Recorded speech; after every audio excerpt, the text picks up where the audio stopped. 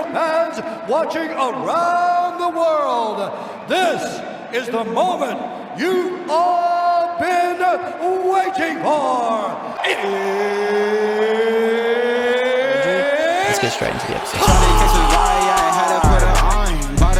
Yeah, we heading for the sun. Shawty got my high, I ain't tripping for the funds. Yeah, I won't start, I ain't tripping, I'm a stun.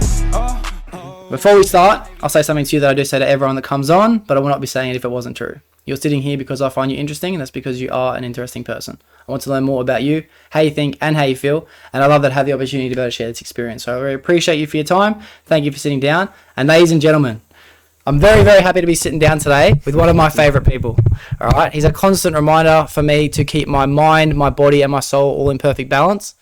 I think that he sets a good example with the way he treats other people around him, animals that he encounters, and even the planet that he walks on. He's what I would consider to be a spiritual soldier. This is JP, this is Spicy Drop, this is Joshua Paynter. Thank you for having me, man. That's all right, that's all right. First question, how do you honestly feel?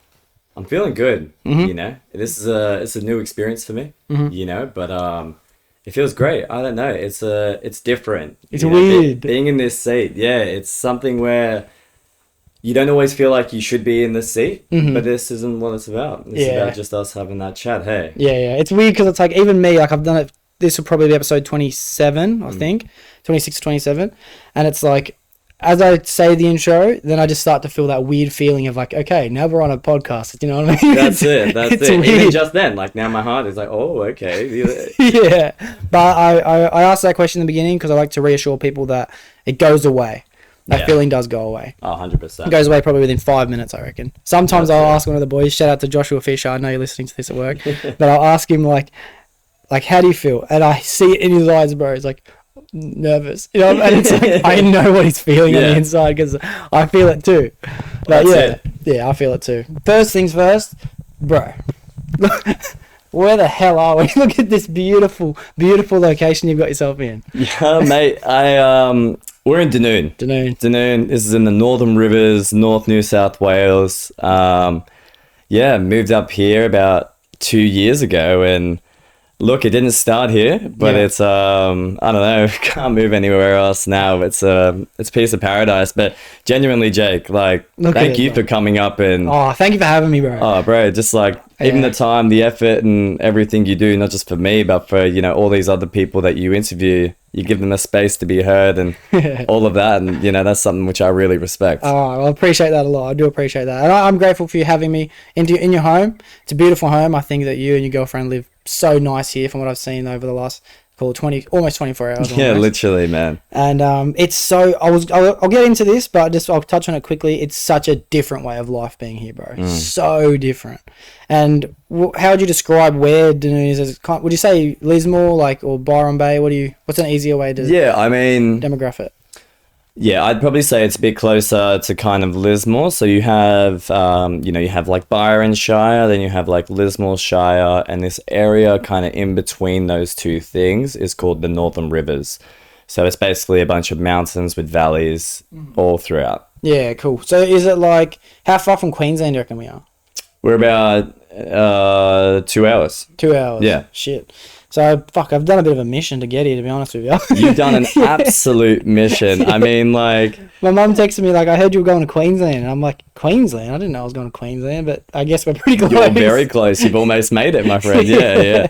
Well, when you're from, Sydney, and you're like, I'm going to go drive to Queensland, like, it's a massive trip. Yeah. It's a huge trip. So, I mean, even up here, that's why I'm like, thank you so much for taking the trip out here. But yeah, glad to be sharing this moment. I'm going to bring the boys next time. Pat, I know you listen. Del, I know you listen. You're coming. There's no question. That's sorry. It, boys. We need you. That's it. We need 4 mics. Yeah, 100%. Oh, that's actually something I'm going to do soon. Yeah. I'm going to, in my own room, I'm going to have like a couch set up instead of a chair. And I'm going to have 4 sets of mics now, because I want to start doing couples. I want to start doing people who have been married for 2 years, people have been married for 50 years, I want to start really expanding my reach with people.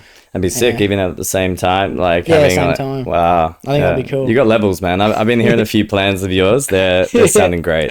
They're big plans, but slowly I'll get there, slowly. 100%. First question, actually. I was thinking about this on the way here when we were out at the markets today. What made you want to move up here? Because it's I'll explain it for people listening who aren't with us, but like in Sydney, I feel like it's a routine. Everything, and the routine is chaotic. It's like you have to get up at a specific time in order to get what you need to get done all the time. You have to finish work on time to get to what you need to get done. Yeah. Here, I'm not saying you don't have a routine. You obviously do. You just have job and you have commitments and all these things, but you have the freedom of going to the markets to get your food, you know what I mean? And buying locally grown food and having a long conversation with someone when we're there. What did you have an insight to what this would be like before you moved, and is that what made you move here? Not really. I mean, so me and Sarah, like we holidayed up here and kind of got to see the area through that lens, and I mean, it's beautiful. You know, it does seem like a great holiday destination, and even when we moved up here, we moved into a different home. It was, you know, not too far from the beach, so we kind of thought, you know, we just want this calmer lifestyle, but what we really found was community, and I feel like that's what you got to see this morning. It's just, although this place looks beautiful, it feels just in this way. It feels like home, bro, and I've just got here. It does, and that's how we have felt in this time, and, you know, felt that we've been welcomed into a space with open arms, and it's why we've stayed in Lismore, a town full of, you know, I guess negativity, but so much positivity on top of that, you know. Well, for someone that was hit by such a devastating flood in such a short period of time ago, everyone's so joyful, and everyone, and I think that's kind of what brings people together, you know what I mean? It's like, say you had a bunch of people who went through a war tragedy, or even a Holocaust victim, say the offspring from their children. I think that community in itself must be so tight. That's what I'm starting to understand. Maybe community comes from the realization of the struggle, so do it together. Does that make sense? Everyone's in the same boat. Everyone is going through the same heartache, and as much as they need to be heard, they're going to listen. Yeah. You know, and they give that space, and they give such comfort. Yeah. And I think that's something which I found more and more with every single person, no matter how old, how young, how different they are, you know, they will still love to listen to you and I guess be heard. And there's just so many qualities that I guess you don't see as much in, you know, not just like cities, you know, everyone's busy. We're always moving. We're always here, there, looking for the next funnest thing to do. Whereas people the next fix, really. It was a big step back coming here. It was, you know, like down in Sydney, obviously, you know, we had lots of friends. We had, you know, such a great community of people that we, you know, surrounded ourselves with, and people that we, you know. Sorry, I'm going to cut you off real quick, but when you say that, like, you above all people, 100%. You are the social butterfly in every group. And I consider myself to be a type of person to be able to bounce between people very easily. But you blow me out of the water with that regard. Like, it's like, you know so many people, you know what I mean? Like, and no one has anything bad to say either. So I can imagine it being so different to go where no one knows you. Yeah, well, that's the thing. It's just we came up here and we were, you know, very secluded, but also had no social, I guess, obligations in a certain way. So it gave us unlimited time to be like, where do we really want to spend this? What do we really want to be doing? You know, what do we value? Like, and that's, you know, buying our food from the market and going there and, you know, having that space, and even just walking around and saying hello to the locals, and, you know, going to the beach or the waterfall, or, you know, like, you start to appreciate the smaller things in life, which make them a lot bigger in your life. And now that we've, you know, grown more of a community up here, you appreciate that more because we had that lack there for a little bit, you know. So it was definitely a balance and something to get used to. Like, not to say it's all been, you know, rainbows and sunshine. Like, there's been rain, there's been hail, there's been everything in between, but it's just such a beautiful thing to put yourself through. And I think everyone should experience, you know, somewhere different that makes them uncomfortable. 100%. I say that all the time. I think I hear it a lot from Joe Rogan, so he probably puts it in my mind more common than other things that I think about. But you have to do something that makes you uncomfortable all the time. Yeah. I said that to Seth recently, actually. I said to him, if you don't do something uncomfortable every day, you wasted that day. Because it's from being uncomfortable is when you really find out what you want. You know what I mean? Or you learn. Yeah. You know, like, you go to work, you solve problems all day. The one thing that you can't figure out, you just made you smarter once you have. Yeah. You know, there's a great quote that goes, a smart man is not someone that knows everything, but someone that has the ability to learn something they don't. I hear that. I hear that. That's 100% true. And speaking on that, I feel like it's a crazy off-topic thing, but it kind of is on the same topic. The answer is always in front of you, and it's in that uncomfortable moment that you find it. Because I find that, like, even if I can't figure out something at work and an apprentice is sitting next to me as I'm trying to problem solve and he wants to open his mouth, sometimes it's like, shut the fuck up, kid. Like, daddy's thinking, you know what I mean? Like, shut the fuck up. But the answer is coming out of his mouth. So as the person who's trying to figure it out, be open to any possibility where the answer can come from. Because the apprentice, he probably has the answer, you know? Doesn't matter if he's first or he's at least pointing out, like, oh, have we checked that? Yeah. You know, he doesn't know what that maybe is, but he is going, it's just one place I'm observing you not looking. Yeah. And that's the thing. It's like, you know, it's like looking for something that's right in front of you. Sometimes you'll look at every single corner, every single other thing, and then draw into what's actually in front. And you're like, fuck, there it is. Like, yeah, it's crazy. It's like, I feel like that all the time. The answer's always there, especially having the internet and your phone now. Like, you can just fucking find the answer to any question literally whenever you want it. But yeah, it's something that I definitely think about all the time. The answer is actually always in front of you. You just have to figure out a way to get to it, and usually that comes from being uncomfortable. And being patient. Yeah. Being observant, being, you know, all of these different qualities that really create memory. Yeah. You know, and that's where we learn something, is when you can create a memory with something. And that memory might be coming from, I stressed out so much when this thing went wrong that then I learned through that situation, you know. And it's that negative. It's like an ice bath. Yeah. It's not pleasant. It sucks. It sucks. Yeah, it sucks. But you walk out of that feeling powerful. Yeah, bro. Yeah, I went to ice bath with Damo probably 2 weeks ago, maybe, and we were doing this thing at Penrith. If anyone does want to try it, it's pretty good. It's about $50. It's Astina Reset is the place where you basically go sauna, steam room, ice bath, mineral spa, and you have about an hour to an hour and a half of just cycling between them. And every time you get out of that ice bath, you're just like, bruh, what can I do? You're like, that testosterone hits, like the dopamine kicks in, like all things that go, like you feel angry to take on the work. Like, how angry might not be, but you feel like you can ferocious, do it. Exactly. It's just like, oh my God, I could run, I could scream, I could sit down and be, you know, like, but it's I feel that when I'm running too, actually. When I'm running sometimes when I'm hitting like a crazy kilometer of personal best, like, I'll have a moment of frustration. Yeah. Because it's like, if only I was smart enough to be able to use this energy somewhere, you know what I mean? Like, I wish I thought of the business that I could conquer today, because I feel unstoppable, and that comes from feeling uncomfortable. 100%. I guess that's right. David Goggins, like, unstoppable comes from uncomfortable. Literally, I like that. That's another one to put down. That's it. Well, that's it. I mean, like, you need to put yourself in so many uncomfortable positions naturally in life, whether you want to or not is probably a better way to say that, you know. And it's one of those things that is going to push you forward, is going to make you drive. And it's, if you enjoy that uncomfortability, you're going to go places. You're going to go a little bit further than you did that day before. And it's also in that same fact of not thinking too far ahead, not thinking, oh, I need to be this person that has so many things, like, and to have that takes a lot of accomplishments. Yeah. You need to start thinking day to day. Yeah. The last guest, Charlie Chan, shout out Charlie Chan, and thank you again for the episode. But he said to me, when I asked him, what are some of the other long-term goals you have? He gave me a bunch of great ones.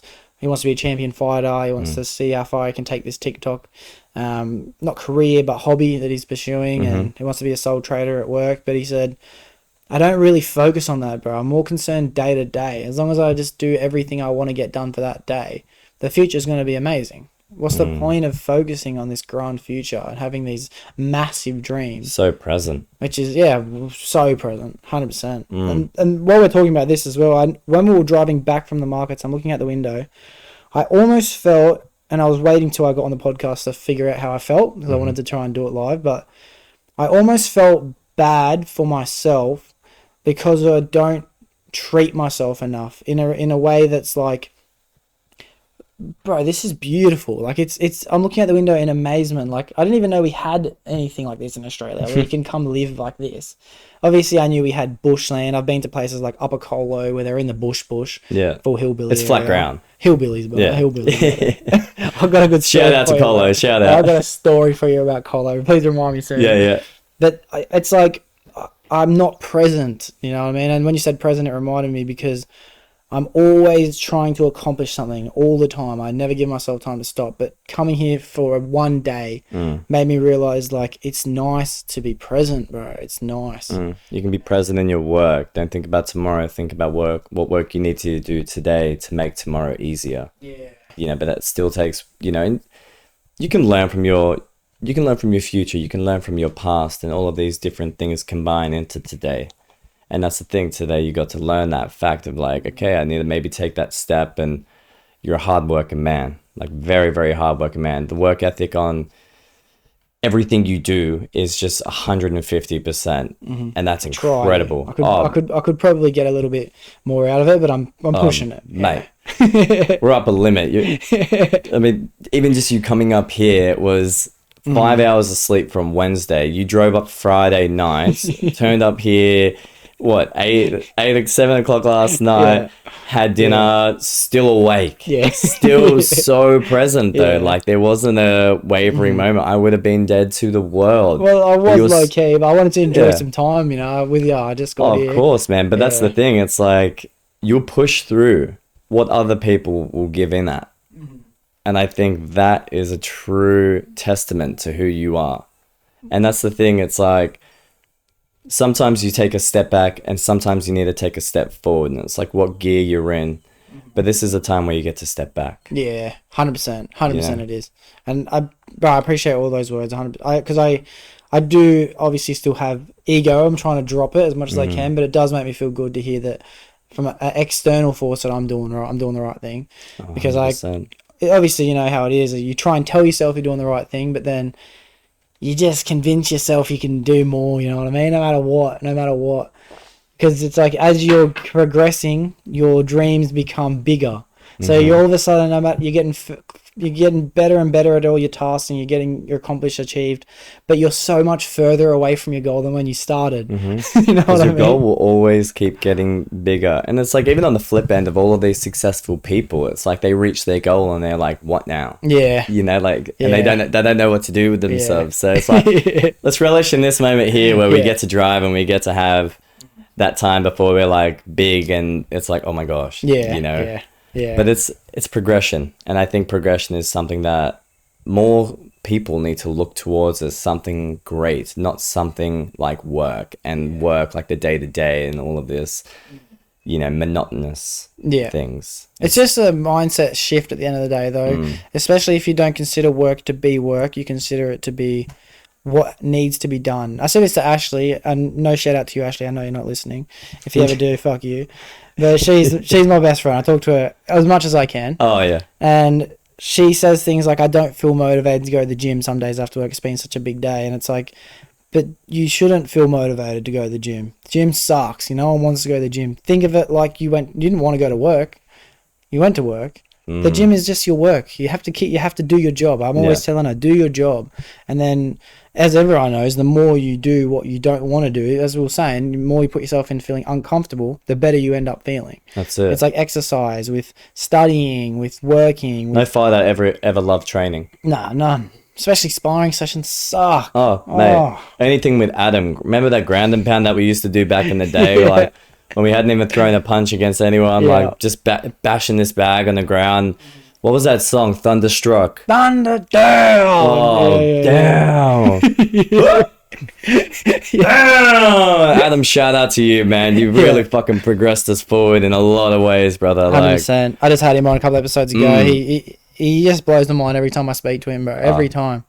And another shout out to Adam. We're giving a lot of shout outs this episode, so hope you all listening for this one. It's a good episode. Well, see, this is how great this job is for you, because you get to like, you knew all these people prior to this, but then when you sit down, you're like, fuck, you just bring me so much energy now. And even what you've said to me previously, you know, like, of how much you learn about people, and you've known them for ages. Yeah. You know, you've known them for a long time, and you're like, you've never spoken to me about this How did I not know this amazing thing that you've been keeping secret? Yeah. You know what I mean? It's not like they are. It's just Like, why don't I know that? Yeah, exactly. Fuck you. Exactly. Yeah. But see, you bring this out in people. Yeah. And you get to open that up. Yeah, well, it is definitely something that I want to continue doing forever, because what a perfect excuse for me to come up for the weekend, you know? And it's like, I'm always doing it with people. Like, it's like, some people might say, yeah, I'd love to come do an episode, but not now. We'll do it later. Like, when I'm feeling a bit better, or when things are going a bit more in my direction, I would love to come on. But that is the perfect excuse that people use in their normal social life anyway. You know what I mean? Oh, I'll see them next time. Oh, someone's birthday. Oh, I'll see them in a couple months' time at someone else's birthday. But this is an excuse to have a good conversation. You know what I mean? That's it. Yeah, and It really learning is puts just you the in the beginning, place. bro. Yeah, like it puts me in the place to really think about even my own life in a way, because you don't, like, self-reflection is a powerful thing and something that we should do more often than not, is reflect on how well we are doing. Whether that's bad or good, is acknowledging those two facts as your promoter. So it's like, this is giving me some more perspective into, like, how do I think? How does that affect, you know, it just creates this flow. Yeah, But I'm always doing it, dude. I'm philosophizing as I go, and I'm like, oh my gosh, I can't believe I've always been thinking this and I didn't even realize it. You know what I mean? He's pieced together the puzzle in some way, shape, or form. And that comes from just being honest and I'm not here to lie. I'm not here to convince myself anything. I want to be honest and share as much as I can. Yeah. And I'm teaching myself about me. The crazy part about That's it. It's like, you are you, but you also need to learn about you. Yeah. That sentence doesn't make sense, but it does, because you're a human and you can feel what that means. Yeah. You know, like, it doesn't create this confusion in your mind. You're like, I would love to know myself deeper, what I truly care about more, what I don't care about, where I need to be putting my energy, where I don't, like, all of these things are equal and opposites, you know, and that's the power of this earth, has both of those things right next to each other. How you view your world is how you're going to grasp that. Hey, yeah, it's fucking so sick. And I'm gonna steer away because I've got some things I definitely want to talk to you about, but a bit more perspective for people listening. When I drove here, I drove for 45 minutes, and there was no street lights. Not only was there no street lights, there was no street lamps. There was no traffic lights. There was no markings on the road. There was just bush on each side of me, grass taller than me. That's it. They just do one road, 2 lines, and then they don't repaint. Yeah. There'll be potholes everywhere. It's like poorly managed but beautifully built. You know, like, it's perfect. Exactly. It's necessary. It's exactly what you need for necessity. You don't need anything more. You don't need it. You got lights in your car, you'd be alright. Yeah. But that's like, everyone around here just has these high beamers, bro. Like, they just put every light, cannon, whistle on their cars to make it that, like, safer. Watch out. That's it. Yeah. Oh man, on my old car, like, I had 2 candlesticks as headlights, and it was pretty hard around here. Hey, like. For everyone listening, I'm sorry for this noise, but I'm gonna put this mic down for a bit. I like holding it, but it's a bit uncomfortable. Yeah. Rest it here for a bit. Yeah, I think that I've met some nice people since I've been up here with you. That Scotty bloke, I'll definitely be doing an interview in the future with him. Definitely. And then I don't want to steer around the subject, but in the future I'm going to have episodes with people who, how would I describe it? Like, trans community? Is that the right word to say? Yeah. Yeah?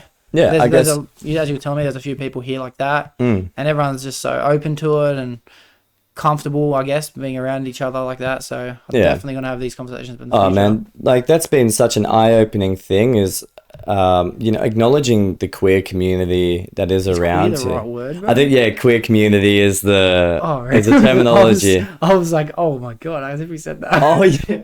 No. I think a queer person would call themselves queer comfortably. Okay. I think, if I've offended anyone, I do apologize. Yeah, I always thought queer was like the F word. You know what I mean?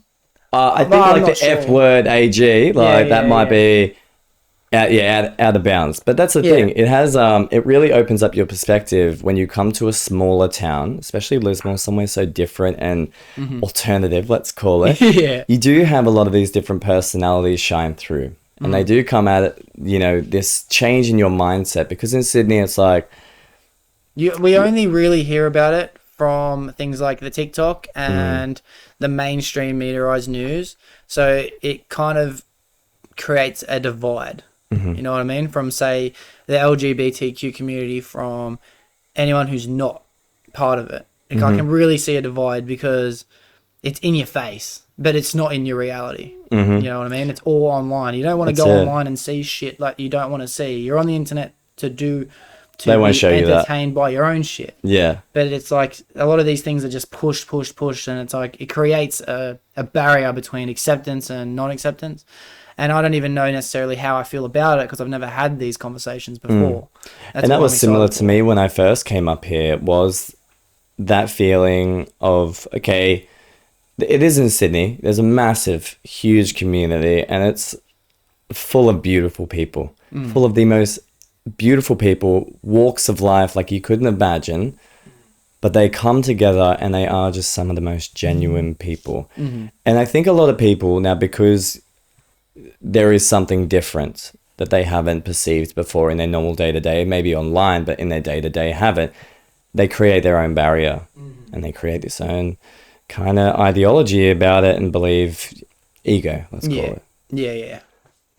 But from being up here and meeting some of these amazing individuals has really opened up my eyes to understanding that my opinion on someone else's being is useless. Yeah. Well, as you were explaining to me, bro, like you made mates with this like a couple, and then you had your mates with this. I think you said it was this guy. And then after like 6 months, they told you, "Oh, I was actually born a woman," and you had no idea. I had no idea. Like, what? That's it. He speaks as a man. He has a beard as a man, and he acts as a man. You know, he is as he is. You know, like, and that's the thing. It's like, and it's like once you have that mindset of someone, you're never gonna be like, "Oh no, that's a girl," because you've already decided in your own self that that's a man. So when you find out it was originally a girl, then I can bet that feeling was like, I understand it now, because that's what I got actually watching, looking into Caitlyn Jenner. I was listening to a couple documentaries and things about Caitlyn Jenner, and I realized that like it was Bruce Jenner, previously known as, was this crazy Olympian. That's all I ever knew, and it turns out that throughout, I'm gonna say her whole life, she never felt like a boy. So she was always like how that's all right, let me pick this up anyway. She was saying how she just didn't feel manly, so she would put herself into a sports team and she would hang out with the men and she would try and do what they want to do. And then she didn't feel manly enough, so she tried to become the best athlete, best NFL player, best wrestler, and she was exceeding all these goals. Then she became so good at her sports that she became an Olympic gold medalist, and she was at the time the highest, manliest man, married, successful, kids.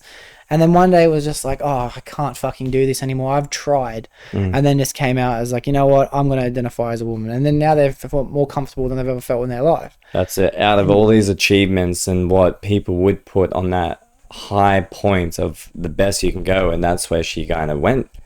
Even on that same path, she didn't feel like herself. Yeah, it's crazy. So I can imagine you've got a different perspective than I have at the moment on that. And I think that's where a lot of people get to, is that they just don't feel themselves in like that body, and feeling uncomfortable within yourself would be such a hard thing to go through. Yeah, I can imagine. I can't relate. I can almost relate in a sense, but it's like, I don't understand it. That's why it's so difficult for me. Obviously, every human has the feeling that you kind of wish you were something that you're not.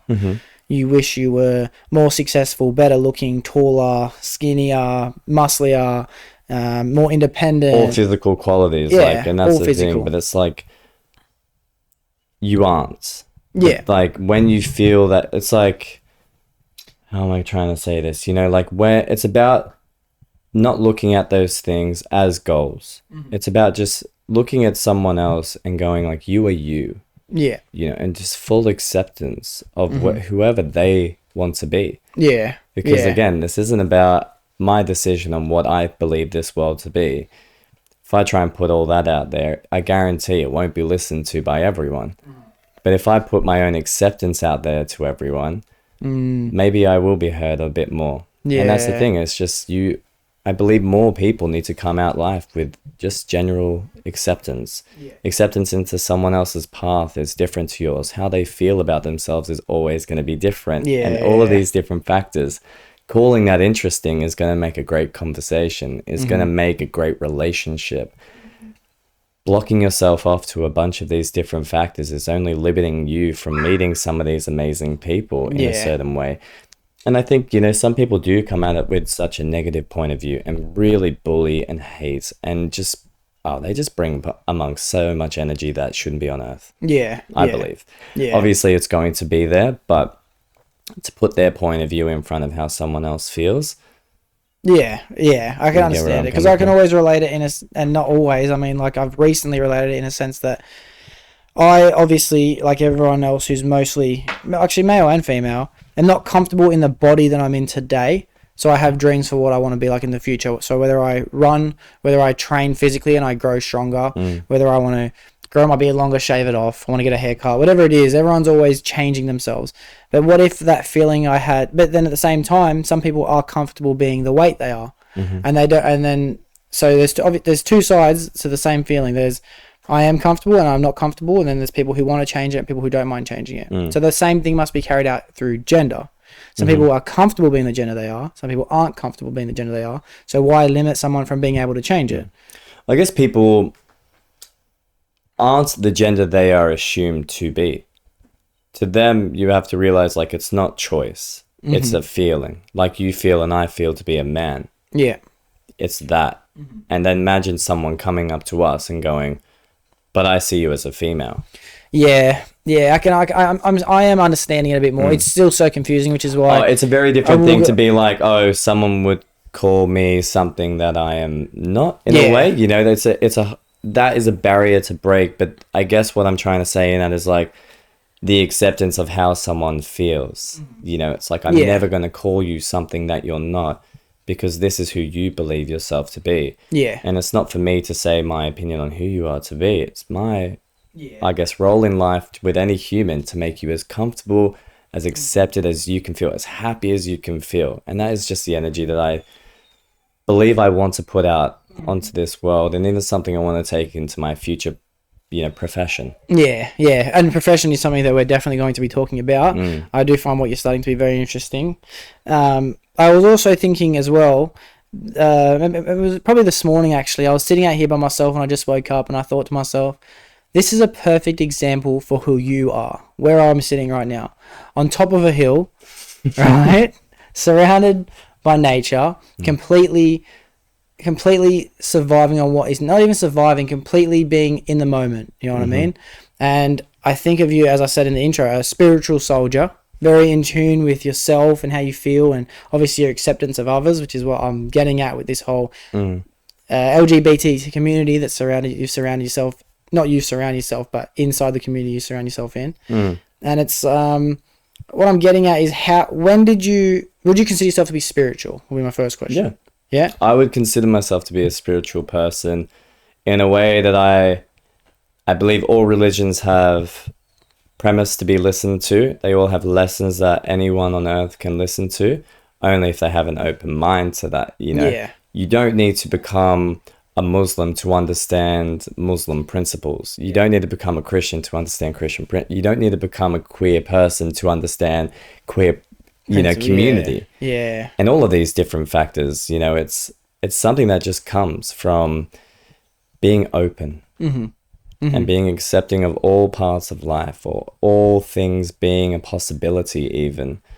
And being open to that has really just broadened my life in a way, to not having bad days anymore. And it's like, even on my bad days, I'll call that a good day, because I may have learnt something, or learnt something that I didn't like.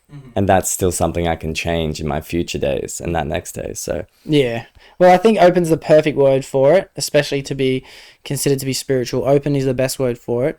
And I had this conversation recently with I won't say who, just in case you aren't ready to talk about this, but shout out to you, you know who you are. He's recently been on he or she have recently been on a spiritual journey themselves for the first time in their life. They're open to the idea of God, just the word God. And now they're understanding and I have a very similar belief in that every religion is worshipping the exact same thing, and that's a form higher than ourselves. That's the end goal. Everyone just has a different way of practicing, reaching that end goal. And to be spiritual, you're aware of everyone's end goal. And that's my next question. Do you think there is a God? Is it the right word to use to describe it? Like, what makes you spiritual in that sense? I believe, like, I don't believe there to be a higher power out there. I believe there to be a higher power in here. Yeah, well, that's perfect way of explaining it, bro, because I think it's two in the same. I think they're both the same word. Internal, external, it's the same word. Because we all, as individuals, have a God sense. Now, as you say, you know, not all people will be on that same path. Not all people will feel that same thing on such a level as the next person that's passionate about X, Y, and Z. But I believe that we all have a God sense. And that sense is of a higher being that can maybe give us some perspective into our own lives at a certain point that we didn't know, you know, that I didn't feel before. And then I've gone like, you know, I believe self-coach is a great word to put this. You know, like I become a self-coach to myself, which means I tell myself when I'm being stupid. I tell myself when I'm doing good. Yeah. All those different things. And it's like, I believe that to be my God figure in my body. Not that I am God or I'm putting myself anywhere near a pedestal of that word.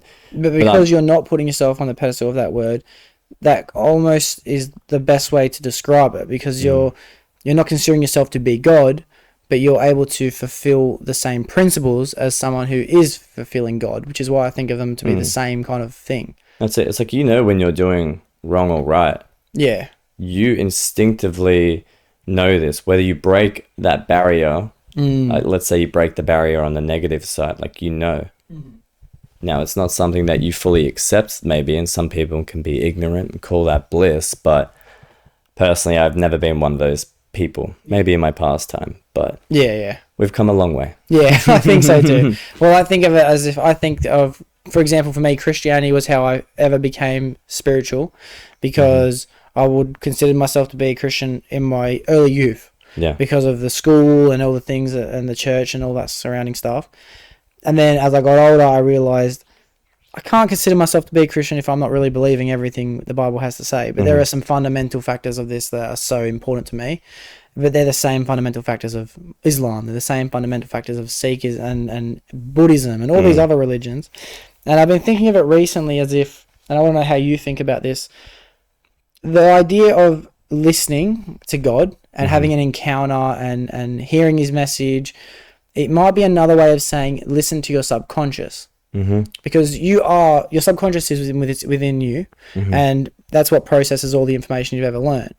And it's like you have a deep desire within you, and that's what's best for you. So listening to your subconscious might be another way of saying listening to God. I think they're the same words. That's a really great way to put that as well, because I believe our subconscious has a lot of information gathering from, and I believe that's where you go, like what we were saying before, you know, learn about ourselves. Yeah. Is learn what the subconscious thinks. And that subconscious is where we build habits. And because of the subconscious, it's like it's you, but it's not. You're consciously you're making your own decisions, but your subconscious is the one who's driving everything and making everything work in uniform, letting your respiratory breathe while your digestive system is letting you take a shit. You know what I mean? That's your subconscious in a way. That's a beautiful, beautiful way to put that. Well, that's like, you know, it's like experience without experience. Like our bodies are crazy, right? So when you think about a memory in your past, let's call that a stressful memory, maybe some of your worst. You think that your biological body doesn't know whether that's in front of you or in your head. Oh, okay. Because you're feeling this and you're going over that mental image, and it's in there, it's deep. You can picture everything that went on in that time. Your heart beats in the same way. Yeah. Your blood will start moving. You will be in a fight or flight mode. And that would make sense as to why stress could cause things like weight gain, because your body is reacting to the way your brain is thinking, even if you're stressed out about things like from the past or from the future. That makes sense. I can hear that. Yeah. That's cool. It's one of those things. Sorry, let me just pause this. Someone's yelling. That was Sethy Boy. Shout out to you, Sethy Boy. Thanks for calling the pod. We'll get back to you soon. Yeah. It's like, as I was saying before, I think that listening to your subconscious is another way of saying listening to God, because I think of thoughts, and another thing that backs my theory up is like thoughts are for me, I think of them as external. Their thoughts come to me in the middle of a day. Something will just pop into my head, and I'm like, "Bruh, like that is the greatest idea ever. I can't wait to do this." And it's like, yeah, I could take a lot of ego and pride from thinking it, but I didn't really think it. It came to me out of nowhere. So if thoughts are entering me, whether it's through an external presence or internal presence, then it's the same thing as God speaking to me and me hearing God's message, and it's the same thing as listening to my subconscious. As I say, that's what I've been fixated on lately for the last month, of whether that's what all religions are trying to explain. And I always see the similarities between religions, but now I'm seeing them in the same sense as hippies. People who are traditional hippies are still practicing the same. They're doing the exact same thing. It's no different. They call it something else, like it's not mainstream, so therefore it's not widely accepted, but it's still along the same path. Like it's a great thing. And it's even, something that got me onto my spiritual path was a book, written by Joe Dispenza. It's called Breaking the Habit of Being Yourself. Fantastic title for Good what you get title. out of that book. Hey, like it teaches you about meditation. Now, when you go into meditation, he explains in such detail your brain waves changing. Yeah. You're going from like, look, I can't get the words in line, but it might be alpha, theta, beta. Yeah. Right. And when we are in our sleep, let's call that beta, I think. Right. So when we move into this state, that subconscious state, this is where a lot of programming happens. This is where new neural pathways are made and all of these different connections are put in. It's where habits are built. So what he says is to come down into that state through meditation, through practice. He runs through a whole sequence of how to put your body there. Then you bring on that future, that goal, that presence of where you want your life to be. Set intention, set manifestation in that time. So he's like, go down to the roots of the place where you are creating these habits that you aren't aware of, almost like your subconscious. Exactly, your subconscious. And manipulate them in the way you want to. That's it, because when you are meditating, you have no external view.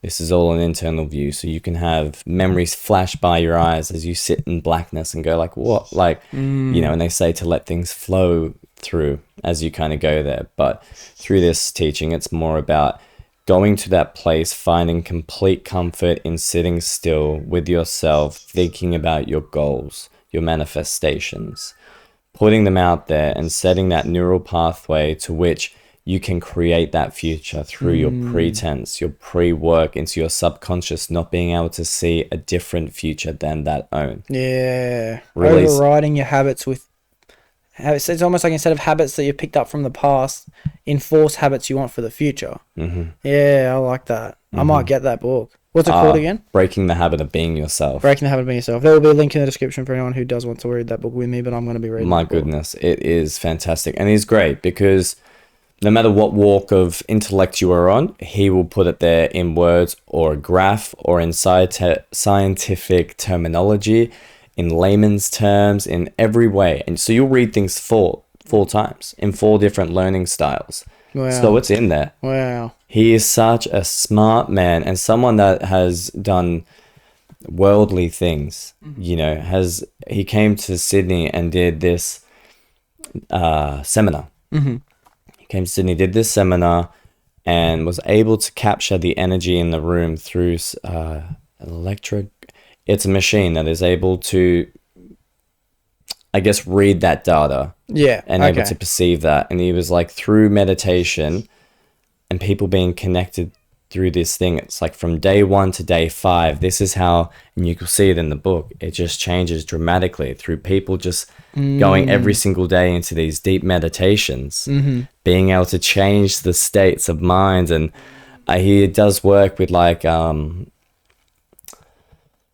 it's something to do with the heart and the rhythm of the heart and how that can connect to it. And it's incredible. Yeah. It's just incredible. I wish I could spit up more information about this right now, but it's good because you're leaving me curious.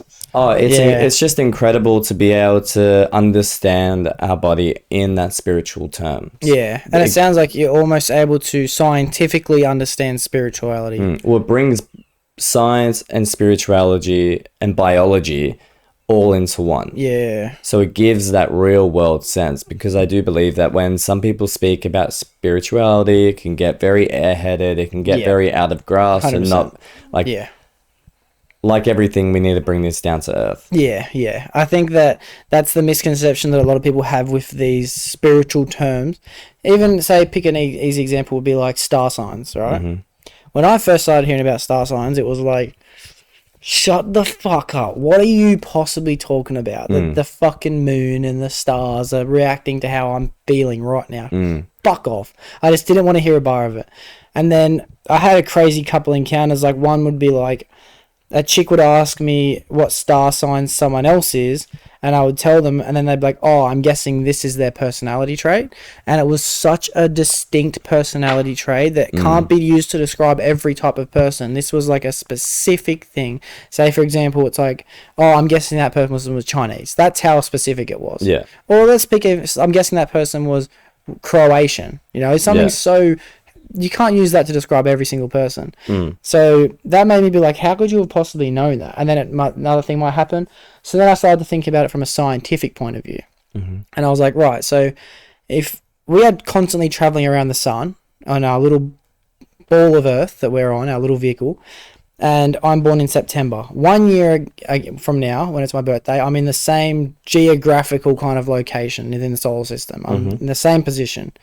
Everyone who was born with me has experienced the same thing in this month, and that's where you are. And if the universe is just compressed of gases and elements, then, and as we know through psychedelics and through healthy foods and things like that, what you consume, it alters the way your brain is.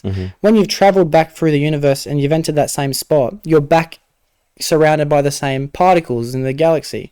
So yeah, it makes sense that the star sign... Doesn't it change in between the years? So star signs start with, you know, your date and where you were born, and then it moves to like where the planets are aligned as well. So it's like you might have gone around the sun once, but is Earth back in that exact same? So maybe it's a degree more. Yeah. Maybe it's a degree less or something like that. Yeah. Now, but when the planets are back in line, the same things that are surrounded through gravity from these planets will be aligned in the same way, where you've got the same compounds, you've got the same chemical positions in space.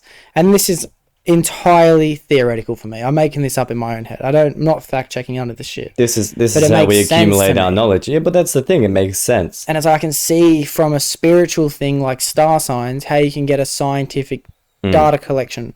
You know, even if I'm reaching, if I'm completely reaching, I can see how it can make sense. So that's good that this person's able to take something like meditation and how you feel and accumulate data on electrical flows in your brain. And you can probably test them with neurons firing and all that kind of shit.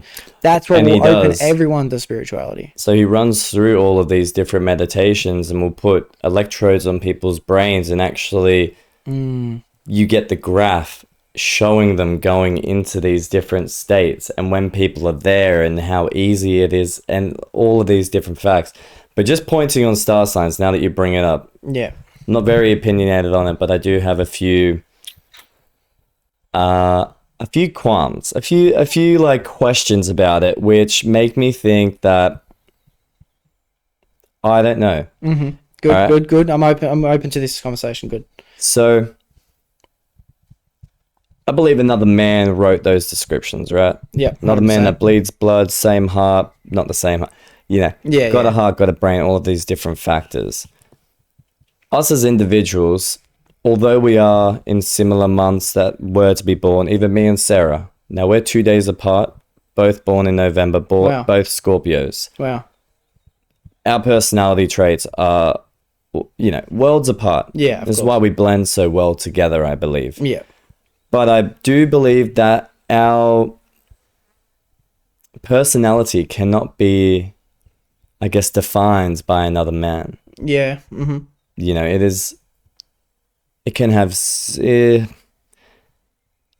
commonalities. Yeah. Yeah. You know, with that, you know, a strong personality might be someone of a Scorpio, but they're also angry and they're also all of these things. So it's like, well, if you are a calmer person and you're quiet, like you're just not a part of that Scorpio group. And, this is where I kind of get to with personality traits and like, you're born on this day, therefore you are X, Y, and Z. Yeah, I get you. And then some other person writes about X, you, and you go, oh, I can pinpoint that I'm like that. I can see that I'm like that. And they're using grabbing words. Yeah.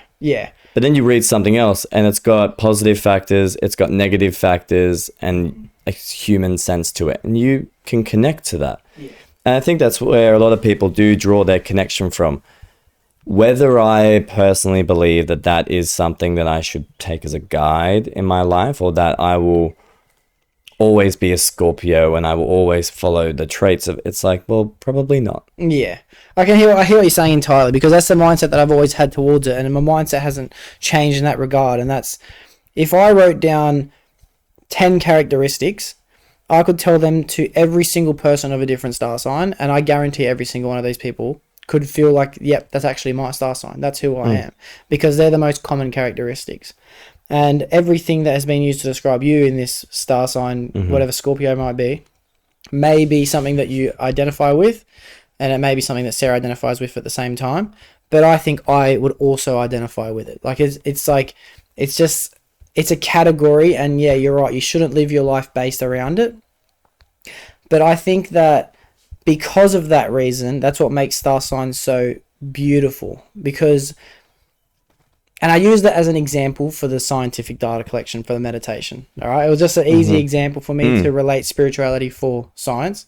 Yep. But I do think star signs, as I get older, are helpful, because it's just like a religion. It's just like 10 people reading a Bible verse and 10 people hearing a different message. I think the same thing comes from star signs. Very good perspective on that. And it's also that, we were speaking about this earlier today, about things that are so common become sayings. Yeah. Become truth through just us as individuals going, the grass is always green. You always want something that you don't have. Yeah. And there's maybe, and I'm maybe backstepping on what I'm just saying now, but I'm saying, through commonalities have these been built? And it's just questioning. Yeah. Through commonalities, have these been built or have they been broken? Does it make less sense because of this, or does it make more sense because of this? It's a hard thing to judge, but this is spirituality. I think that's exactly what spirituality is. And I think that as these quotes that we're talking about say grass is greener, it makes so much sense for that period of time when you're in that mindset. But on other periods of when you're in a different scenario in your day-to-day life, that's a silly saying. Like, that's just, what do you mean? Of course the grass is like always greener. Like, and yeah, even coming from the sense that, like, if you give up what you've got now to chase something else, the grass was always greener, you should have stayed where you are. But that doesn't make sense when you get to somewhere you want to be. You always want something that you don't have. Yeah, but when you get to that thing and it's like, yes, I'm glad I quit my job, I'm glad I pursued this craft because now look at where I am, then it's like the saying doesn't make sense. But when you're in a situation where you left something behind to chase something and you fucked it up and you wish you never left in the first place, the saying does make sense. So that's exactly what spirituality is. It's the constant flow of trying to figure things out that can't be measured. You know what I mean? Fantastic way to put that. Yeah. I think we're putting some good words to being able to gauge. Yeah. What is spiritual, what is nonsense, what is religious, what is, all of these different factors. Now, I've just looked up on here just because out of, we'll go, I want to hear your opinions of if I am like a Scorpio. So Scorpios are known for being tough-minded and biting, but they also have lots of positive qualities that make them great friends and successful people overall. Now, some of those qualities are determined, brave, loyal, honest, ambitious, jealous, secretive, resentful. That's at the end of it. I think genuinely, yes, that could be used to describe you. And that backs up what I was saying before. But now to back up what you were saying before, which is what I actually wanted to look up, I'm going to look up my star sign. All right? That was my next question to you. Do any of those words resonate with you? Well, I'll do one. All right, I'll do one. Characteristics. All right, tell me if this can be used to describe me. They're flexible, extroverted, and clever. There's never a boring moment while they are around. Their flaws include indecisiveness, impulsivity, unreliability at times, and noisiness at times, but therefore don't disclose them as an innermost, deepest person. Can that be described as me? Yes and no. Because that's not my star sign. I looked up someone else's star sign. You know what I There mean? you go. Like, Yeah. it's either or, you know, like, oh, there's a comedian that did that so well, just really laid it out there, and it was so funny. He goes, you know, like, he goes, all these people always asking me whether I'm this, whether I'm that, you know, like, I'm a Scorpio, and someone from the crowd was like, I knew it. And he was like, I'm not. It's so good. Yeah, he's like, I'm That not. is He's so like, good. I'm actually a Virgo. And someone else was like, oh, I knew it. He's like, see, it's like, He's like, I'm not. I'm Yeah. not any of these things. You were Yeah. just perceiving something Yeah. and attaching words to it that you think that are attached to that. Yeah. So it's like, even in here, like, I can see some things about you, but I can also see some things that, like, you're not resentful. Yeah. Yeah. You know, like, Yeah, and that's the thing. It's like, because that's just your perception on me at that time. You know what I mean? I'll probably read some of those words and identify more with them than what you're identifying me towards, because what I feel on the inside's different to how you perceive me. exactly. And it's like, that's the beauty within it. And I think that, yeah, it's a placebo, if you want to call it that. But placebos are scientific. As you say, when you give someone dud Panadol for a year straight, and you give someone real Panadol for a year straight, and you check what's happened within their body, and you've told them both, this is what's going to happen, they'll both have the same outcome in the end, because it's that just because it's not real doesn't make it real. It becomes real through the mind. Yeah. Now going back to this book, thinking about when you go into that state where you create that mindset, where you create that image so strong that you fully believe it to be true, your body replicates that. Okay, so that's, yeah.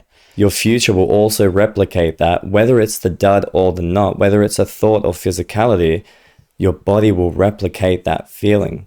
So if you, and don't even bring this into like, oh, wants, and like, I want a big house, I want to be successful.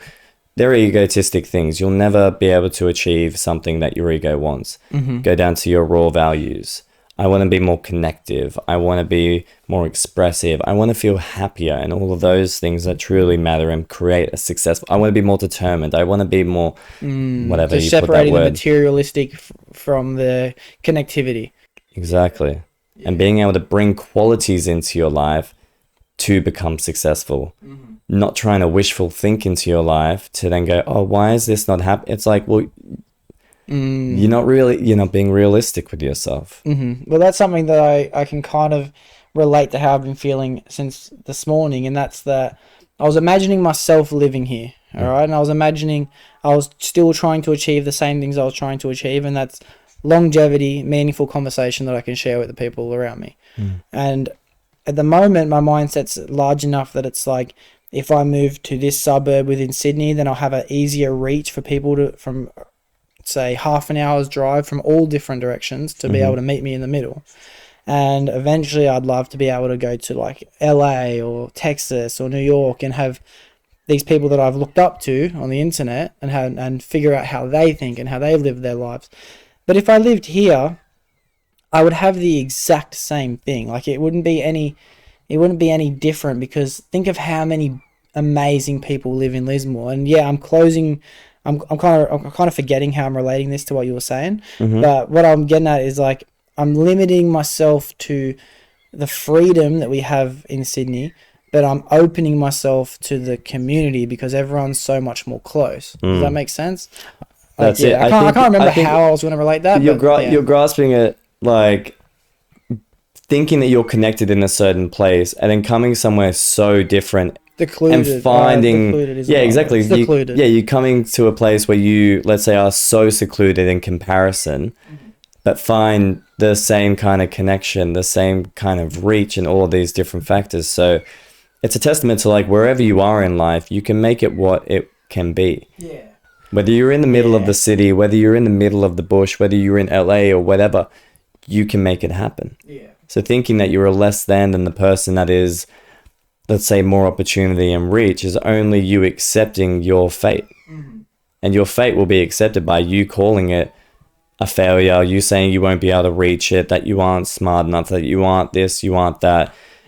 You go to the other hand and you start saying, I'm going to get there.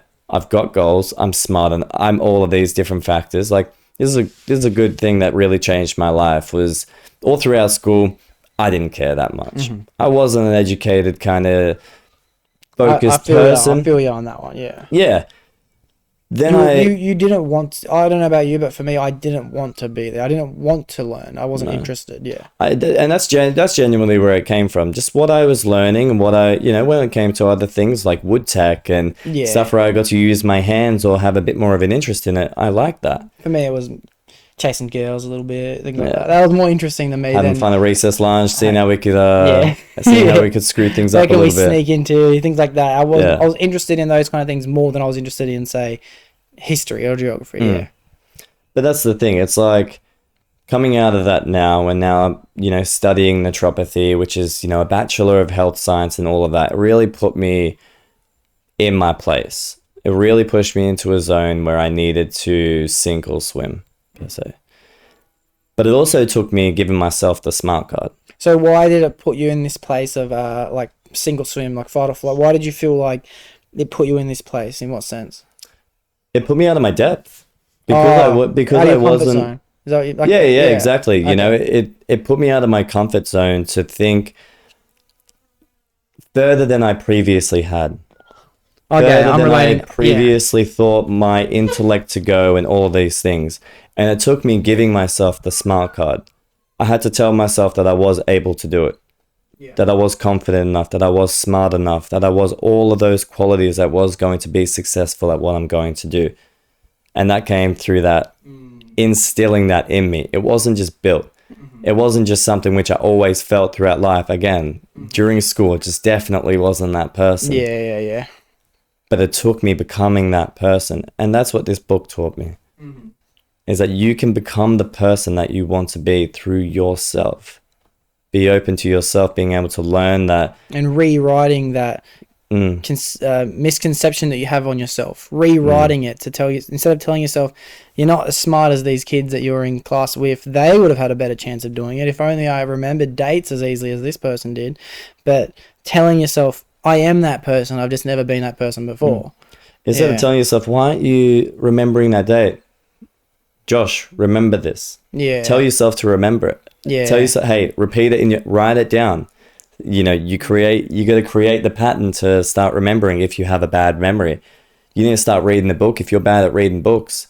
Yeah. If you say, oh, I can't read, I'm not good at it, it's like, well, no shit. Well, someone told me that the other day, because I try and read in my lunch break, even though these last 3 weeks have just been TikTok for an hour straight, because falling off that bandwagon. But this guy said to me, he's like, it's good that you're reading. I've always wanted to be able to read. I'm just not smart enough. And I said, of course not. You've never tried to read. He's like, no, I've tried. I've genuinely tried. And I said, well, not for long enough. No, trust me. Like, I'm just not smart enough. And as he's telling me this, I'm thinking, you're never going to be able to read a book, bro. I'm trying to give you the motivation you need to keep trying, because I'm a fucking idiot, bro. I'm just like, I am nowhere near as intellectually capable as I should be at my age. I should have way more knowledge, but I had to try really, really hard to get to the level I'm at now, where I feel comfortable. You have to put all that stuff aside. Yeah. All of this self-doubt, all of these things that could be in your way, block you from where you really want to be going. You got to put that shit aside at some point and start walking. Yeah. And this guy's even at the stage where he can be like, I wish I could read. I've been like, I've lived my life like, fuck that. It's shit. Yeah. I've never even if I had that motivation in the beginning to want to read, I'd be through 1,000 books by now. Yeah, but you wouldn't even care that you were reading. Yeah. But if you're a reader and you're like, I'd like to run, you go for a run, you're going to hate that. Yeah. You're really not going to enjoy that. But then you run for a long time, you start doing 1K. Yeah. You'll start doing 2K, you'll start doing 5, and you'll be able to do that easier every time. So it's like, yes, the first book, gonna be hard, gonna take you a long time. Yeah. the more you read, the more you build consistency in your life, is the better your brain will create those neural pathways. Again, what that book says, consistency is key. Consistency is key. If I had titles for this book, I think that if I had titles for the episode, I think that's what it would be. Consistency is key. Consistency is key. And that's a testament to you as well, my friend. Every episode on the week, edited, done. Next week, got someone edited, Consistency done. is key. Consistency is key, and that's something which you don't break. Yeah, I can't. I do say this most episodes, but if I give myself the leniency this week to not get this episode out, then I've just fucking tried so hard for so many weeks in a row for nothing because I've just let past me down. I've fucking tried to get these episodes out every week. It's like I'm late to work Sunday night sometimes by an hour. Some days on Sunday I'm thinking I might not even go to work tonight. Fuck it. Like I might just do the podcast. Sometimes I literally just scratch my brain like who the fuck can I get over at what time in order to get this episode out? But You had strangers rock up to your house, sit down for a few hours, yeah. and it's turned out. Yeah, but I just convinced myself I will become successful at this. And the reason why I'm chasing success for the podcast is so I can continue to meet more people over and over again. Because when my name's big enough, people might want to come sit down with me instead of me wanting to sit down with others. So the only thing that's ever going to get me there is consistency. If I break this pattern and I fall off, it'll happen again. It'll happen again. All of a sudden, I'll miss it for 2 weeks. All of a sudden, I haven't done it in a month. All of a sudden, it's been 6 months since I've posted a podcast. I no longer have a podcast. You know what I mean? Exactly It's once that. a week. It's consistency is key. That's the most important thing in my life anyway, consistency. And that's the beautiful thing about anything you're driving to, whether it's the podcast, whether it's naturopathy, whether it's, running or anything. It's like that will put you in the place to feel the pain, to feel what it is like to focus, to drive, and all of these things. But on the other side of that is if you let that self-doubt come in, and I'm sure there's self-doubt in any big decision in life, there is self-doubt. Of course. But if you are the person to either look at that and go, that's not true, that's not going to happen, or you look at that and you feel it so deeply, what's going to come out of that situation when you think in those two separate ways? It's almost like the law of attraction in a way where you're speaking to the universe what you want. It's the same, and it's this is what I love about having open conversations with people who consider themselves to be spiritual, because I relate it to the same thing as ask and you shall receive. I see ask and you shall receive to be the exact same message as the law of attraction, to be the exact same thing as you create the reality you want to live in. It's the same thing as what we're talking about right now, where convince yourself what you want to be and you will be that person. It's like this world doesn't happen to you, you happen to the world. Ooh, I've never thought about that ever. I like that. You go at the world. The world is experiencing me. The world is experiencing you, not you're experiencing this world. The world will be the same, or it will grow, fall without you here. It goes in to out, not out to in. Yeah, I like that. The world is experiencing me. Yeah, that could be a good way to live the rest of your life based on how you want the world to perceive you. That's it. Well, you attack that world.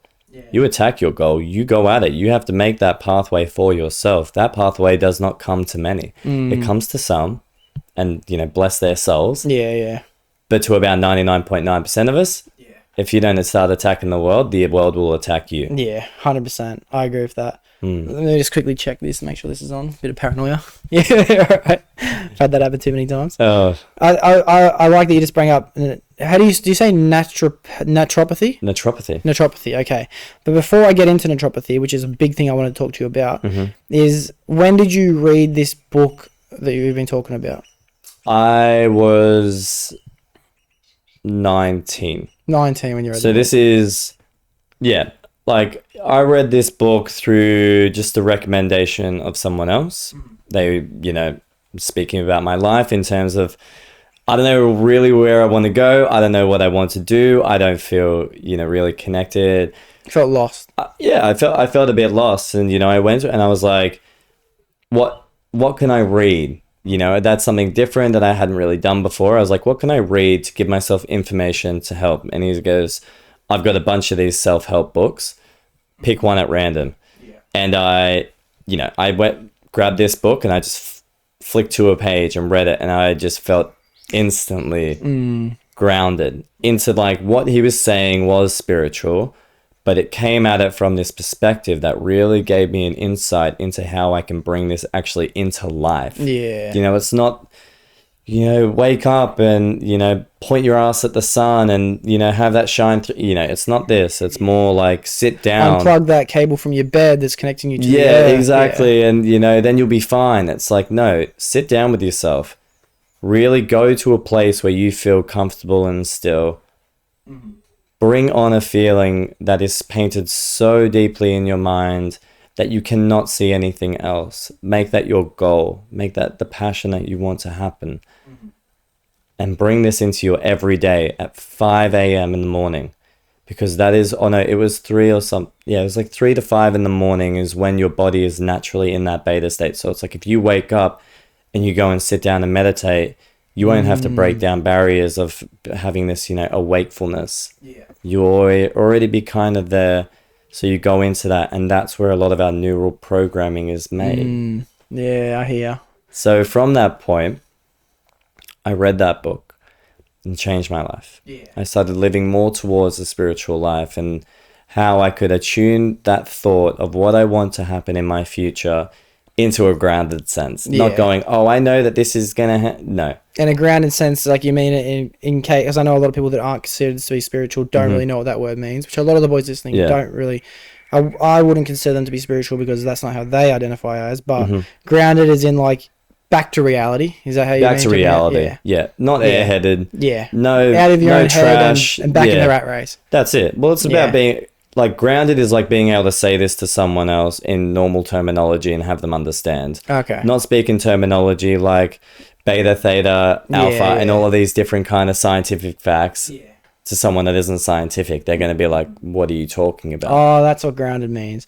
Back in the mix. Back in the mix with everyone. And it has a very broad, I guess, definition as well. You know, grounded into your body. So it's like if you've ever gotten angry, you need to be grounded back into your body and come back to yourself. If you've ever been so sad, like, you know, you become grounded. If you've ever felt lost, become grounded. Grounded is comfortable. I see grounded as if like to be grounded means you're imprinted within the ground. You're now back to the roots. That's how you get back. You feel like your feet are on roots. earth. You don't feel above or below the ground. It's like when you feel below, you feel less than. When you feel above, you feel above then. You shouldn't feel either way. Yeah.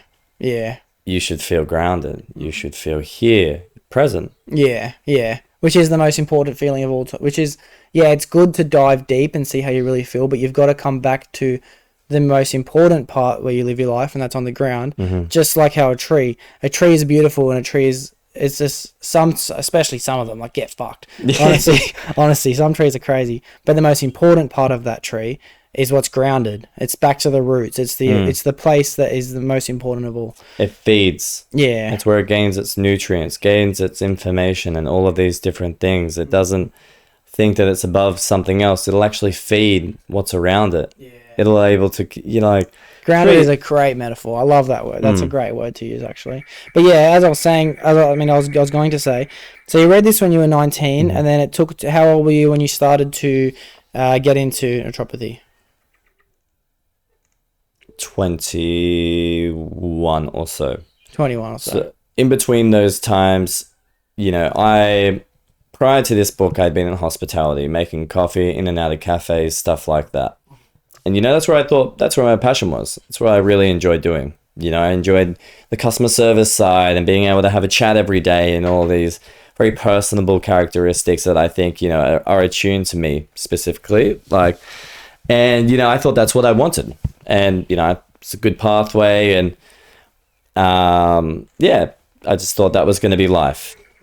Then I started looking at all my bosses, and they were stressed, underpaid, not happy. Yeah. You know, in some ways, you know, so they're happy, they're their own boss and all of that, and that's great, but they were a bit stressed. So I thought I need to start thinking about something else maybe. So I went traveling, and, you know, I remember sitting in my hostel bed, like sitting in my hostel bed in Argentina. And I was like, okay, Josh, you're not going out tonight. You're going to sit down and you're going to really think about what you want to do in life. Now, don't think of a job title. Don't think about, what you want to be. Think about what you want to do in that job. And I was like, well, I want to help people. I want to help people try and progress forward into a better version of themselves in some way. I want to do it in a way that isn't harmful to them. So, I personally believe that sometimes, like medications can be great. Yeah. Save thousands of lives. Do come with some side effects and all of that. Now, Definitely agreed. I like that industry. I don't want to be a part of it. Yeah. So I was like, okay, I don't want to be a doctor. I don't want to, but I do want to help people. And I want to kind of push them forward. Like, do I want to be like a therapist?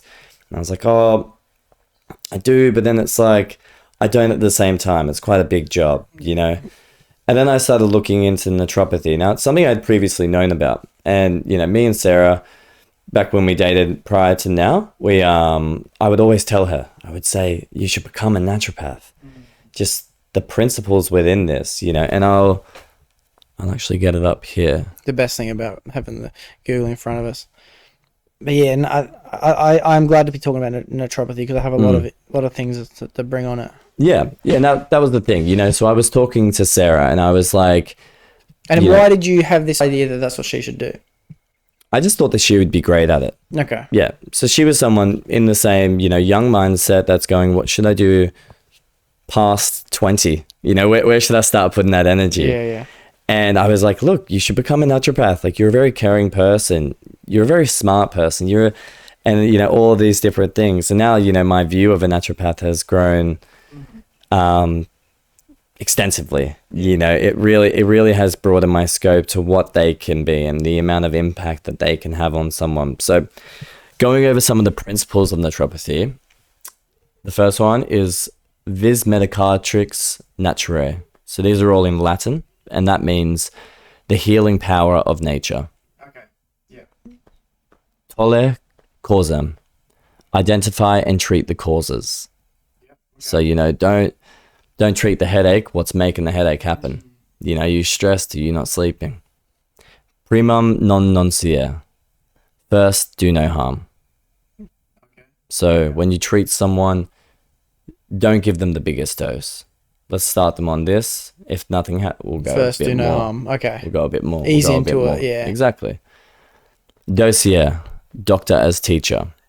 Okay. Being able to teach people what is going wrong, why it's going wrong, and how they can change that.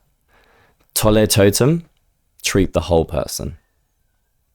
Okay. Biologically, chemically, spiritually, physically, everything, mentally. Yeah. And preventer, prevention. So teaching people how they can prevent themselves getting more sick, getting sick in general, or, again, I guess that comes through the education as well, can compare. So just with those principles, I thought, wow, this is something that is attuned to what I believe health should be. Yeah. Yeah, well, fuck, I couldn't think of anything to add to it.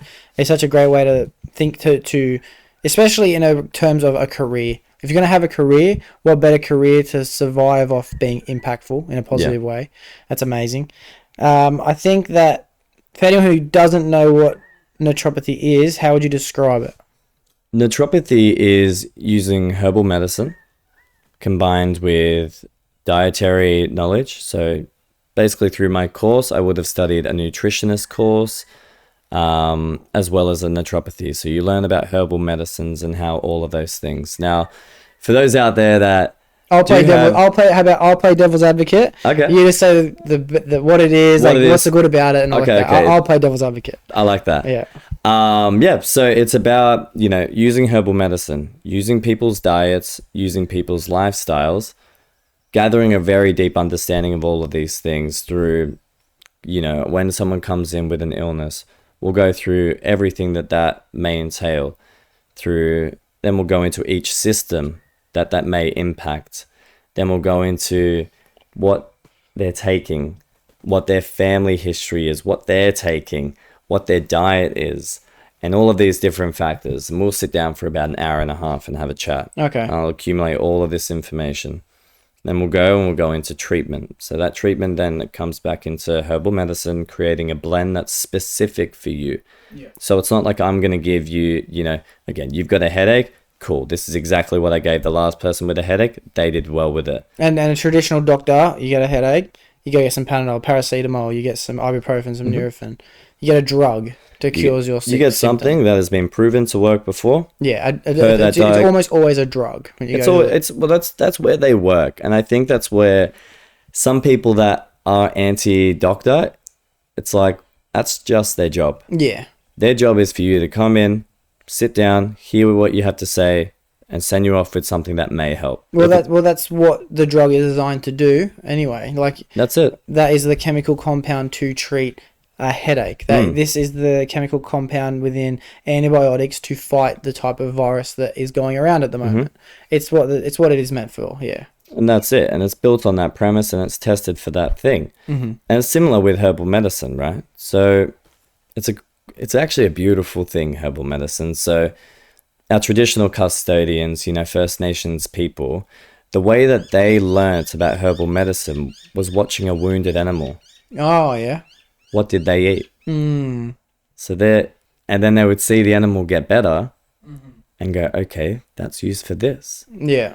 And even going down into the chemical constituents within a plant.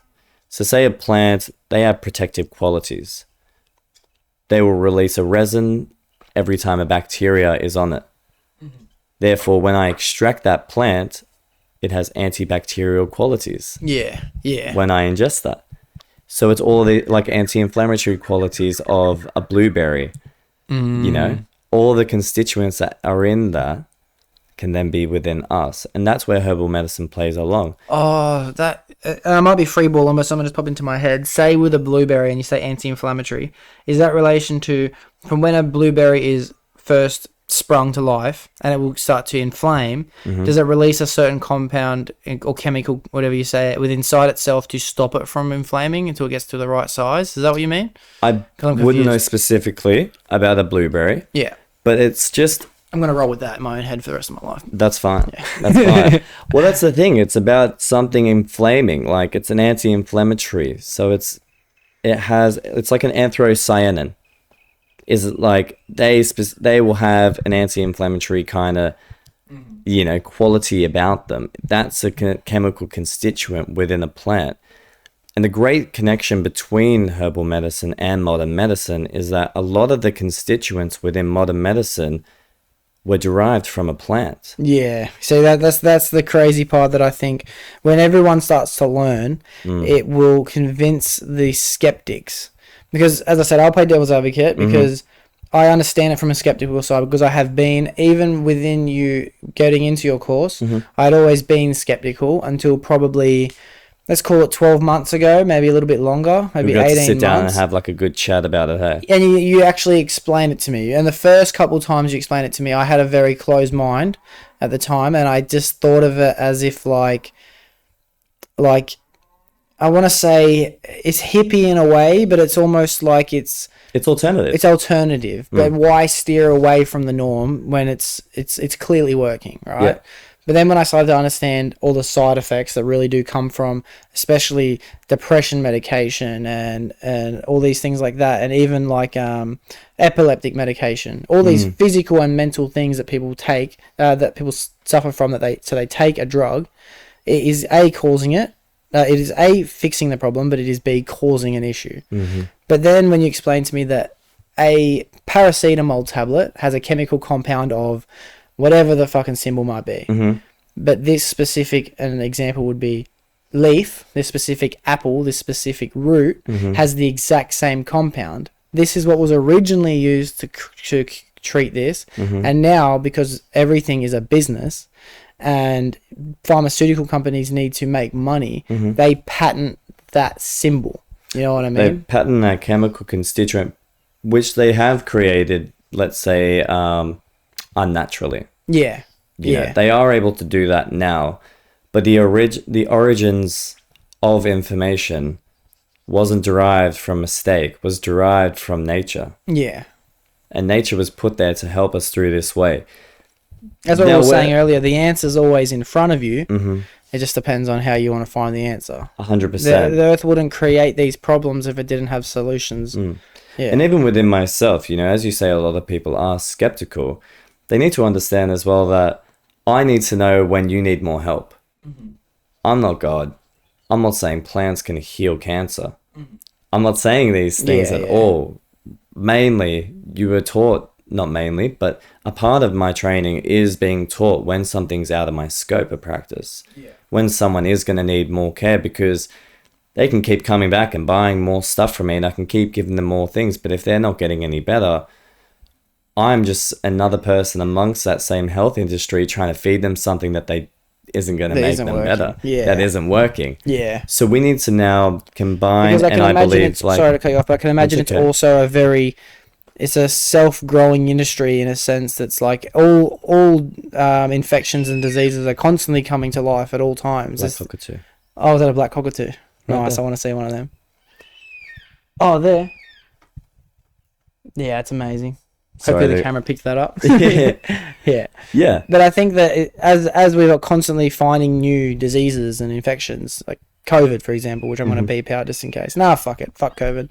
I'm going to leave that in there. I bet that users suffering through the same problematics as that, where you have to be like, okay, what can we do to try and fix this? Just the same way a doctor would be. And that's the thing. It's a problem-solving thing, and you need to solve whether someone needs a high level of care or a low level of care, whether they need preventative care, whether they need an anti-inflammatory or an antibacterial. You know, you need to decipher between those things, but first and foremost, it's about the individual. You need to understand what's going wrong, what's the cause of what's going wrong, not just the symptoms. That's where a doctor will work mainly. Symptoms, diagnosis, treatment. Naturopaths will go past symptoms, disease, or potential diseases. So they won't work in diagnosis. You can't come in and they'll go, all right, you have this. They'll go, look, you have these things pointing in these directions. I want to go and get this testing done, which is going to calculate the actual bacteria within your stomach, so then we can know, all right, it's Candida. And then we can go and I can look at all of these plants now that have been tested, and it's all, you know, it's not like historical information being used.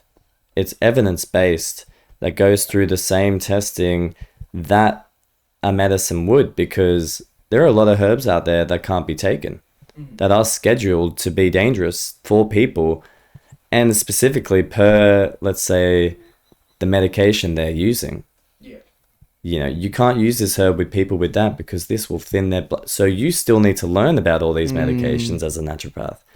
All the diseases, all of the medications and stuff like that, because that's what people are going to be taking. And then you have to learn how to combine herbal knowledge with that.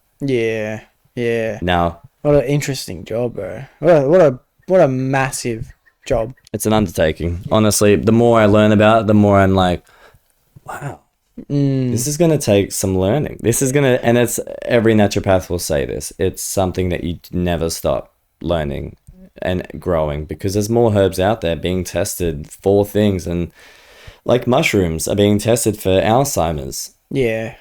Mushrooms are being tested for PTSD. Like bloody MDMA was put out there for treatment of depression. Just PTSD. There's a there's a test going on in Perth at the moment for a big MDMA test run to treat depression. And I'm like, all of these, you know, it's not like I'm saying MDMA is healthy in any regard, and that should even be given to people with depression, because it's like, let's let the evidence speak for itself. That's a great way to put that. I hear. Well, it's like I can see how it's such an interesting thing, and as I said, devil's advocate in a way where I can see how it's so skeptical as well. One example would be when I went to a doctor, I want to call it like during maybe during the last year or 2 years ago, and then I told the doctor, I've got this infection, I can feel it, it's going to get worse, I know my body, when I start to have this cold feeling. My head starts to get that little bit of stuffiness, but I haven't got any mucus, and I can tell how I'm breathing. I know I'm about to get sick. Can you please give me some antibiotics so I can get ahead of time? Because I don't want to have to ride. I'm probably in day 1 or 2 out of 2 weeks.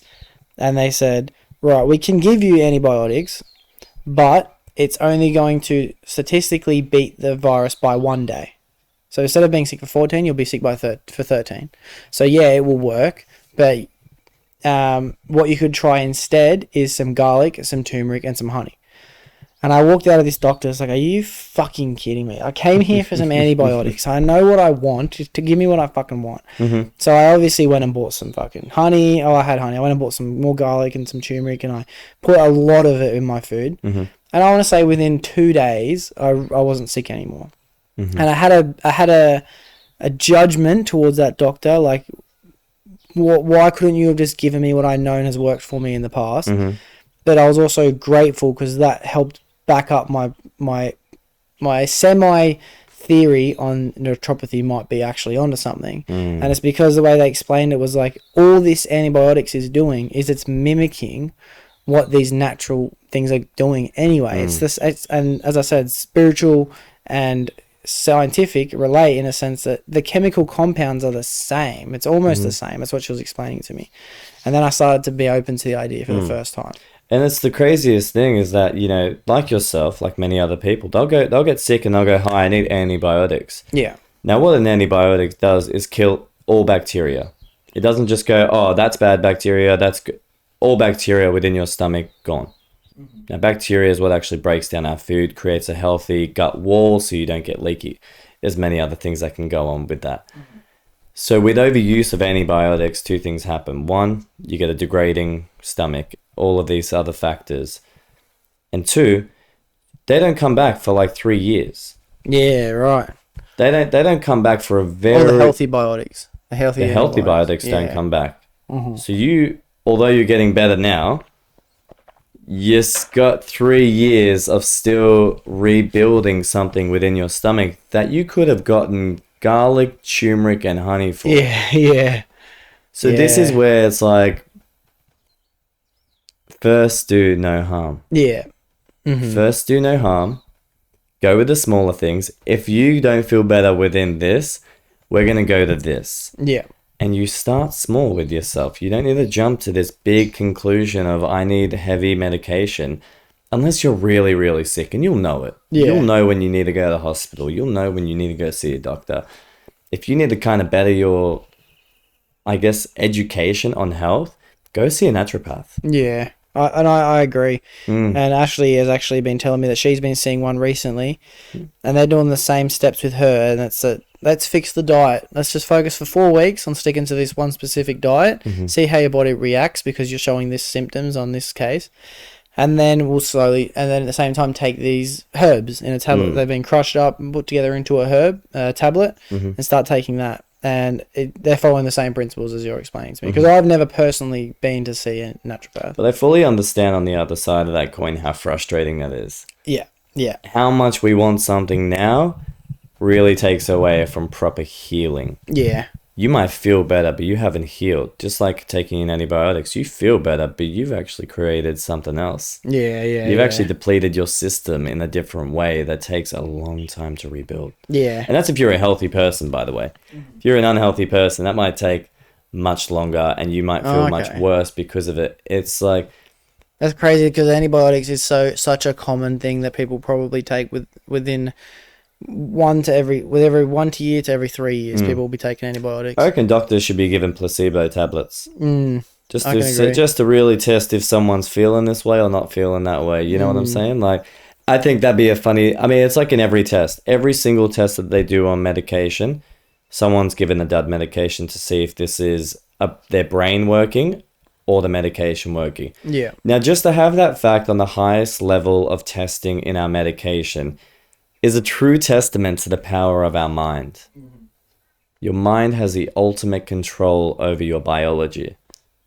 It's crazy, isn't it? It's absolutely crazy. I love it. But speaking on antibiotics as well, I once watched a animated series called In a Nutshell on YouTube, because it's called Gazerk, which is hard to spell, and there will be a link in the description for anyone who wants to watch it. But In a Nutshell, if you want to Google it, and they break down what would happen if the Earth was hit by an asteroid. What would happen if there was a nuke set off within New York City, and one of them was titled "The War on Antibiotics," and it explained that every time within inside of you there is a war happening at all time between the good and the bad biotics. They are, I think they're the right words to use to describe it. Does this make sense? The biome, yeah. The biomes. So there's good and bad biomes for your body, and they're at constant war.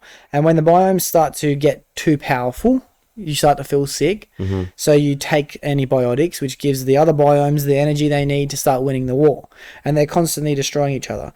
But the problem is, when you are giving the good biomes the extra boost they need, the bad biomes are evolving at a rate fast enough to become as powerful as these good biomes. Well, that's what you said before. Sorry, just about the war. Like, it's a perfect analogy, because it's like the biome in your liver is different to the biome in your gut.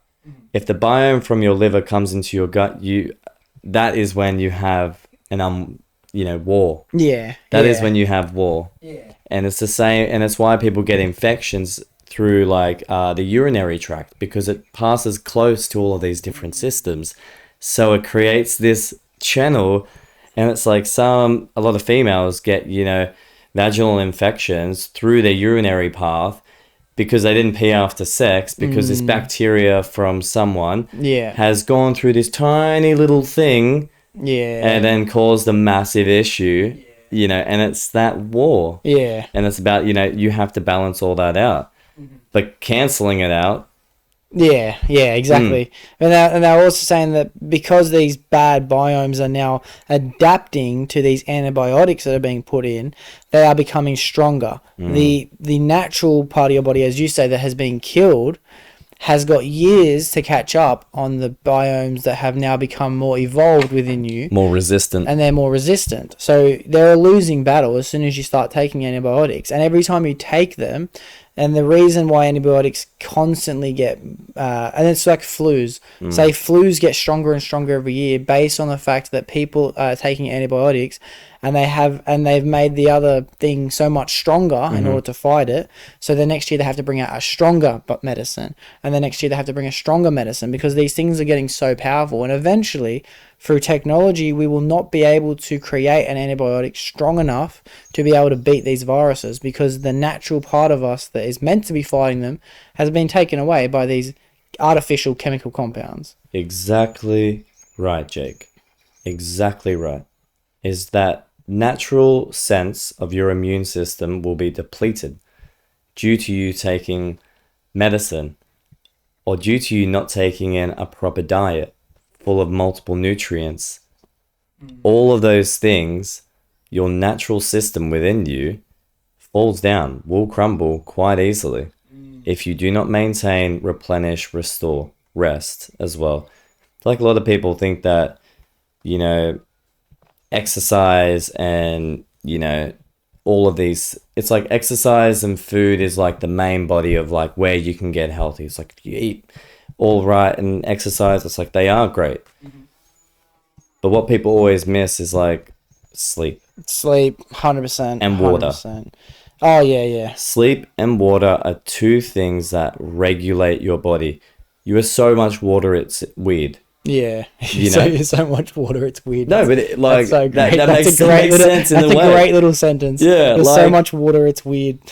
Yeah, because you are built of so much more, but it's just this one thing that flows within you and flows out of you every single day. If you do not fill that cup, you will go dry. You will feel, you'll feel horrible. Yeah.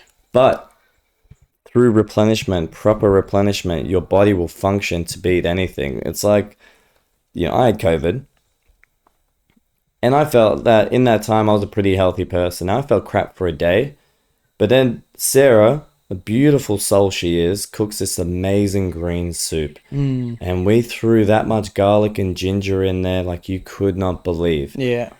After we had that soup, I swear to you, we felt normal. Yeah. Like we just came back to some sort of state of fine. Yeah. Like we weren't great in any, perspective, but we just felt that bit More better. functionable for sure. Oh, 100%. Just felt like we'd actually done something for ourselves. Yeah. Well, they In a say way. that even the sun will lower the symptoms of COVID so dramatically just by getting natural sunlight.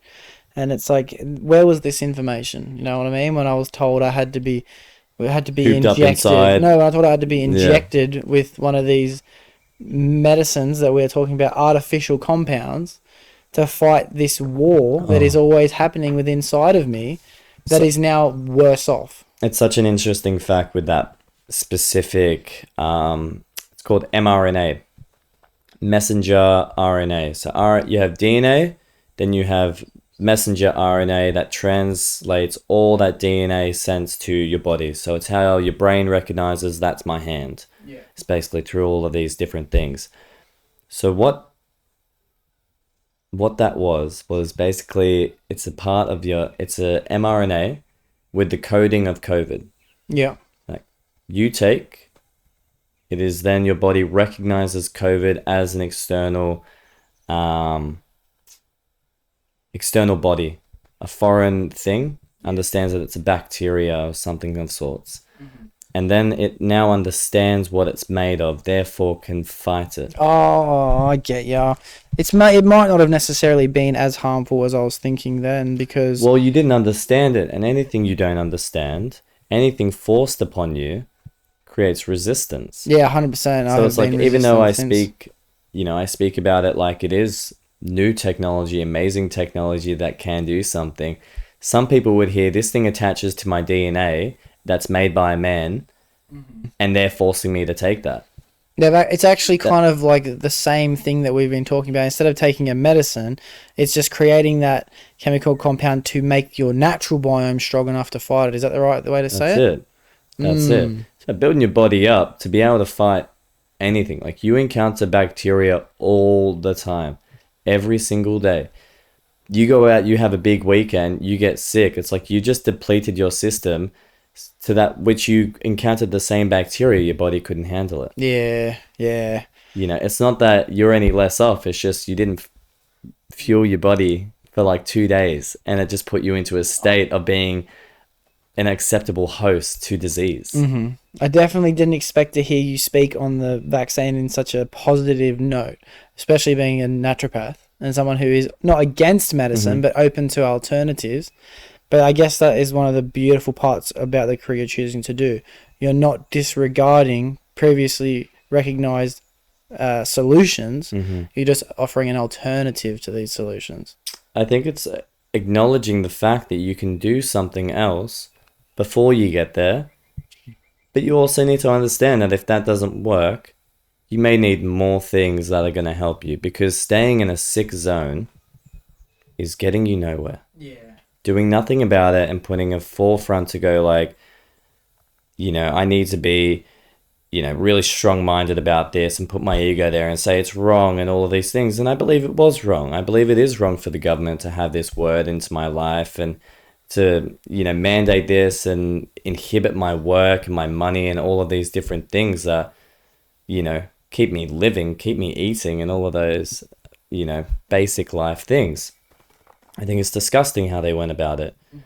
Do I disregard the general fact of how that may have saved a couple people's lives that are 4 times my age? Yeah. That don't have the same immune system that I have, that don't have the same privileges of food and all of these different things. Like, you can't disregard how much help something can have there just because it's not necessarily meant for you. Yeah. And that was what the problem was. It's like, I didn't feel like I needed it. I understand that other people do. That's what the problem was. It wasn't what it was how it was done. Exactly that point. And that's it threw me off it as well, because even personally I didn't want to get it before doing research about it, before hearing about, let's say, side effects and stuff like that, which have come out. And even as, you know, a personal story of me, when I got the vaccine, my heart went inflamed. Yeah, I freaked out too. I went to hospital. Oh, wow. Literally, my boss was like, okay, you need to go. You need to go and go get your heart checked. Anyway, so I went to go get an electrogram, and this is kind of just like a weird story in between. Actually, no, this is a good story. All right.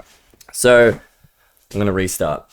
So my manager goes to me and she says, "You need to go to the hospital after taking the vaccine." My heart was hurting. Like, I'm any chest pain at all. Like, obviously, go to the hospital. Anyway, I went to the hospital, and during that time in our lives, we had just moved up here. We moved into this house, and it was kind of like it was a sublet. So basically, someone was renting the main body of the house, and just like a section of it, they were renting to us. Yeah. Now, our relationship with this woman, now bless her soul, because she gave us the chance that we have up here, but we didn't have the greatest relationship. Okay. She was very argumentative. Nothing was ever right. You know, for instance, you know, we used laundry powder in her thing that wasn't like a specific brand, and she would, you know, kick. So it was kind of things like that. Yeah. Anyway, so she was like, "Go to the hospital." Now, during this time, we've been trying to look for a new house, trying to look for somewhere that really felt safer for us to live, more comfortable without that, you know, negativity. The freedom of, yeah. That's it. And at the end of the day, you know, our housing is in her hands. Yeah. So we didn't feel like where we were living was going to be comfortable, you know, and that it was safe. So we were looking for all these houses and, you know, looking at houses that are going to be quite good for me and Sarah. You know, they're small, 1 bedroom, bit of space, but anyway, we just weren't getting anything. I was creating a lot of stress in my life, a lot of stress. And, you know, we were even thinking about having to move back to Sydney as an alternative. And I was like, far out, I've just got this vaccine to stay working so I can live up here. And now I'm at hospital. My heart hurts like nothing else. We may have no home in a month or so. Like, stress levels high. 100%, yeah. And I go into the hospital and I, you know, get checked, and the nurse goes to me, he goes, "Oh, you're all right. It's just, I mean, if you're a 60-year-old, this would be showing that you're having a heart attack." Well. And I just thought that was the most strange thing to hear. Yeah. That because I'm a 20-something-year-old male, how does that... Anyway, it just confused me and scared me even more. Yeah. So... I'm dying. I'm like... Yeah. Man's telling me I'm about to have a heart attack and I'm not even... Anyway. Yeah. So we're there and then, like, got taken out into the waiting room. We're waiting there for ages.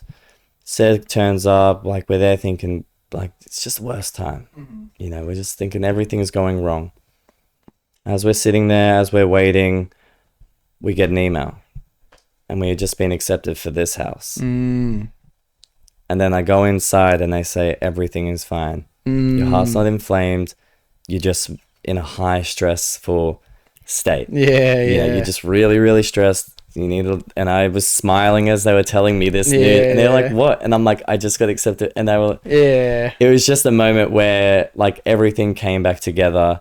At this point where I thought everything was going to crumble. Yeah, I love those moments, bro. That's it. Yeah. It really showed me that this world has more to offer than a bad day or a good day. It can prove you wrong in so many ways. And I will always hold an open mind to, after a bad day or after a crap time, is like, this is opening up some space for some good stuff to come back in, you know? Well, yeah, that's amazing. I love that. I did also have side effects from the vaccine myself. Nothing a story as crazy as that, I have to be honest.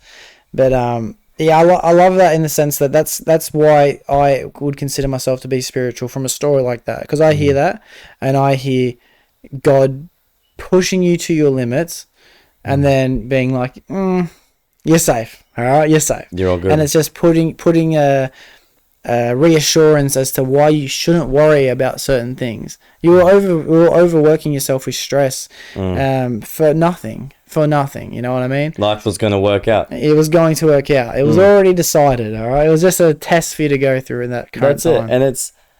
And it's another lesson amongst the negative time. And you, like, more often you're learning from these moments rather than your best moments. Like, you can learn from a great moment and go, all right, let's keep doing this. Yeah. Let's keep moving. Like, I'm feeling good. But when you come to a problem and you face it and you succeed from it, then you go, okay, I really need to trust in myself. Trust in myself, trust in God. Same thing. That's it. Same thing. Yeah. It's amazing. It's just the letting go. Letting go. Yeah. Letting go of expectation and expectation of a negative thing as well.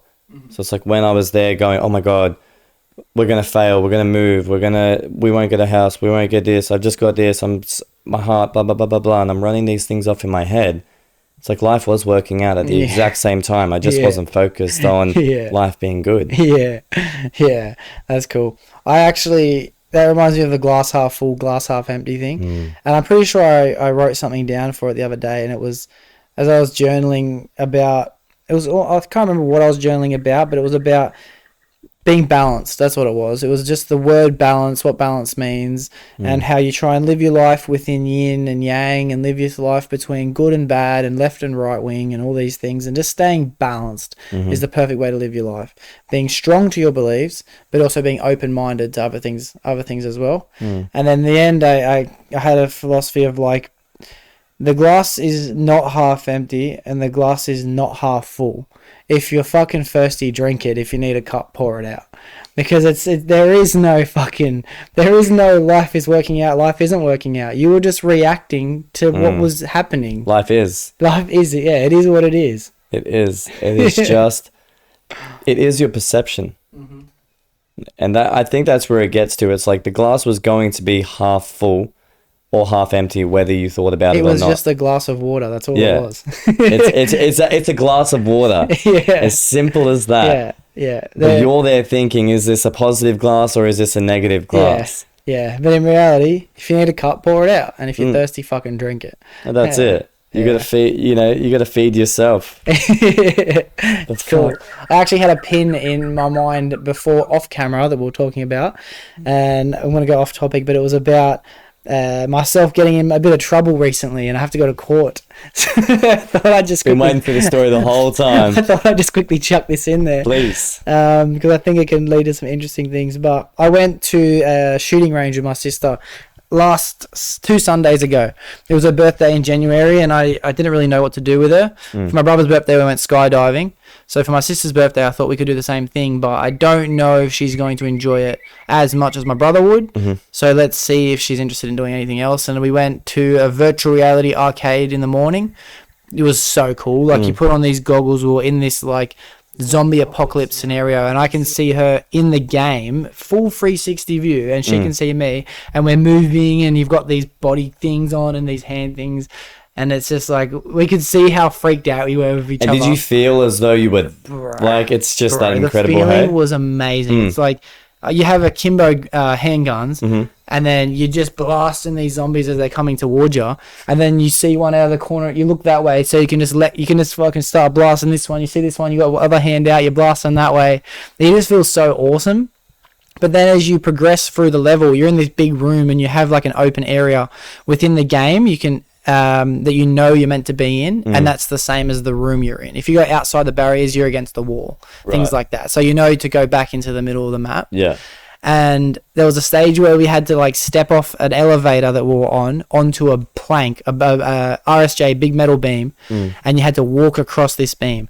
And the feeling of stepping over the abyss onto this beam, even though I knew in the real world I'm in a fucking room, bro, and I'm just moving, all I'm doing is lifting my leg, but because all of my receptors are just like focused on what I'm experiencing, I'm shitting bricks, bro. But you don't know what's real or not. Your brain is perceiving you have to take this step, and there is a big drop. It cannot compute what the difference is. Yeah, it was so realistic. The feeling of falling was real. That's what was realistic about it. It wasn't so much it looked like a real beam, it looked like I was in a zombie apocalypse. I felt like I was in a real scenario, even though it didn't look like it was. Yeah. That's what was cool about it. So yeah, we did a bunch of these games, but then after we went to a shooting range, indoor shooting range. We did this thing called try shooting, where you don't have to have a license. That you just pay for an instructor to stand next to you while you get to shoot different pistols or rifles. Yeah. And I had a great time. I really enjoyed it. I'm thinking about doing it for a sport. Awesome. But then the police called me 5 days later. Called me up on my phone. Hey, Jake, blah, blah, blah. We noticed you did this indoor shooting thing. I said, yes. They said, so did you fill out that form in the beginning? I said, yeah, I remember the police form. And they're like, yeah, well, you circled no on the section saying, have you had any previous convictions for this and that, and I won't get on camera, all these things. But I said no, because I knew if I said yes, there was no chance I was going to shoot this gun. Yeah. I just said no, and they're like, you know, you have these things. I said, I didn't really know, like, if I had these things.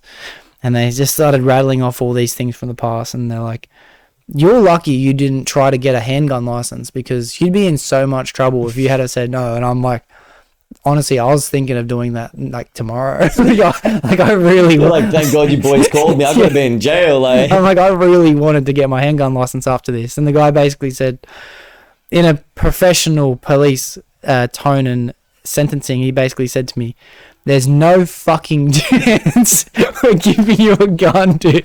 And I'm like, fuck. I've been fucking daydreaming about this for 2 weeks.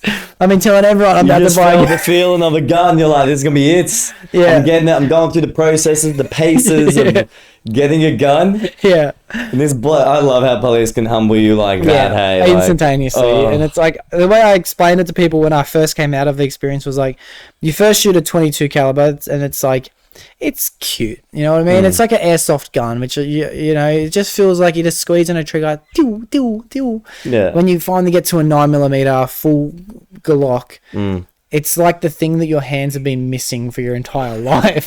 It just feels like the highest level of skill, trying to shoot a bullseye from a distance. It's just felt.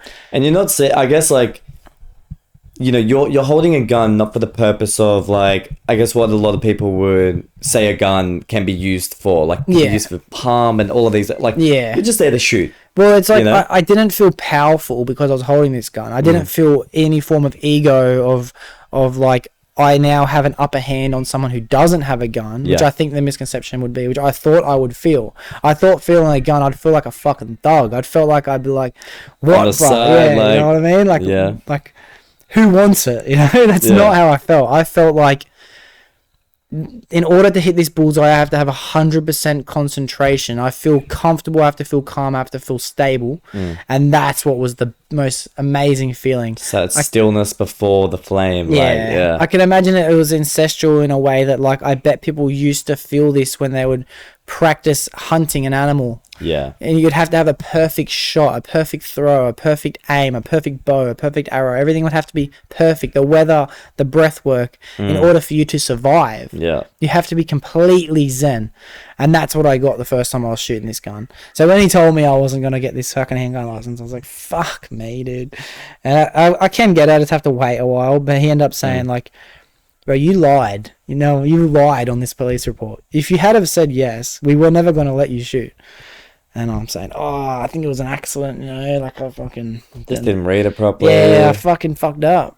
And then he's like, look, he ended up being real nice. He said, yeah, it's all good. You're going to be, like, you just have to go to court on this day and present your argument towards a judge. Yeah. Worst case scenario, you pay a fine, you know? Like, but you're lucky you didn't. Expensive trip to the shooting range. He said, you're lucky you didn't fucking do this safety firearms course, because it'd be a completely different element. And then they give you a gun, and then, like, Yeah, so I'm lucky I got caught. Yeah. Well, I think, I mean... And now I'm lucky I've got caught. Now God's got you back. Like, because that could have been much worse. Like, you could have been detained for shit like that. And, like, lying on any kinds of those forms would have just made whatever time you have to wait now a lot longer. Yeah. Yeah. Well, it's like, I think that... I completely forget what I was going to say. This happens every now and then, so I'll just make it up as I go. Let's go. What we were talking about before kind of led me to another thing that I've been toying on, and that was I remember what I was going to say now. So the police officer calling me, he actually told me a story, because I said to him, he's like, look, I'm sorry I have to be the bearer of bad news, all right? I got to tell you, you got to go to court. You sound like it was an accident, this kind of thing. And I said, I completely get it. I fucked up. I'm happy to pay the consequence, to be honest with you. And I think that it's a good thing that you're doing this police check after people have been shooting, because it would make it too hard to do it prior to people try shooting. Yeah, right. People wouldn't be doing it if you had to do this whole process of waiting for the police to approve. But you're probably doing the right thing. And he said, a few years ago, we had a guy come in for a try shooting, filled out his police report, said no prior convictions. completely lied. They came in again the following week, and after about 4 or 5 sessions, he stole the gun that he was from, because that's what he was working on doing the whole time. Right. Went back home, shot up his family and neighbors and all this stuff. Wow. Because of the skills he'd learned at try shooting. Wow. And he's like, since then we've had such a strong incline to protect the public. Oh man, I get it. It is such a thing, you know, and it's massive. You know, you're not just shooting a gun. You're teaching someone the How to power kill. that you can have The with power. that gun. And if someone's not of stable mind, Yeah. that power really runs rampant and has such a strong effect on these things. So it's like those people put in place, and you know, people listening and even yourself have had questionable views probably on the police and that presence, but a deep understanding and respect Oh, yeah. to those men and women that put themselves out there in those shoes to protect us against those people and even in front of those people is incredible. 100%. I have not got an ill intention towards the police like I did when I was younger. Yeah. When I was younger, I did, and it mostly came... And I told this to my grandfather's wife, Beth, who I consider to be like a grandmother to me. In our podcast, I said when I was younger, I used to get caught with weed and drugs and underage drinking and all these things, and I just felt like the police were trying to take my shit. Yeah. That was the purpose of the police, to fucking catch me and take my shit. Ruin your fun. Yeah, ruin my fun. That's a great way to say it. And as I got older, it probably helped that I stopped going out and stopped session in the park and stopped all these things. But some people never stop doing these things, and that's why they have this fucking idea against fuck the police. But they're really here to serve and protect. Yeah, but really it's like if you're there to destroy and hurt, yeah, that's what the police are for. you got an equal and opposing force to that, and it's like if you're going to be so against that, it's like, That's just complete chaos. well, you're accepting that someone is going to come and catch you. Yeah. Someone is looking for that. Someone's looking, and I think America has a great example of what's wrong with not having police force, especially since the defund the police movement, ever since the BLM protests and all these things. Even in relation to what we're talking about with gun control, you need to have this tyrannical police enforcement, great word, because without it, look at what happens, bro. Like, fuck, America's just the perfect example for me all the time to be like, that's another school. This recent shooting they had in, I think it was Michigan University, that might have been the university where it was, as a witness came out of that and they had a traumatic experience. They said that they were a Sandy Hook child. They went through the Sandy Hook massacre of elementary to grow up, to go to university, to go through another massacre of shooting. And I'm like, that is fucked. That is a failed society. well, you think about the equal playing field of people in America and their police. Now, in Australia, we're not, obviously, a gun is illegal. Therefore, when you meet a police officer, There's authority. you're in a great disadvantage. Yeah, If yeah. you like, and even like I've spoken to police officers about, you know, those times where they've had to use force, and they come at it like, look, if someone's got a knife, and they're speaking about Australians mainly, like if they've got a knife, they can cover 10 meters in 3 seconds. You unclipping something on your belt, pulling it out and aiming straight, Yeah. you got to do that in 2. Yeah. Now imagine having someone that can do it, and it's already in there, and it's It's a complete chaos society. If I imagine having a gun, which it's funny because I'm so open to the idea of moving to Texas with open gun law. Yeah. Because it sounds like, yeah, I'd love to own all these firearms. I'd love to have a collection. I'd love to practice my shooting and yeah, protect myself in case of an intruder. But I see the fucking problems with it. Oh my gosh, I see the problems. It's just not like, you see the things because you're of stable mind. You see that I'm not going to be an individual would ever think to put that way. And some people are out there studying it to use it that, and it's just the demons on this earth and the demons within these people. Man, they need God. Yeah, I mean, the motherfuckers need Jesus. They need like, well, they need. I don't care. Like, Yeah. they need help. Yeah. They need just genuine help because there has been some serious lack in someone's life to lead them to this state. And just like no sympathy for people that would put harm on someone else, but you couldn't imagine the life that forewent that decision. Oh no, and to be honest, I don't understand it. I have no understanding, especially shooting up like a fucking school or something. Like I physically can't imagine how you put yourself in that mindset to go do it. Yeah, there has to be a mental disability. You have to be disabled. You have to be completely disabled. You got to be crazy. Yeah. You have to be ill-minded, like to a point where again you need help. You don't need it. Like a jail cell is going to get you some time out of humanity, but it's not going to. It'll break you further in a certain way. But it's not like these people should ever return to life itself, because you got to put yourself in the shoes of like your kid. Like, do you want to raise a kid in a place with gun laws? Yeah. Or no gun laws? Yeah, it's safe without the gun laws. It's safe. like, this is how life is meant to be without a gun. Yeah. But I feel so protected in the fact that our police have a gun. Yeah. And all of these different things. So it's like we can see these people protecting us with it. Yeah. And we can see these people with a gun that are harming so many others. And it's like, well, they can, but you can't. And people don't like that fact. And you equal America. Where it's all equal playing fields. Yeah. Every word, everything that you say can be said. And that's, we're free. They're a free country. Yeah. But free doesn't mean free. Freedom is what I would consider to be not the most important part of life, which I think a lot of people think it is. I think that discipline, Jacko Willink had a book that I read called Discipline Equals Freedom, which I think 100%, because as we were talking about before, full circle, putting yourself in an uncomfortable situation is where you learn the most. And then that's when you have complete freedom, because you have control over your own emotions. But by having complete freedom, you have chaos. You can't have this. Everyone's allowed to have a gun. They defund the police. Police aren't allowed to sanction in some parts of America. Like where George Floyd was killed, I watched this documentary. They have sectioned off that as a no police zone. Police aren't allowed to enter the same street where George Floyd was killed. Which tragedy that George Floyd was killed, 100%. Everyone knows it is. But since then, that's where people go to kill people. People are actively murdering people, and the police can't investigate it. And it's on the back of someone being wrongly, murdered. Yeah. So it's like, why can't you just accept this whole, it was a fucked up thing, but the solution is never take away the one thing that's keeping everyone safe, Well, a free country only allows the most powerful person to be powerful. Therefore, no one's free because that man's more powerful. Yeah. So it's like, we're all equal until that guy's got a bigger gun. Yeah, 100%. Then you're not free. Gun.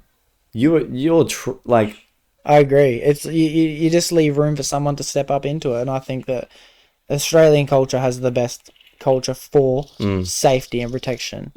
New Zealand, all of these places that are stable-minded enough to go like, let's take away things that are wrong in society. Let's put all the power in the police. You're trusting your complete trust in the system. And that's it. And I feel like through that, our police don't sit on someone's neck while they arrest them. Yeah. We don't have, and there are out there, not to say and disregard any of that, because there's exceptions to every rule.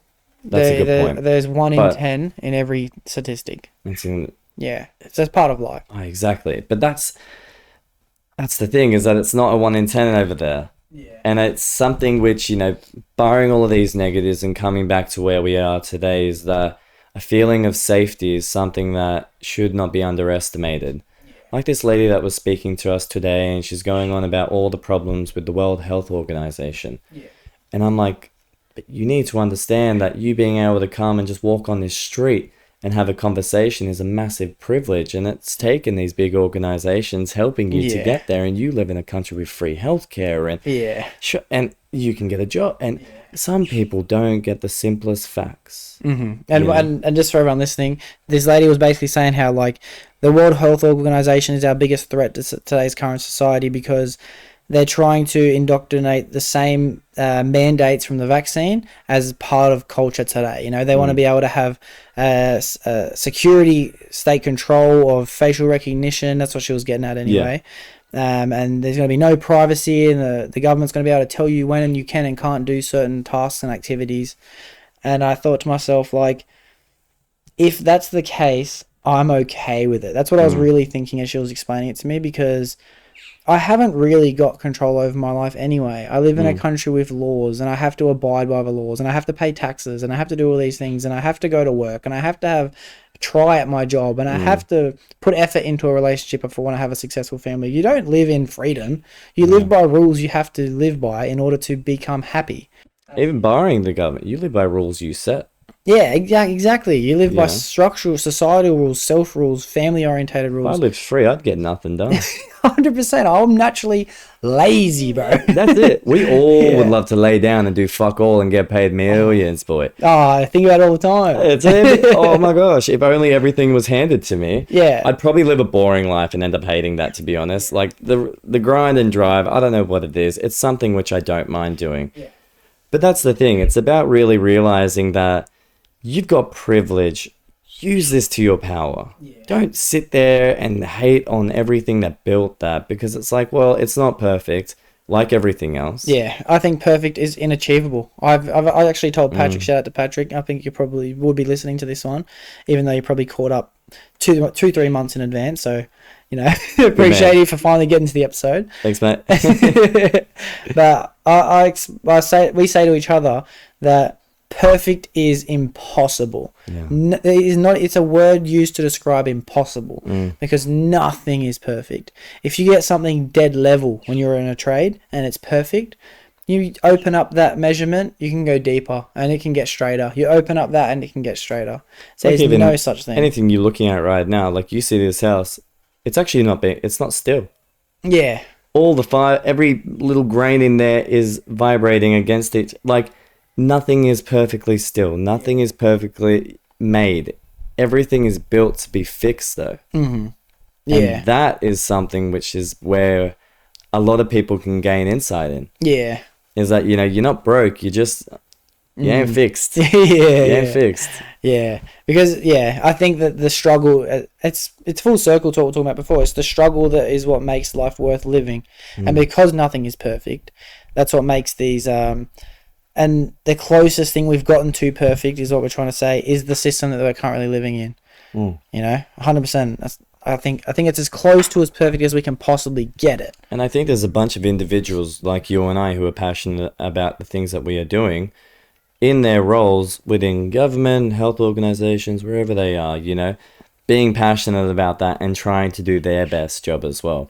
So it's like when people say about COVID and things like that, and they talk about the government and how bad they were doing it. It's like, well, we're all just trying, you know. They never did that before. That's the first time they've ever been put into a situation, and they will probably admit that, like, maybe that wasn't the best way to go about it. Yeah. I could say about a million different stories in my own life where I said, probably shouldn't have gone about it that way. I'm going to learn from that situation, though. Yeah. Yeah. Move on. Should I sit there and wallow in my bad decision and point it out to myself every day? No. Yeah. Pick it up. But the important thing is you're acknowledging it, which is what I think that the society could be doing a better job of doing. Yeah, that's a good point. Because things like being flagged on the internet, having your accounts shadow banned, having YouTube videos demonetized, having people like, in his example, Andrew Tate being banned off the internet. That is what needs to be fixed about the society. Orchestrated silencing of individuals because they have a point of view that doesn't match the social cue that, I guess.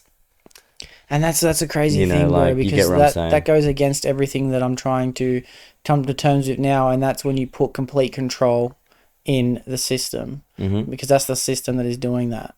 That's the system that is ordering these commands of silencing. Yeah. You can either feel oppressed by that fact or adjust. Like, it's like you saying, oh man, like the government takes all my money during through my tax, and I don't earn anything because the government takes it. It's like, start thinking about what you do get. Yeah. Other than like, you give your tax away, it's not your money. You still get, let's say, 70% of it. You're going to sit there thinking, I could have had 30%. It's like, start using that, make that 30% back. Yeah. You know, sit there wallowing in this fact that you have to do something that you don't want to do. Start thinking of ways that you can start doing something you want to do. Yeah. And it's a common thing in this conversation that we're having, is the fact of pointing your intention in the right place, not the wrong place. You point it in the wrong place, you live here. You live in that same pit that you wallow in. Negative feedback loop of self-pity and the world. Hate for the world sucks. Life's unfair. But in reality, life's unfair. I tell people all the time, I say, life's shit. Life is hard. Life is the hardest thing you'll ever do. Yeah.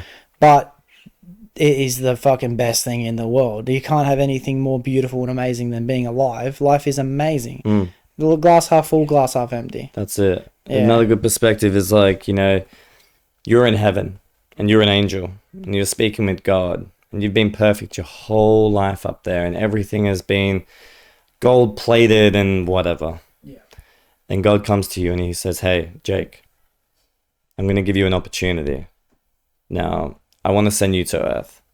I like where this is going because I have a similar theory to this, yeah. I want to send you to Earth.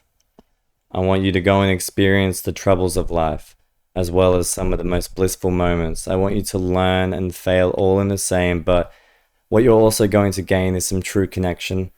You're going to meet some amazing people. You're going to go some crazy places, do some amazing things. And you'll have your understanding on the struggle. Exactly.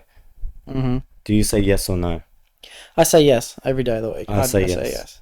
And the reason why I think that is such an important thing is because I philosophize on this idea that I heard somewhere once. It's not my own ideology. Someone else said it. And that's that if you were God, if you were this same thing that we were talking about before, if your subconscious is this same thing towards what everyone's praying towards, and you had complete understanding and knowledge of everything at all times, and you were infinite in time at the same time, wouldn't you at some point have to experience what it's like to forget that you're God and experience what it's like to be man? And that's where I think that if you were God, you would have done that.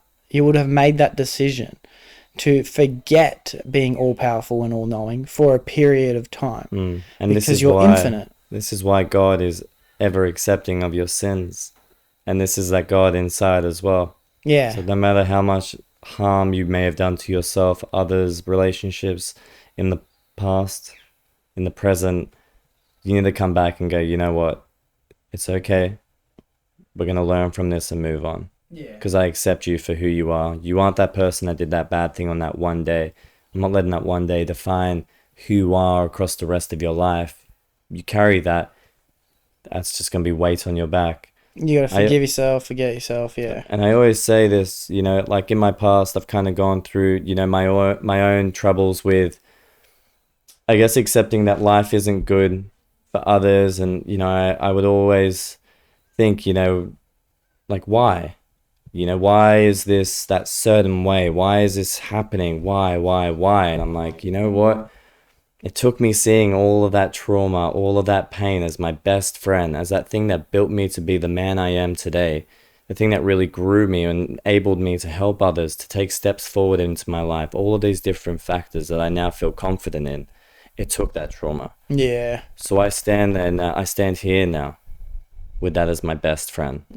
That is something that really built the individual inside of me to only grow furthermore. Yeah, because that's what made you who you are today, and you're happy with who you are today, and it took going through that. I'm not completely happy. Yeah, but you're more happy than you were experiencing. That's exactly those things. right. And to be completely happy with, to call myself content with life, and I don't want to say that either. I want life to be ever growing. I want life to be challenging. I want all of these different factors to happen, because if I sit here and say I want a perfect life, I'll never achieve my goal. Yeah, and you'll never achieve satisfaction. No way. And I try and I think about the fact that happiness isn't what I'm really chasing. I'm chasing pridefulness. I'm chasing things that make me proud. And I only get proud once I've pushed through. Perseverance is what makes me proud. Because happiness is mundane, right? Happiness is the feeling of jerking off. It's the feeling of eating a Krispy Kreme donut. It's the feeling of binge watching the same amazing show of How I Met Your Mother for the 100th time this year. That's happiness, but that's mundane. That's easy. It's pathetic. It's all just temporary shit. raising a fucking child, you know, buying your first home. These are proper feelings of what I think life is all about. Being proud, creating strong friendships, watching friends get married, getting married. I think that is what life is all about. And that takes fucking struggle, bro. Perseverance, consistency. Work. You're a person that hates work, life's going to be hard. You're a person that loves work, you're going to be a successful individual. Yeah. And I heard a great quote that I think you would like too, talking about going through traumatic shit. And that's that it takes someone who has gone through traumatic shit to fully understand someone else who is now suffering, and you can show your empathy towards that person. Oh my gosh. Because empathy is the input for the output that is trauma. Empathy is the input for the output that is trauma. So unless you've experienced it, how can you really empathize on how someone else is experiencing? You can't be that shoulder for someone else to lean on because you don't understand it. And that's the thing. It's like, even though in that same fact, I have had this trauma, someone else has had a similar trauma. It's like, but they're still going to be so different. And I think even for people that haven't had that certain thing, understanding and giving people clarity and giving people comfort and care and all of these other very positive terms that you could use in those is what can help others, is what can create deeper connection and something for people to really move forward with, instead of giving them, oh, you should have done this. Yeah. You know, or point fingers at, it's like, oh, blah, blah, blah, it's their fault, it's this. It's like, no one cares about the blame. Yeah. We're in the situation now. Let's get out of it. Yeah, let's talk about that once we're out of this situation. That's it. And let's have a look back in this situation. That's when you say, I told you so. You say, I told you so once the person's better. Exactly. Which I love saying. I have to hold it in sometimes. Yeah. Well, that's it. I mean, but that comes from a place of like, I just want you to get better, man. Yeah. I don't care, whatever. I don't care if you're feeling shit. Like, I do care, but ultimately, I just want you better. Yeah. You know, and I want to help you there no matter what. And I'm not going to belittle you and say, I told you so, that you should have been doing this the whole time. But when you do that one thing that maybe I suggested, I'm going to go, how did you feel? Yeah, and as you were saying before, you're so grateful for those moments because it molded who you are. And I've been giving someone some advice recently who's been asking for it. And then sometimes I want to input advice and they haven't been asking for it, so I do my best to bite my tongue. And shout out to you. You know who you are. I love you. And you're going to be all right. He knows he's going to be all right. Or he or she knows they're going to be all right. But they recently had their heart kind of stepped on a bit. And I was telling them through the whole time, this is most likely what's going to happen. You're aware of it. I'm aware of it. We understand the situation you're in. Enjoy it for what it is, because it might only be temporary. And then in the end, when the heart got stepped on, I almost said, which I stopped myself, was... Actually, I think I did say it to him. I said, I'm jealous. I said, I'm jealous of you. Because you have now got infinite fuel. And that is one of the most powerful things. Every time I've ever had my heart twisted and turned and stepped on and used and abused, or even when I've felt like I've been the person to enforce this shit heartbreak feeling that everyone has to experience at least once, that's given me all the motivation I could have ever wanted. It was the fucking like, let's never feel this fucking feeling again. Yeah. Let's make the next person envious. Let's make you envious of the next person because they've missed out on the person. Thank you. I almost said, fuck, you're so lucky you've just been fucking heartbroken. No, but that's the thing. It's about, from your negative, creating this drive. And that's the most fucking strongest force, isn't it? Exactly. Yeah. Exactly. It's not from these like great moments that you go, oh, awesome, I'll pat myself on the back. It's like coming up from dirt, coming up from when you were, even me as a young man, like, I was angry, I was temperamental. I was, many of these other, let's say, Scorpio traits. Yeah. Nice. And AKA Libra traits. That's it. Okay. Yeah. And that's the thing. It's me going, okay, I need to move past this. I need to stop being this guy. I need to stop wallowing in the fact that I can't move past anything and start saying I can. Start saying I can move, start saying and learning ways that I can be calmer, that I can speak in different ways, in different terms. And ever since I did, you know what happened? People listen more. People understand me more. people can really resonate with what I'm feeling. Instead of feeling an opposing force, they feel a connecting force. And that only becomes through how we speak. I've got 2 quotes you've just reminded me of through that, and that's the quotes today have been going quotes off. have been banging, bro. Honestly, and we haven't even put out our phones, bro. I know. We're here. We're like, oh yeah, we got our quotes list. Nah, not needed. Not necessary. Shit. And that's because that's what the best thing about quotes are, is that they just describe such a big ideology in such a short term, and you can understand an entire 1,000-page essay from like 10 words. And that's that, like, what you're saying is, the struggle is like starting from nothing, getting up, moving upwards is so important. And that's the, when you were feeling like this temperamental person, now you've evolved to become this well-educated, in my opinion, well-spoken, spiritual leader. I'm going to almost cult in my way. No, oh, wow. jokes. I've got a funny thing to mention on that too. Put a pin in that. But true progression comes from recognizing you're tired of your own shit. Yeah. And I think that's a fucking great fucking quote. True progression is understanding you're tired of your own shit. Yeah. And I've been tired of my own shit before. Yeah. For sure. Even present. Like, I'm not sitting here as, 24-year-old calling myself perfect here. I'm saying, like, I'll ever grow. Yeah. I'll ever be progressing towards being closer to that person. Yeah. Like... That's actually a philosophy from this book that Delvin gave me. The book was called Miyamoto Musashi. I've heard of the book. Right, great book. It was very hard to follow. Very short book, 160, 200 pages, very easily read.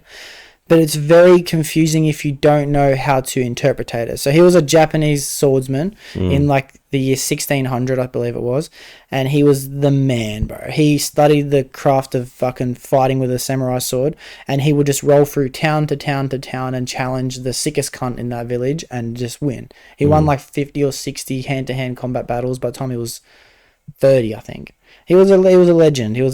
People were like, fuck, as if this cunt's coming towards us, you know what I mean? And everyone's like, Big Bob, good luck, you know what I mean?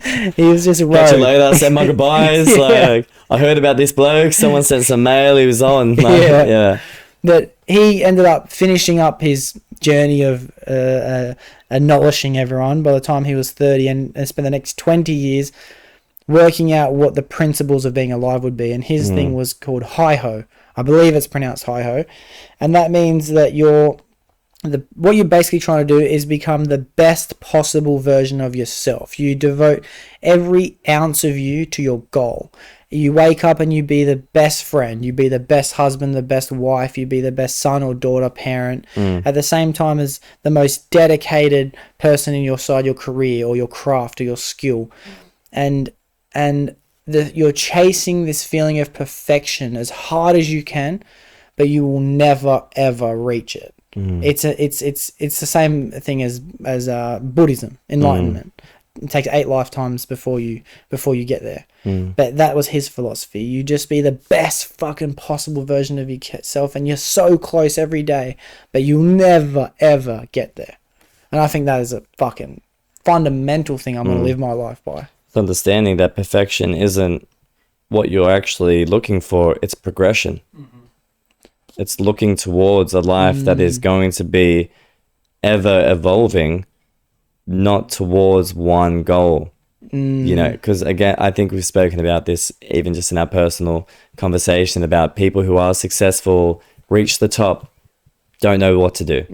Don't know where to, don't know, all of these different factors. And it's like why you see athletes become businessmen. It's like, well, they go, or I'm at the top of here. Okay, I'm going to buy this massive company. And then, they never stop. They're always never stop. And they're always going to buy something. And they'll always keep going, because the fact of what made them a successful sportsman wasn't the fact that they were good at basketball, fighting, or anything like that. It was because of them as a person had the traits of a successful individual. 100%. That is 100% true. And I think, and I've been thinking about this over the last, call it, month, and that's being at the top isn't the best position to be in. Being close to the top is the best. Even being at the bottom is a great position as well. But I think of it as if, like, Joe Rogan is on episode 1920 or something. And he has not got anyone to look at for inspiration to how much further he can go. He's living his life day by day and he's leading the march. But by the time I've been doing it for as long as he has, I have someone that I can look at for inspiration. I have someone better than me that I can try and achieve everything he's done by doing the same things, but at the same time doing what I've done. And we talked about this off camera with apprenticeships. Every apprentice has a tradesman that they can learn off who they're going to become better than because someone else has already done the hard work and put the blueprint. The predecessor becomes the teacher, and that therefore becomes this ever-evolving thing. And we were talking about, technology being a huge thing in that, like, what was it? Like it was 80 years ago, there was nothing in comparison. The 90s. Yeah. We'll go back to the start. Even the 2000s, 20 years ago. 2000s, exactly. No, the internet came there. That's what I'm saying. Like pre-internet,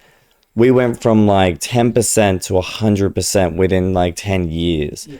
But that progression took 2000. Yeah. Like, you get what I mean? Like, he's at 1980. Like, in 20 more episodes, he might evolve into this other level. Yeah. And that's he might take off his mask and it's been Elon Musk this whole fucking time. That's it. He's like, I own this too.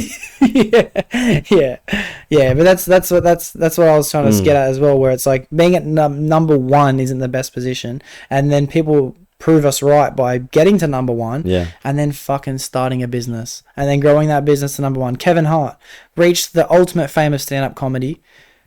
Let's fucking become a sportsman. Let's just try training. All of a sudden, he's the male influencer for Nike. Yeah. He's reached the highest point.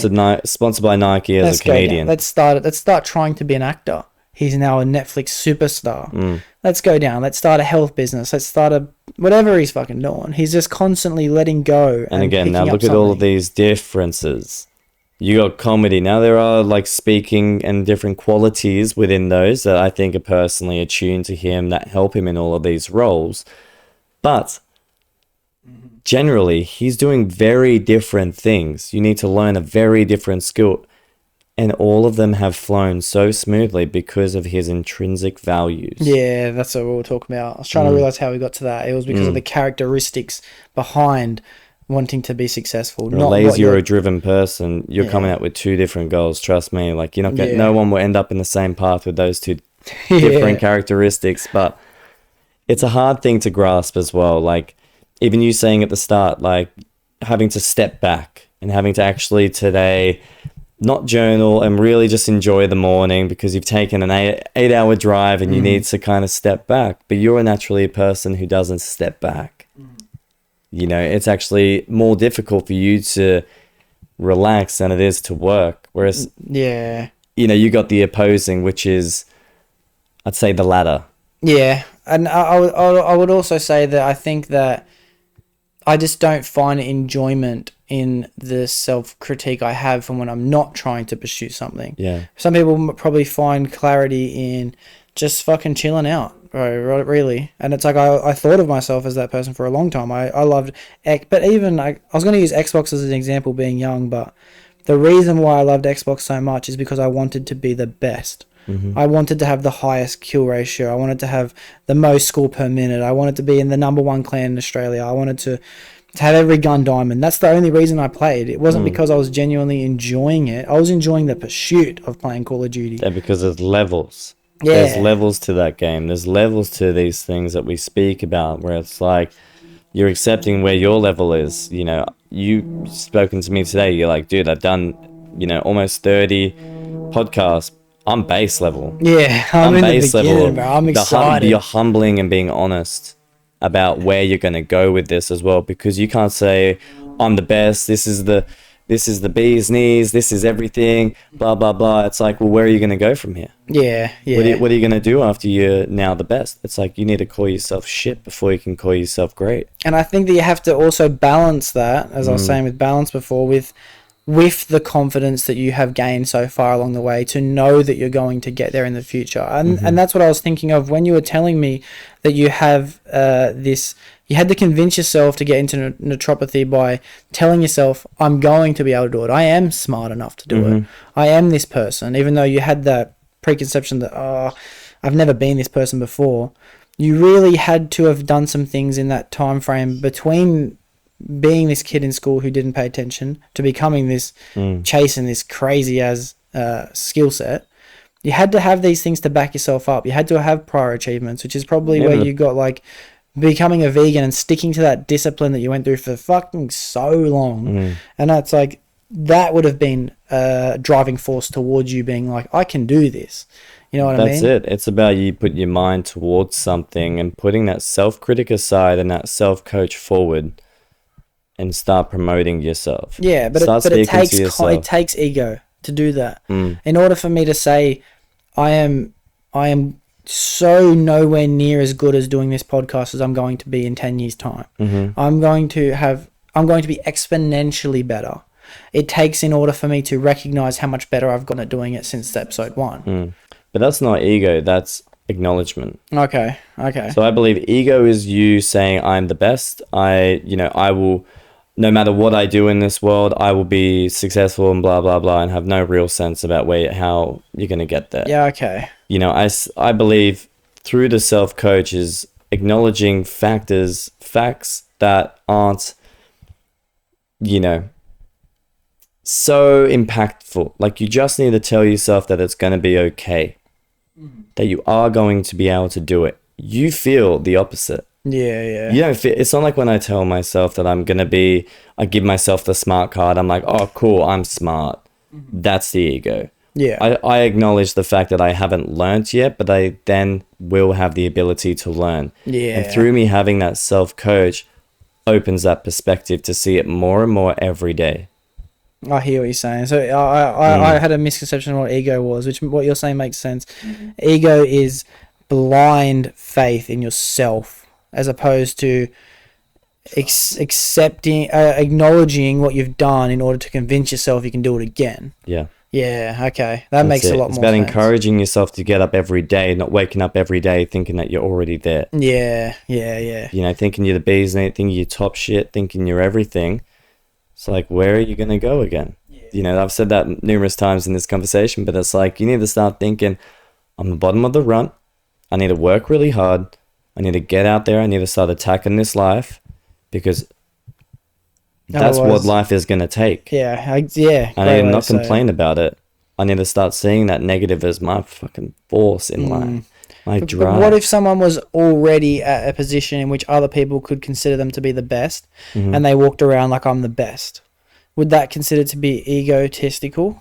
But like, if someone has reached success in their life to where they go, and then they walk around and they go, I am the best because I got my goal. Like, I got my fucking goal. That's what I thought. I got here through is that ego or not? Or is that acknowledgement? I think rubbing it and kind of going, I am the best or I am better than you. It's like, well, you got to realize someone's going to become better than you now. Yeah, okay. Yeah, you're right. It's the ego. Ego is thinking that you're going to be forever king. Yeah, okay. Forever king. That makes sense. Yeah. Because you're allowed to be acknowledging on the fact that I'm Tiger Woods. I've won fucking however many PGA tours he's won. You might be the best golfer that ever lived. Yeah. But someone else will come and beat his score one day. Yeah. Like Kobe, they're top tier. And even Shaquille O'Neal, he did an interview recently and he was like, you can't say I'm number one or I'm in the top 5, but I was the most dominant player. You can't deny that. Yeah. And that's, but it's kind of, he's not going, I'm not the best player. Impulsive podcast, that's what that was. I watched that. That's it. Live audience podcast, yeah. Yeah, great. Yeah, we'll get there. But that's the thing. Yeah. It's that intrinsic kind of acknowledgement of your qualities, of your strengths is not egotistic. Yeah. How you present that to someone else may be. But if I go, hey, I'm smart enough to do this, that's just me acknowledging something that I didn't believe in myself. Yeah. I'm acknowledging that, Josh, you need to start believing in yourself that you can do this. Because if you don't do that, you're more likely to fail. Yeah, I get you. It's the balance between ego and strive, isn't it? It's like like the balance between ego and confidence. Yeah. Like, a confident person isn't someone that's egotistic. it's someone that's comfortable in their own skin. Yeah. Someone that's egotistic is actually not very comfortable in their own skin and is trying to put on a front that is making them seem a lot better, a lot more whatever that you want to put in that space is. But I guess that in order to be the type of person who can convince themselves that they're going to achieve their goals, you have to be egotistical. Because to be egotistical, you're the type of person who doesn't believe anyone's ever going to be better than them inside their skill. They're very, very similar traits, you know what I mean? Like, you're assuming something that hasn't happened yet because you have that prerequisition on what you have done already.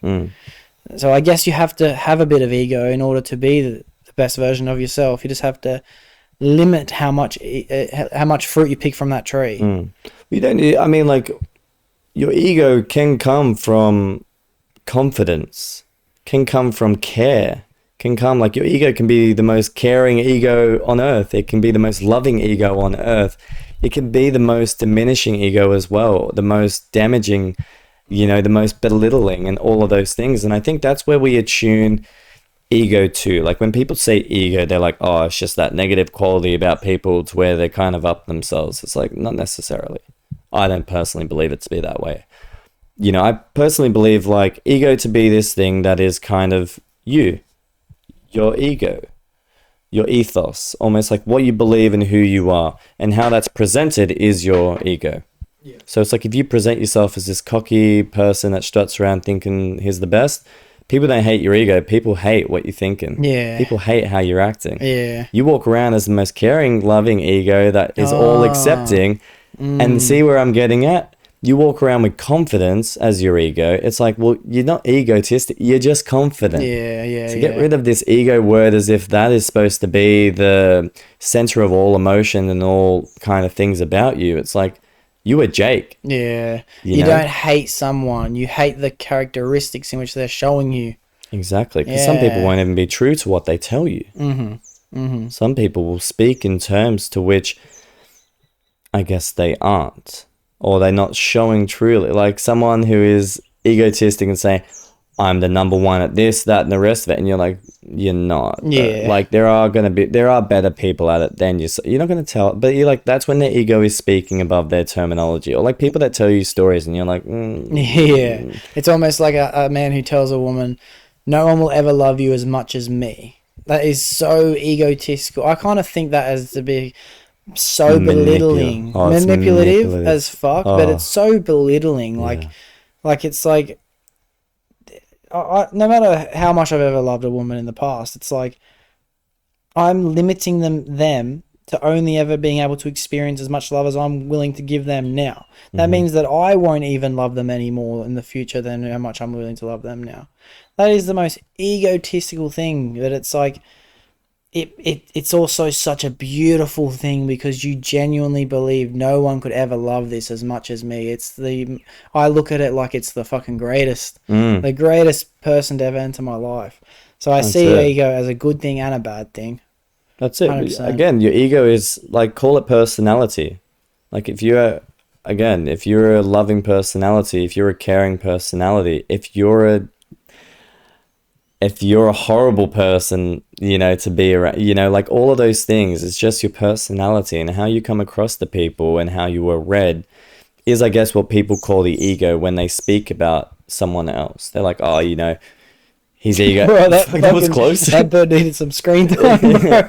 Made it, bro. Look at him all. Clout chasing, bro. That's it. Clout chasing. Yeah. But that's the thing. It's the ego speaking in some people, or it's the person. And it's that difference is, I think, what makes an honest man and a fake person. Yeah, you know, 100%. 100%. I tell you what, something just popped into my head, actually. I have been wanting to tell you this. Have you ever heard of Doxy's cult? No. No, you haven't. Well, it's actually, a lot of people have that same answer. And it's just a cult, bro. Doxy's cult. The thing is, once you hear about it, you're in it. Right, and the problem is you can never leave it. So it's like I probably shouldn't have bring it up. Unfortunately, I heard it once, but that's basically that's basically the So that's it? That's the gist of it, yeah. That's it. That's the basic gist of it. And like everyone listening, yeah, oops, I didn't mean to do that. Okay. Sucked It was an in. accident, but yeah, Doxy's cult. Like, there is actually some benefits to it. I think that the world will become more better because of it. Oh, have you created it? I can't say I created it because I believe that all thoughts come to me. Oh, So I'm not taking any pride in that. I think that of course. it was It external. wouldn't attach that to my ego. I heard it and I'm like, no, and then I heard once you hear it, you can never leave. I'm like, oh, shit, damn it. So yeah, it's not. I don't know. It's like there is obviously have to be some kind of hierarchy within the system, and if that role needs filling, I'm willing to apply. Yeah. Who's deciding? Yeah, that I think that the world will be a better place for it. And one of the things I was thinking that just say there was this millions of people within this cult that Doxy's cult. Yeah, you got 3 rules. All right, you got 3 rules for your cult. The masses, the world must follow. Yeah. What would that be? So first one, once you hear it, you're in it. Second one would have to be, unfortunately, you can't leave. So that's already 2 that have been taken. You've already taken like 2 very fucking awesome rules that you could have given out. Yeah. And turned them into like a bigger gathering. I'm saying you've already got the masses. Yeah, but the thing is, it's like, it's not my masses. The cult has the masses, and I didn't make up the rules. So it's like, it's not really like I have any say. But the third rule would probably be something to do with we stick together. All right? We stick together. And by sticking together, it means that you want to spread the message. Number one, that would have to come under that, and that will just create even better. And not trying to take over one nation or anything like that. But just while we're there, what's the message? The message, in a sense, is that we decide how we want to consume. All right. I'm freeballing this, all right? I'm making this up as I go. We decide what we want to consume and when we want to consume it. And it's funny because I've actually been thinking about this when it comes to things like advertisement. And when you watch a YouTube video like, say, fucking NRMA insurance. So it pops up in my fucking YouTube video. I'm only 3 minutes in. I've just watched 2 ads and a 15-second ad. I can't skip it. I didn't click on this video to watch this fucking ad, right? I think to myself, fuck NRMA. So why doesn't everyone decide we are never going to use NRMA again because they put their fucking thing in my video? Now, Hungry Jack's, this is what I was saying to my other friend yesterday.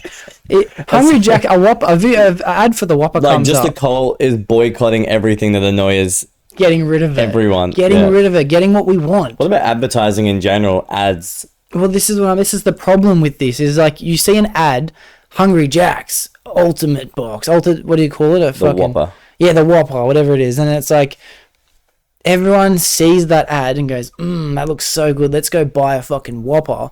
And then the people who are on the other side of the advertisement space are being like, look at the numbers in which we're growing ever since we started putting this ad out. Let's put another ad out. And then all of a sudden you're getting 2 fucking ads within one fucking day. And then it's 3 and then it's 4. And I'm just like, how about when we see an ad, everyone goes, we are never ever buying that product ever again. So then businesses are like, let's not advertise because all we're doing is we're fueling this machine that is taking away our time. Now let's go to something that actually has a big impact in our lives.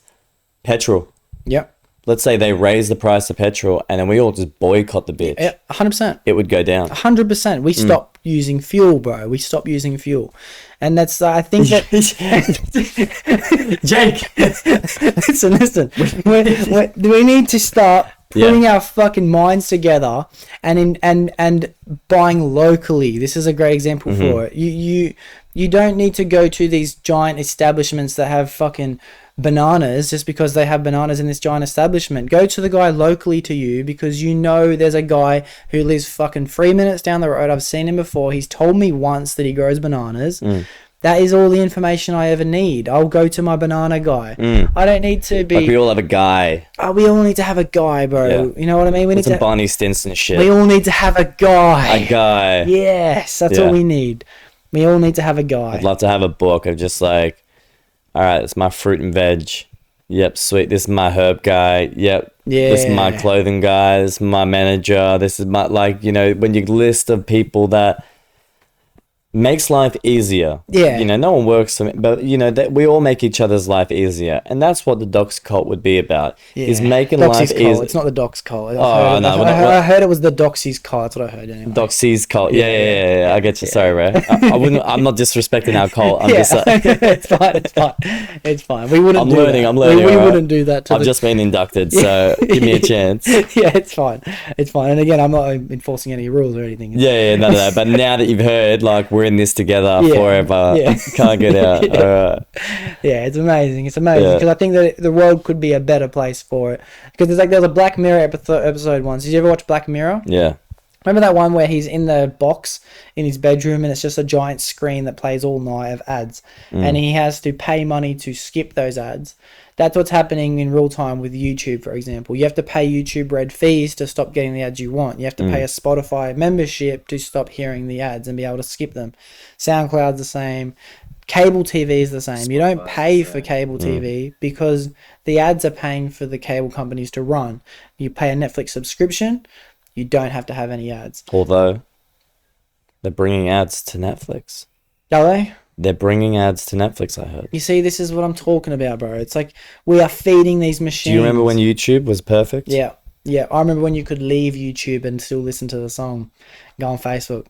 They were the days, bro. Now you have to just keep paying for more and more and more. But why? And it's your time. I don't think people realize like how much they're worth, and how much of that worth they're given to technology or video or something else. You know, like. And that's what I mean. We're not consuming what we want to consume. We're consuming what other people are forcing us to consume, overriding these habits inside of our brains, and making other people. It's like my friend Jackson. Shout out to Jackson. You deserve the shout out. I love you.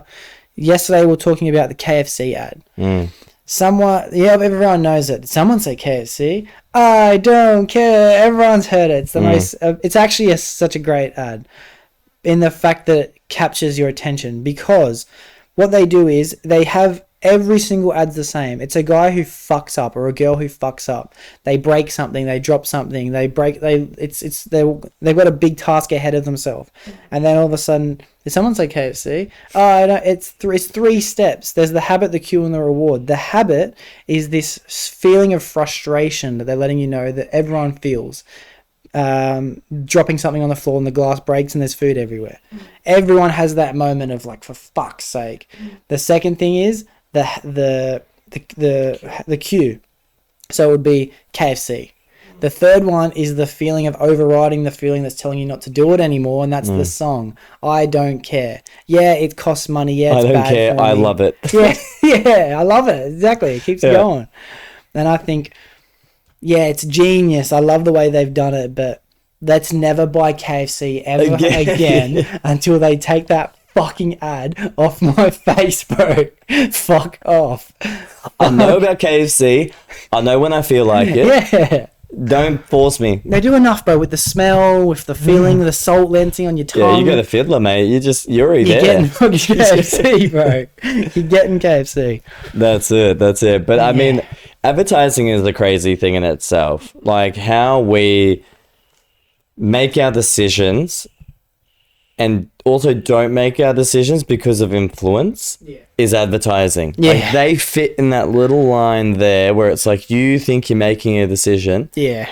But you've just spent $200 on something you previously didn't know about. Yeah, yeah, exactly. They convince you that this is the thing that you've been missing your whole life. Yep.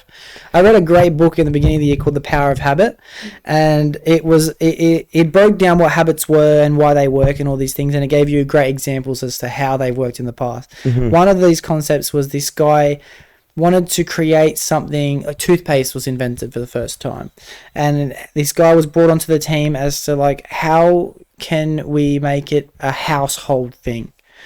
And this guy had done previous work to grow businesses through advertisement, and he created a cue. The cue was, and he started advertising it on billboards, playing it on the radios, word of mouth. Lick your teeth. Do you feel that feeling on your teeth, that dirty plaque Well, you're meant to take that away, and what you will get in return is a beautiful white smile. Plaque was never bad for your teeth in the beginning. Like, people weren't necessarily having all these dental problems for their whole lives, but he created out of nothing this habit of brushing your teeth every day to remove that plaque. But people live with that for fucking thousands and thousands and thousands of years. Yeah, I guess like your teeth are more a like perception into your own health. Like if you eat shit food, that's breaking down your teeth. Exactly. It's not the plaque. It's the sugar. Well, it's the same with bacon at breakfast. So back in the 50s when everything's kind of kicking off with advertising and things like that, TV, whatever, they go, all right, we need to start getting people to eat more meat. We need more money. How do we add meat into breakfast? It's the only meal of the day where people just aren't eating meat. Yeah. Lo and behold, they bring in bacon. Yeah. Start putting Eggs it on best all these friend. Advertisements. Yeah. Bacon and eggs, blah, blah, blah. Eggs is nothing without bacon, yeah. Exactly. Yeah. And all of a sudden now, you could not think of bacon and eggs and not think breakfast. 100%. You can't think of bacon without eggs or eggs without bacon, realistically. Not until you get into a habit like yourself where you're not eating bacon. You're like, I'm talking to a vegan. Like, yeah. That's it. Yeah. But they also did a similar thing in that time era where there was only 2 meals a day. Did you know that? Lunch and dinner. Yeah. And then they had to be like, we need more money to fund World War II, or maybe it was World War I at the time. And what can we do to create more money inside our country? We'll create a third meal, breakfast, the most important meal of the day, which has never been done ever. Breakfast is not that important. Meals are probably just like when you're hungry. Yeah, once a Instinctively, day, like, twice a day. yeah. Like breakfast was made out of nothing, bro. And then those cereals came out. Which, how can you tell me breakfast is the most important meal of the day if it's Nutrigrain? Yeah. It's sugar. Although, so through naturopathy and all of these other learnings, what I've grown to learn is actually the fortification methods that go into a lot of our food. So, Sultana brand, Nutrigrain, all of these different things, high in iron because they fortify iron into food now. So that's why Nutrigrain is like, you know, always about the iron, man, and all of that kind of stuff. It's like, it's just this fortified food. They've convinced you that, you are gaining the nutrients out of this. Nutrigrain. Iron Man. Iron, yeah. They've spelled it out for you. It's like even medication, But bro. that's just mass marketing, bro, in a great advertisement way. Like, that's just convincing you to take. This is, as we just said, this is the thing you've been missing. You didn't realize it. Exactly. Yeah. They make you think a certain way, and then now you believe that you are less than because you don't. And Sultana brand was like your daily morning intake of fruits and things like that. Exactly. Wow. I'm going to give you all of these different things to kind of go off, when really it's the same sugary mess every morning. Yeah. That's breaking down your teeth. They now have to go buy Colgate. Exactly. Thank you. Yeah. You know what? One family owns them all. Yeah. It's true too. Yeah. It's true too. That's That reminds it. me of 2 things. The first thing was another thing from this book where they were talking about Target, the store, American Target, different to Australian. And that's that they have actually got a database for every single customer that has ever been into Target. Every time you tap your card, use your membership, pay by cash, facial on the security camera, they link you up to your email address. You go into your slot in this database, and they can track how much money you make based on what type of items you're buying when you buy Really? them. And they found that a pregnant woman is the most profitable human being at any point in their life. And they spend an average of like $7,000 to $15,000 more that year while they're pregnant in those 9 months than anyone else will ever will. Oh my gosh. Wow. And because also in Target in America, they sell food and like furniture and a lot of these things. So they were like, sometimes I forget how big Target is. it's hey? massive. It's massive. Anyway. And off what's topic, crazy but about yeah. Target is Target's actually owned by Coles, or it was for a very long time. And, you know, Big W is actually owned by Woolworths. Did you know that? And that's why Big W is Big Woolworths, because it's Woolworths with all the stuff that they can't fit inside of it. How crazy is that? Anyway, so this company in America, Target, they were like, how can we, because what they also do is they advertise for specific people. Because of what they're buying, they know they have children. They'll send those advertisement books to those people's house with toys in them. They'll send men more things with lawnmowers, and they'll send single women more things with beauty products. And I think we experienced that in Australia, because I remember being a kid and getting the toy magazine a lot as a kid. As an adult, I haven't seen that toy magazine once. You remember going to school and with they the would toy mags, bro. what was that called though? It was You talking about book fair? What are you talking about? yeah, something like that. Yeah. They give you a fucking piece of paper and you go home and bitch to your Oh, parents. you're talking about the fun runs, the sponsorship things. Isn't that things? No. All right, at my school we used to get this like book, and it was like you could get pens and a thing, and it's they would book like fair, yeah. you'd put your order down, and then they would like send it off, and you'd get it back, and it'd just be like a little present in the day. Okay. But it's like even at work. So I work in retail. We put all the kids' lollies at the front of the store Yeah. at kid height. Yeah. So they can go and just pick this up and probably nag their mum until they get it. Yeah. And this kid came in the other day, and boy did he want a lollipop. He was crying, screaming. Oh my god, his mum was so embarrassed. But lo and behold, he got what he wanted. Yeah, exactly. And that's the power of this marketing. And I genuinely believe that we have that same system in place here, because now that I'm an adult and I'm not seeing these toy magazines come in the mail, I reckon when I have kids, they're going to start coming back, because I reckon there is this database within our target as well. And anyway, they were trying to decide how can we target, how can we acquire for the pregnant ladies who aren't admitting that they're pregnant yet? How can we start to send them advertisements without letting them know and telling us that they're pregnant? Is there any way we can do this? So they decided to create this system in which they could tell what trimester someone was in without telling them what trimester they were in, based on what products they were buying. Lotions, certain creams that they were starting to crave, things like that. And what happened was they were starting to make a shitload of more money by sending the advertisements to these people who start to buy these products early on. And this one guy, he comes in one day, this man, and he starts to say, like, what the fuck is wrong with your team? Why are you sending these types of magazines to my house? My 15-year-old daughter is looking at things like nurturing mothers, and mothers looking up at and babies looking up at their mothers with these big, beautiful eyes. What are you trying to do? Are you trying to make my daughter have kids earlier than she should be? This is our conversation to have, and I feel like this is what you're trying to do. They said, I'm sorry, it was obviously a mistake. We sent this out to a certain demographic. He comes back in a month later. I wanted to apologize for the way I reacted. Turns out my daughter had a secret that she hadn't told anyone. She was actually hiding the fact that she was pregnant. Wow. And the system they made worked, bro. They were reaching people who were not even admitting to their parents they were pregnant, based on the data they were collecting and shit they were buying. And that is the ultimate accumulation of technology. Yeah, bro. Like, far out. That's like even in China with, like, have you heard about the facial recognition grading system? Yeah. There's a social score. Social score. Yeah. I thought that was a different one, eh? Like, Yeah, that's nuts. oh bro. my god, I just could not imagine how low of a... No, just... But I couldn't imagine living in a system where that would be the norm. Oh, it's sad. It's sad. That's That's the best way to oppression at describe its it. like peak. Yeah, Like, yeah. for a country that, you know, only a few get to live very well in, you know, like... Now you stop those few from becoming more. Oh. You limit the few even more. And that's the thing about these societies is that you know, like what we said about free societies, it's like the man with the most power makes everyone else not very free. Yeah. You know, like... Yeah, that's true. That's very true. And I've got a friend who lived in China for a very long time, and he says to me that it's all very problematic what they say about China, but from living there for most of his life, he didn't feel this way that we feel about China. He's like, it felt normal, and it still feels normal from living in Australia for the last 10 years. And I think that's a crazy bit of information to me. Maybe I'm falling victim to this fucking mass media output that they're doing. Maybe it's really not as bad as we think it will be, as we think it is.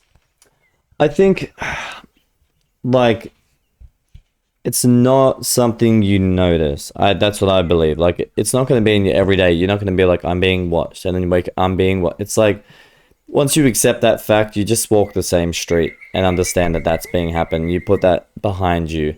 So you're going to live your days and soon enough understand that it doesn't affect you day to day. Yeah. But on those people where it does affect their day to day and like all of those different things, and they can't get on trains or a bus or walk in certain, you know, and do all these different things, it's like they're hidden. Yeah. They're put away in places where their voices aren't being heard. Exactly. And and that's the thing. It's like the ones most oppressed you'd never hear from. Yeah, because that's true oppression. True oppression, I heard this lady, Yunomi Park. You heard of Yunomi Park? No. She was a lady who escaped North Korea. She escaped North Korea. She's been on so far a few podcasts. Flagrants. She's been on Flagrant I know who you're recently. talking about, yeah. She was recently on the PBD podcast and the Joe Rogan episode before. And she says that true oppression is not knowing you're oppressed. Because you have nothing to look forward towards. You don't know anything different. You don't know there's a free world right there. Like, yeah, they don't have a word for I. They have we like to go to the park. We like to sing. We like to eat sushi. All this shit. And it's like, that's oppression, bro. wow. And I wonder if that's what this social score could become. It's a difficult conversation because I don't know. I have no idea. You're grasping at straws with it, but at the end of the day, it's scary. Yeah. Like, you know, it's worrying to think of nations becoming so powerful. And that's probably what this lady's worried about today. Yeah. Is the bodies that control the laws and things like that, you know, not being too oppressive and then causing all of these different issues. And that is what she's saying. She's saying this is the early steps to dictatorship. It's first socialism, and then it's communism, and then it's dictatorship. Like, we are in democracy. Let's just enjoy democracy. I don't need my phone's being tapped by fucking police all the time. I don't need to scan my QR code every time I want to go to a pub just to make it COVID safe or anything like this. So I can, like, if I get COVID, I'll know. Yeah. I don't need the government to text me to be like, hey, there was someone with COVID at a place. You're like, look, crazy. The transfer of information can be useful to be like, all right, maybe I should go get tested and all of these different things. But it didn't show, in my opinion, much fucking benefit. I think that everyone got it anyway. Really. It's just like depending, like, I guess if you heard that and then you were like, oh, maybe I won't go see grandma today. Yeah, I did do that. Well, I did do that at Christmas time. I could say I did that a few times where I'd be like, even like up here, like, because that was my biggest worry, is only to, you know, pass something on to someone that can't cope with it. You know, it's difficult to think about, oh, am I going to cause harm? Am I not? And this, and I was like, I'd just rather be on the safer side of everything, you know? But I wonder if it caused the opposite effect for anyone. I wonder if anyone got the text message saying you have now got COVID, be careful, and you've just been seeing your grandma. And then all of a sudden your grandma gets COVID and she dies. I wonder if anyone has had to live with that feeling because that's not information they needed to know. No, but it's a dark perspective, but it is a real perspective. Yeah. You know, and that's even something which happened to me. Like, so I had a friend's wedding. We traveled all the way down from up here to Central Coast. Yeah, we were at Terrigal. My family came up. They were going to meet us. We're hanging out before the wedding. And like a day before the wedding, me and Sarah, we got sick. Yeah. Like, we were like, oh, sniffly, this, that. And I'm like, oh, can't believe we have to do an 8-hour drive. Like, we, weren't really... I know what you mean. Yeah, we weren't thinking, we're contagious or anything like that. It just felt flu. Yeah. Anyway, we get down there, see family, hang out with them. Then, wake up the next morning and Sarah sick as a dog. Yeah. Really, really unwell. So she's like, I think I should test.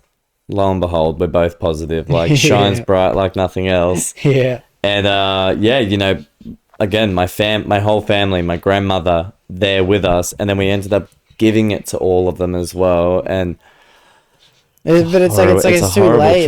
It's too late. Like, that's life. Realistically. Yeah, that's it. I had the same thing this year. My Christmas party for work. I got there. I woke up on the wrong side of the bed. fuck this. Like, I don't really want to go. I'll just go because I'm the new guy and I'll just show my face, you know, make an appearance, meet some people I haven't met before. And then I'll go home after 4 or 5 hours. I'm not going to drink. I'll just drive.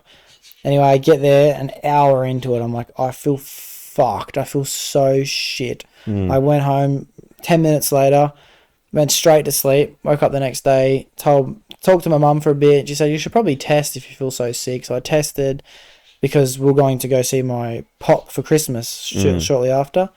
Came back positive. And I was like, oh, get fucked. I just gave it to everyone at work. And surely enough, everyone at work had COVID within a week. But it's like, that's life, bro. Yeah. And it's a good thing we didn't go see my pop, just in case. But at the same time, why has he had his fucking 6th vaccine then? Why are the government telling him you need to have your 7th vaccine if we can't even go see him? Like, what's the point of having it? Well, the vaccine, as much as, you know, I say, like, attaches to your DNA and stuff like that, it's like any disease, it evolves and it changes. So I think that's their kind of booster. Like, you know, you might need a little bit every once in a while for your body to kind of keep, because the vaccine's evolving. The vaccine evolves, the disease evolves, your body evolves with it. So every time you get sick, you get stronger. Think about it that way. But it's like when you get weaker in your elder ages, you don't get stronger again. So they want to give you a little bit to keep you at this level where you can kind of hold your own stance and you can maintain it and you can do all of these things. Okay. But it's not that I agree with it either. Like, you know, it's, you just do I believe that maybe getting COVID and getting over COVID is your best bet? Yes, because we have natural antibodies. We have things in our body that can create the same thing that this has happened. Like, once you get COVID, your body creates mRNA that goes to your DNA that goes, hey, this is a sickness. We don't like this. We need to be able to deal with this. It's almost like your DNA is like a computer and you've just stored the information on it for later. Even the craziest things. So on your DNA, there are things called telomeres. And basically, these telomeres are different in all of us. And as we age, they break off. Let's say they die. And that is like the length of your life. So it's like when your DNA keeps and your telomeres keep dropping, so does that brain function, so does that body function, and all of these different things, because literally your DNA is dropping out of your body. And it's a natural waste mechanism within our body, and it's not necessarily like you can gain DNA in a way, but it's an interesting fact to know that you actually have a length of telomeres within your body that degrade over your entire lifetime. And I wonder if you can add things to your DNA like we have been doing through vaccine or through natural immunity to create more telomeres. Is that what you called it? Telomeres. Yeah.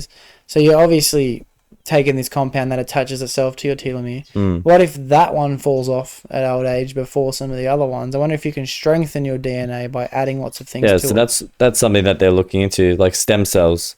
Yeah. So they'll put like a cell in there that will replicate another cell that will... Because cells are ever growing, or they're like cancerous cells are just eating away at you, basically, if you were to put the opposing in there. So it's like stem cells are going to be able to like promote growth, and like even they're trying to do, I don't know, they're doing crazy things. They're putting like brains in different people and doing like, there's some testing going on and some things that are going to come out in that future of ours, which are going to be very confusing as well as exciting, you know? Yeah. Well, I like the fact that for the last few years, they've been looking at age like a sickness. And that makes sense when you say these telomeres falling off, because that's considered to be an illness that you gain over time. It's just old age. Yeah. Like, I think it's like when your body starts getting you can't lift the same things. The SEER starts getting a bit higher. You need like, your body's just breaking down. Yeah. And that's a natural thing that happens. And it's not, you're not sick. You're not healthier. Like, you know, it's not, you're not, like, you can understand where I'm coming from. Like, it's just the nature of life. Well, they're actually trying to treat it at the moment, like it's sickness, through the medical technology, and they reckon that within our lifetime you will be able to prolong yourself to live up to 150 years with the way technology is. There's some in-time shit, which is fucking dope, bro. I would so do it. Sign me up. I've said on this podcast before, if I could, I'll live forever. I will live forever. Makes life just this ever no. Oh, dude, I could get I just so feel much like done, bro. you get so much done, but like you gotta remember, like they're prolonging your life, but they're not rebuilding your bones. Like you might think still that need they- a hip replacement. Yeah. Sign me Two up. hip two Sign me knee up, bro. Replace it all replacements. with metal. I don't care. Replace it. I want to be bionic man with my 100%, brain. Like 100%. that's it. That's what I want, bro. I want to cut my hand off whenever they. All right, let's not speak this into existence. Let's touch that wood real quick. When they have the technology to make my robotic hand replaceable, I will get it done. I will get it done. I'm gonna have impact drill. I'm gonna have fucking lighter. I'm gonna have vape. I'm gonna have all these different fingers, right?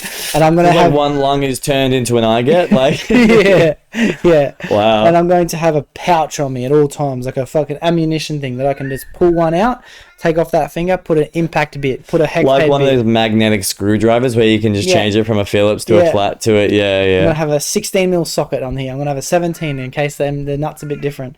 I'm gonna have all these. Your different legs like the interchangeable fucking fingers. ratchet. You're like, Yeah, my fist is just gonna go, brrrr, and we're just gonna hammer things in, bro, with my automatic hand. Sign me up. it's like your spoon, Yeah, mixer. yeah, fork, yeah, Yeah, 100. Yeah. Sign me up. fork and knife. Yeah, that's a good one. That's a good one. Yeah, sign me up. Yeah, what's your add-on? What's your extra? What would be a cool one to add on?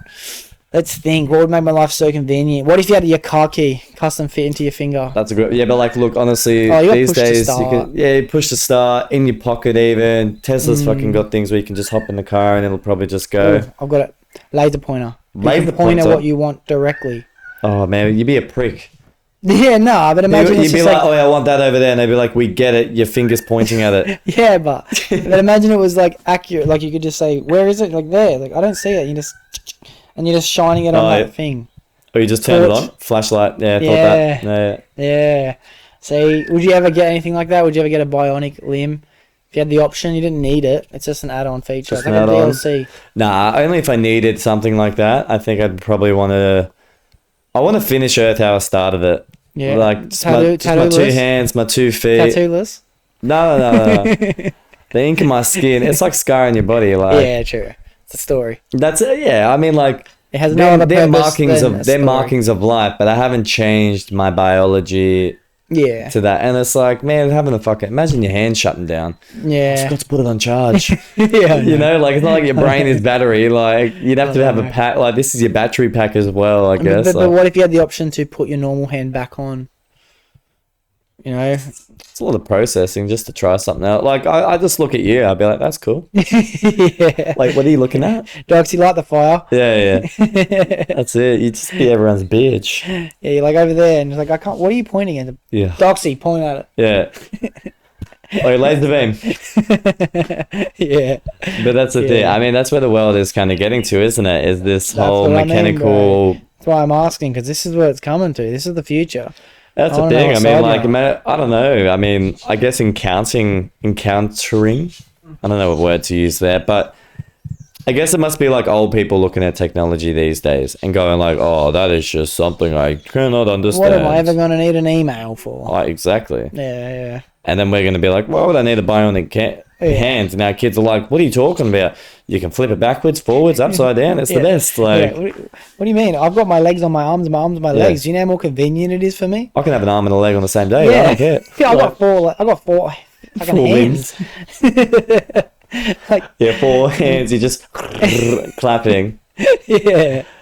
Yeah, the world it's going to be a different and changing thing. I'm excited for that. Yeah, me just too. just to watch. I think. Yeah. Not to be a part of. I don't want to be no lab experiment kind of vibe. Like, and I'm not into that. But to watch, oh yeah. What about Neuralink? What are your thoughts on Neuralink? Fuck it. It's like that's Interested? like being perfect. Nah, I don't think it's being perfect. I see it as having a advantage. Yeah, but that's it. Exactly. That's it. But It's just like, an advantage. you have an advantage. So it's like we have this conversation. And I'm like, oh, I wonder this, and you're like, it's because of that. And I'm like, oh, cool. And then if you did that on everything I said, I'd probably be like, shut up. Yeah, but then why ask the question if you didn't want the answer? Well, sometimes I just want to ponder on something and Okay. really try and like when we speak about spirituality and we want to go and you're like, actually, spirituality is blah, blah, blah, blah, and your brain's just told you this because you've got a Neuralink and you're like, well, actually, it's because of this, and you haven't had an original thought after you had Neuralink. But that's what the beauty of spirituality is that you can't describe it through facts. You only describe it through ideas. And I don't think any Neuralink will ever take away spirituality. Well, it's if AI. anything, it'll create a more positive reinforcement, because now you have statistics to back up your ideology. You know what I mean? You can be like, this makes sense. And if your Neuralink doesn't agree with your previous ideology, self-destruct. You just start twitching out, like you start to figure out more than you should have, and the government's like, fucking shut that down. Like what if someone could hack it? Someone learned to hack the thing that helps you think. Or Elon goes, you know what, let's change the information in there. 1 + 1, 3. And so every time you're like 1 + 1, your brain thinks 3. So you understand the manipulation that can come of these things and the control that I believe that they can have on people. And it's also people just thinking that they probably can't learn something on their own 2 feet or have an original thought. But I just see there's so much, like, I'll be exponentially a better person with it. Like my ability to communicate with others with different language is instantaneous. Well, that would be like, I'm not saying I think that those facts aren't amazing. Musically, I'll be able to do something that I would have had to devote 10,000 hours in the past to be able to do. And that's not going to take away natural musicians. But we've spoken so much about hard times creating that actual presence of what you have learned, what you can now say that you can do, and all of these different things, an accomplishment. You'll never accomplish anything again. You'll know, you'll communicate, but after a certain while, you won't use Mandarin every day. You'll use it once and you'll be like, oh, that's cool. And that'll be it. It just will become this natural thing. That feeling of pride and proudfulness that I'm chasing towards. And if you want to learn Mandarin, it's not the fact that you know Mandarin, it's the fact that you learnt Mandarin. Exactly. And that's the actual accomplishment. Adding it into your brain, you wouldn't be like, oh, I'm so cool, I know all these things. People would be like, no, you don't. But do you have They wouldn't call you a smart person. They would say you're a person that is smart because of someone else or because of something else. And that discredits you as an individual. So whatever power or whatever leg ahead that you have, it's like, well, you didn't get there on your own 2 feet. Yeah, I hear. And it's almost like I was going to ask you, do you feel a form of future regret? So what's the word for future regret? Like fear of being left behind the herd. But then I would assume your answer would be no, considering the fact that you're willing to just get up and leave your social obligations behind and move somewhere with your girlfriend and just do what you want when you want. I'd rather find a bunch of people that never did that and be able to have a real conversation. Like, imagine having 2 Neuralinks talking to each other. They wouldn't be. They would be communicating. They wouldn't be communicating. They would both be right all the time. There would never be an indifference in what they speak about because they're like, yep, that's right. Oh, now let's think about this tree. Well, the roots and all this. And you're like, I know. So people are just going to look at each other and then just start fighting to the death. Yeah. Like instantaneously. Well, no, they just won't connect. But they won't be able to connect. It's because there is no indifference in their thoughts anymore. All their information is now scratched up to be the exact same. No, but it won't, because of the spirituality aspect, the religious aspects, the fear on the trans community, pro-life and pro-choice, all these fucking big gun rights and no guns, like all these big things are going to become the only thing that is communicated, and that's the disagreeing with people. So it'll instantaneously conversation all the time though. Like, I'd rather speak about. You're right. It's actually horrible because it's instantaneous disagreement without the communication skills. I think about your job in the future. And, like, you know, it's great. Like, we've got iPads in front of us and we can do all that kind of gear with about 10 seconds of our life. Like, do you believe that you would be able to sit here and have an amazing conversation with someone, ultimately knowing that maybe that fact that they said was wrong? And then you just sit there and be like, oh my God, this person is spitting off fact after fact that isn't true. And you just become this perfect individual. And I'm not like, it's an amazing feat. Like, you know, technology wise and being able to kind of add that into someone's head in a certain way, it's cool. It's interesting to think about. But the practicality of actually that becoming my life, I couldn't see.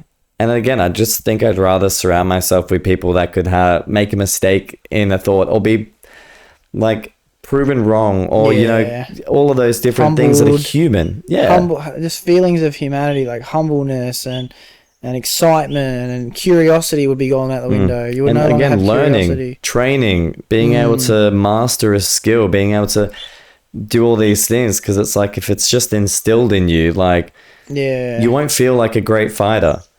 You won't feel like a smart person. You just will be. Yeah, it is. It becomes. It is what it is, and it's useless. Is what it is. Is just. That's the end of that. That's how you wrap up a conversation. It is what it is, and that would become conversation. And that's exactly what I'm saying. It's just like, imagine us having this. Imagine us talking about something, and you're like, "Yep, it's because of this," and I'm like, "Okay, cool." Soon enough, I'm just going to use you as Google. Yeah. Well, I think that if it was maybe a situation in which that would become the norm, everyone got Neuralinks, is that it would take a while for society to get to a stage where you no longer have that communication in your early years. You go out and you experience life properly on your own, and then you share your experiences later. So I wonder if that will become what will happen. No one's arguing in itself. There's no trying to figure out what someone else is saying. Everyone just experiences as much as they can experience, and then shares their stories in their older years. You know what I mean? I get where you're coming from. I just want to draw back onto a point that you said about different languages, though, and being able to, like, communicate, as you just said. I've gone overseas, and I've had some of the deepest connections with people, and we didn't say a word to each other. Wow. We did not say a word. Like, wow. I've looked at someone on a night out, and we just knew that if we could speak the same language, we'd be best friends. But there is something intrinsically there that, although we're going through Google Translate and we're trying to scrape together what the hell the other person is saying to us, you go through those things, but prior to that, there was this human sense. This human sense that knew I was safe with that person, that I connected with that person, and that there was something about them that I didn't know that I wanted to know. Yeah. See what I mean? Yeah. It doesn't take language. It takes energy. Yeah. It takes you being able to feel the energy of someone else and go, I resonate. Well, that's all that language is, isn't it? It's sounds explaining feelings. And obviously you apply those sounds to inanimate objects and places and locations and people. But all you're doing is you're making noise in order for someone else to understand what's happening inside your own head. Exactly. And you don't need to have a specific word or sound for someone else to explain. You can use that through body language and the pitch and the tones and the facial expressions. Exactly. You don't need to have language, do you? No. You need just general human. Like you need to be able to hug someone to make them feel loved. You can be like, I love you, or you can give them a hug and be like, I love it. And it's a different thing. You need human contact, whether that's verbal, whether that's physical, whether that's even spiritual from another person. Like, you can feel everything from someone just by being attuned to who they are. But it's like, if I were to speak to someone that was spitting off facts to me like a robot would, I just feel disconnected to them, I think. Right. I do agree with you entirely on that. I do think I have a little bit of fear in being left behind. I think that is one thing that I'm holding on to, because I like to do the things that will cause the least amount of regret later. If I'm stuck between a decision, right, so which one of these am I going to regret not doing? And I do the opposite. So, yeah, that's probably where it comes from. I will think about it a lot more. I think we've got about 3-4 years until it becomes the new iPhone. Like, are you going first run? Yeah, that's what I've been thinking of anyway. See, like, first-gen iPhone, great at the time. Shit now. Now it's like base level, but that's what you've got. Yeah.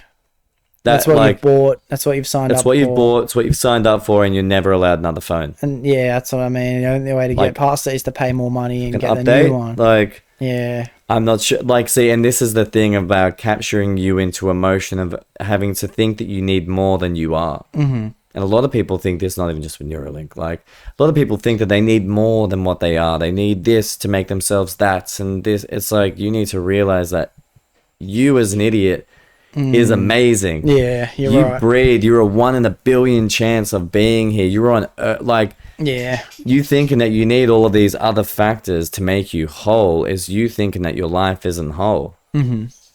Yeah, it's chasing perfection and not accepting the imperfection, eh? And I do understand that, you know, the left behind feeling and feeling it's like never getting that phone. Yeah, yeah. You know, and never having a phone. Like, you're like, oh my gosh, like, I can't contact people. I can't do this. I can't do that. And how great is having a phone, because you can do all these things and, you know, be safe in some and you situations. can't imagine your life really without one at this stage. That's it. And Yeah. that's maybe where Neuralink will get to in I think humanity. it will. But you make up some good problematic reasons as for it, because this whole thing, I've been hearing problems about it is like, what if the government wants to override it? What if they want to enforce these things that you can't skip and you have to pay money to get out of? What if And I they just provide see all an them ad as like, in your brain? yeah, and I see all of them as like no different to how my life is now, really. But it's the losing the human connection that is really pushing me on the other side of the fence. Yeah. And I think that's what is underestimated in life, is human connection and genuinely feeling like us right now, bro. Yeah. Like, you know, this would be, I think, different if you were Neuralinked, or if I were Neuralinked and I was here and I'm just like, I know everything. If you're a linker, you know, and we would with just a hard R. yeah, and we just link linker. up, and you know, like we'd be in sync, and all of the like, no, we would actually be out of sync. We would be. This would be a boring conversation. I wonder if that would become like a racial slang, a linker. You know what I mean? Yeah. It would start off as like a slang thing, and then all of a sudden it's like, if you're not a linker, you can't say linker, and it's like, Yeah. is that a linker with an A or a linker with an R? You Yeah, know? yeah, exactly. Yeah. It just becomes this trendy term. Like a linker. It sounds That's racist. it. eh? That's it. It's like it becomes a pronoun. Yeah. Yeah. Linker Jake. 100%. Yeah. A linker. Yeah, it's crazy. Only I can identify as a linker though. No one who does. You can't wouldn't be allowed identify to as a say link. that. No, of course not. Yeah. I wouldn't want to. Yeah. Yeah. Nice. But yeah, no, you get where I'm coming from. 100%. And I think it's like that with people that can't communicate properly as is. Yeah. Like, you just can't connect with them. And they're not Yeah. even communicators, and you need to verbally communicate. It's like people that can't emotionally communicate. People you can't connect with, eh? Yeah. Well, so you bring up traveling, and I'm curious as to, like, amazing story. You bought a one-way ticket, and your plan was to go overseas, and you Yeah. didn't plan a date to come home. That's a bigger commitment than I've ever been able to make when it comes to traveling. After 4 days, I'm homesick. I have to Yeah. push through those 4 days. I'm good for another few days, and then I reckon 10 days, I'm like, I need to go back, bro. I need Yeah. that fucking strive. I need to just fucking just hate my life again, you know? Life's too good. I need for to me. work. Life's too good right now. Yeah. What was the experience like when you first made that decision to go one-way ticket? Well, let's explain the whole mindset, why The you whole wanted to thing. go, Cool. things like that. All right, so I went to South America, and the reason why I chose South America over many other, you know, countries and stuff was predominantly to do with my uncles. So they had both done trips over there, and I grew up with their stories and looking through old photos and seeing Machu Picchu and seeing, you know, all of these different crazy things. And, you know, my uncle would tell me about wild stories about him being in a car with 2 Aussies traveling across country and, you know, like Yeah. all of these amazing things. So I was like, Quests, grand quests, just oh man, yeah. It just seemed like I don't know, it seemed like it was meant for me Yeah. to kind of go and do. So, you know, I chose South America, and there's lots of ums and ahs with that, in, you know, me going, I guess, you know, away and just booking that one-way ticket. I and can imagine like, it being fearful entirely. Like, you know, you're leaving your family, you're heading into the unknown. you know what? It wasn't. Okay. I kind of loved that fact. I Yeah. really enjoyed, like, dude, I rocked up in Peru. I didn't book my first night's accommodation until I was in the airport. Like, I looked up the hostel with the Wi-Fi at the airport, and that, like, I went from there. Wow. Yeah. Wow. So What did you have with you? Did you have like a suitcase or just anything had like my that? backpack. Damn. Just had my Damn. pack. Had a sleeping bag and I did have a sleeping bag and then just like clothes. Yeah. Had my Didn't passport have and then suitcase. I went to Thailand one time and I took a phone and a passport. Didn't even take a charger. luckily you buy a cheap one over there, Yeah, right? I knew I'd buy everything there. That's like an Andrew Tate video. He's like, oh, we're going to Morocco. You're not packed. Pulls out like 10K. He's like, I'm packed. Like, Yeah. So, going over there, didn't book a single thing. I just wanted the experience. And even prior to this, I booked a trip with like a holiday planner, basically, and they will take you all around South America and do this very specific trip. Like you'd be here for a day, you'd be there for a day, and you can. Oh, it's like a tiki tour, kind of. Something, similar to that, but for South America, it's like a little bit more culturally focused, I guess, than Kentucky. But so I planned that, and then I came home to my uncle and I said, "Hey, I've got this big trip planned. This is where I'm going. It's going to be amazing." And he's like, "Why the fuck did you do that for?" Yeah. He goes, "Bro, you're going to go there. You're going to get into a hostel. You're going to meet a bunch of people. There's going to be 5 things to do in that town. The next day, someone's going to be doing something. You go do that. You go do the next one. You go here. Then you hear about the next best place to go. You go there. And you just go day by day and go putt around." Yeah. And it was just the best, most eye-opening experience on earth. Like both positive and negatives in that term as well. So some of the positives.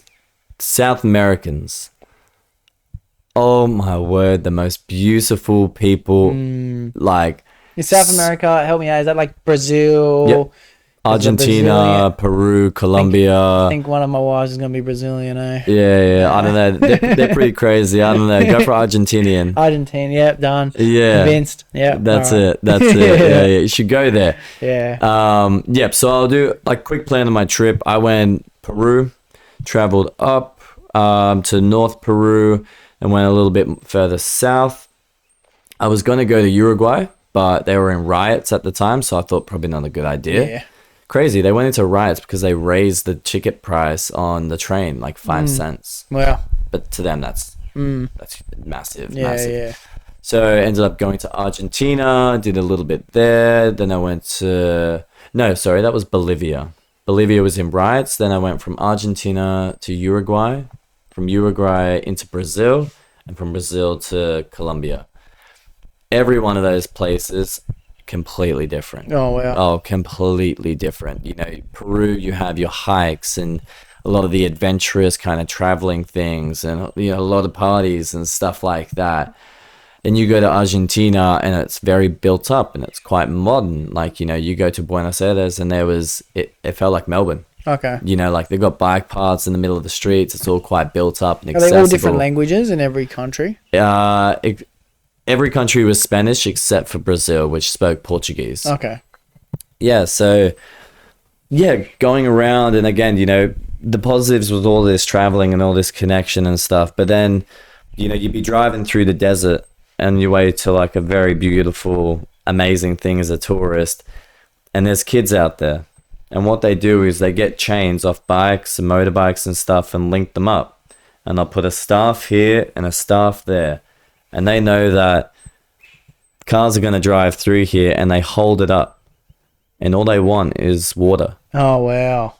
And they'll come up and they'll block off the cars not until someone gives them water, but after a certain time, and they ask you to bring stuff out to give them because these are, I reckon the youngest kid I saw standing in the desert would have been about 6. And the oldest would have been an adult. Just out there asking for water. Just want water. Wow. That is insane. I can't imagine life like that. No.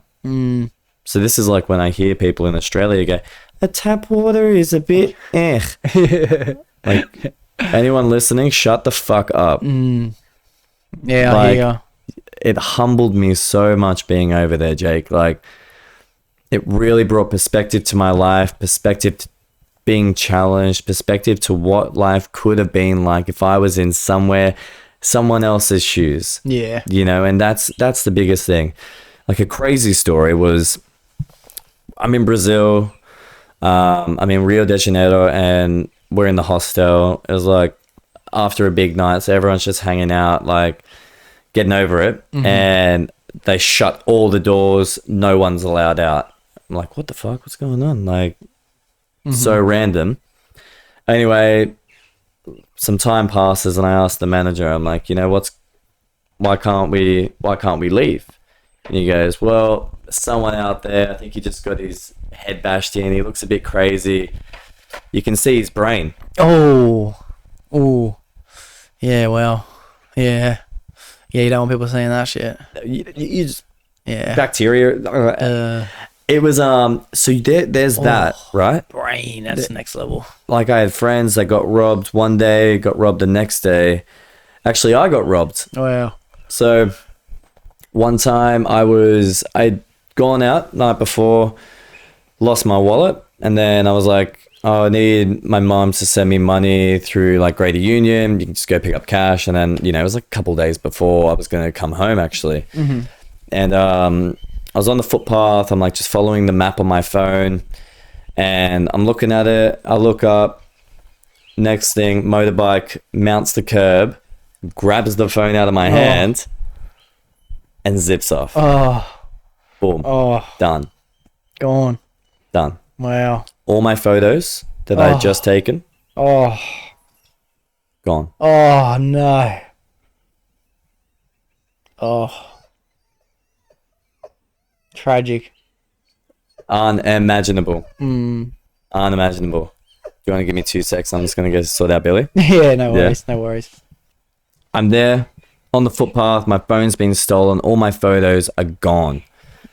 And I'm on the phone with my mum, and I brought a spare phone over with me because that's the safest thing to do. Idea. Because I didn't even think of that in this story. Yeah. So I brought another phone, and I called my mum, and I'm like, hey, everything's just been taken. Like, I don't know what the fuck I'm going to do.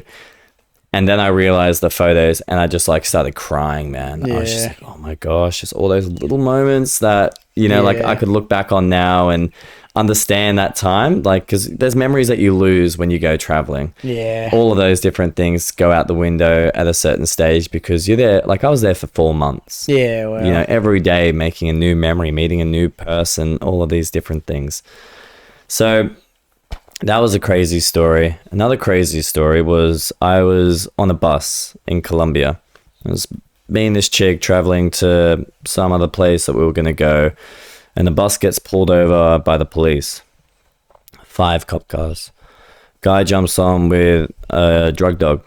And he lets the dog go up and down the bus, smells nothing. But he's standing in my aisle.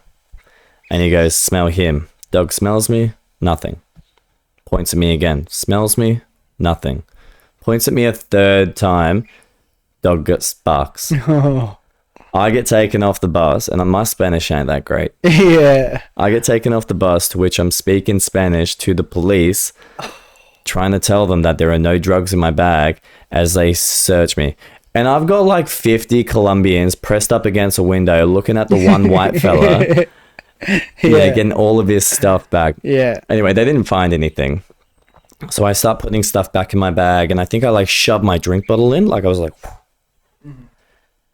And then the police officer says to me in Spanish, hey, if you're going to be aggressive, we can go back to the police station if you want. Like, you know, and starts like arcing up to me. Because I think they had been quite annoyed that they didn't get that little ransom that they were going to maybe pull out of me. And I was like, no, chill. I was just putting my drink bottle back in my bag. Like, right. Yeah. They were looking for something. That's what they were doing. They were looking for something. It's a common thing. It's a really, really common thing over there to... I guess go and look for those things out of tourists. Yeah. It's like an industry almost, you know. It's like an entire industry. It's like, it's one of those things. It's common, but you know, so many other beautiful times. Like one that comes to mind was I met this Melbourne couple, and we were going to go to the same music festival up in Salvador in Brazil. 10-day psytrance music festival on a beach. 10 days.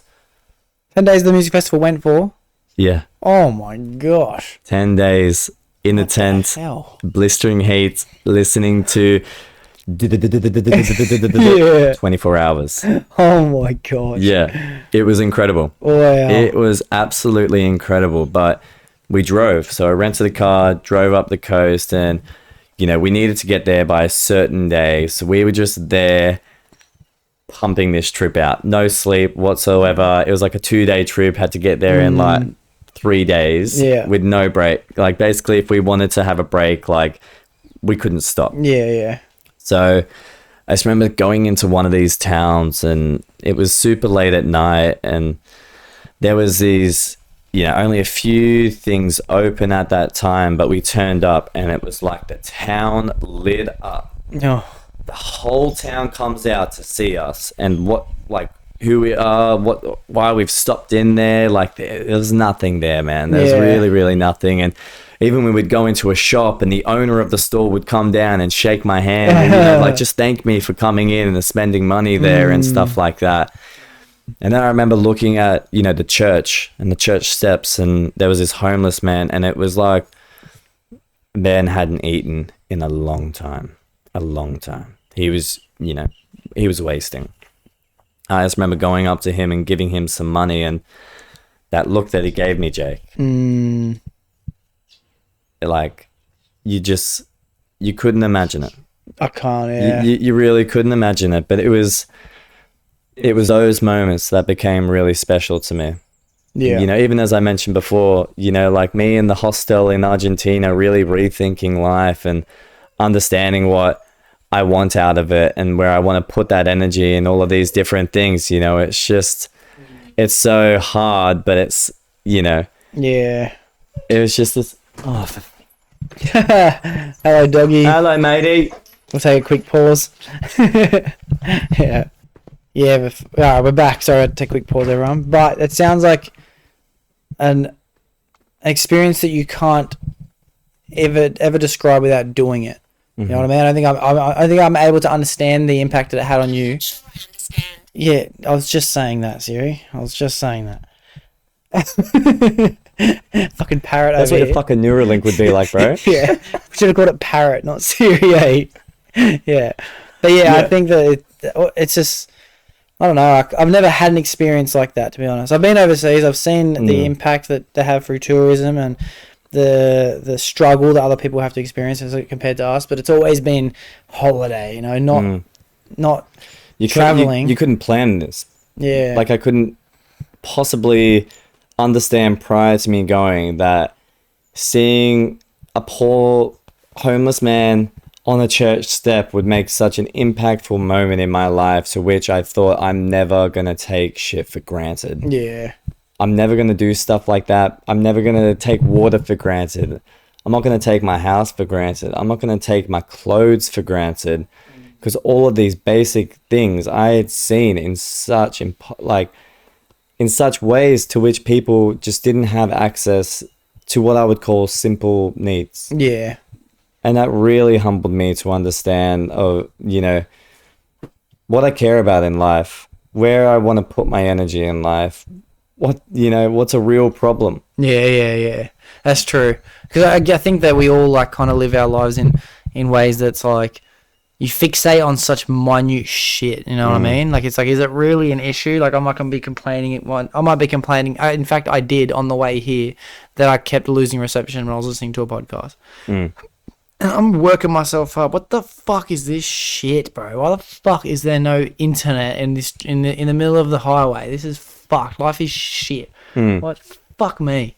I'm alone. I want to, like, I've got one person to listen to, and that's his podcast. And now, like, you know, everything can go wrong so quick. And now, look, I'm dealing with my own fucking thoughts again. This is fucked. I'm fucked. I'm insane. I'm on the spectrum. Oh, it's going crazy. And then the internet cuts back in. It's like, ooh, you know what I mean? And I'm back. Yeah. and I'm back. back. Yeah. But it's like, it's not important. It's shit. I'm complaining about shit. It's not things that you need, dude. Like, I mean, obviously, you get the same worldly annoyances that thousands of people get every single day in that same spot on the bloody highway. Like, you know, but it just gave me that perspective to really understand that life isn't as serious as it seems.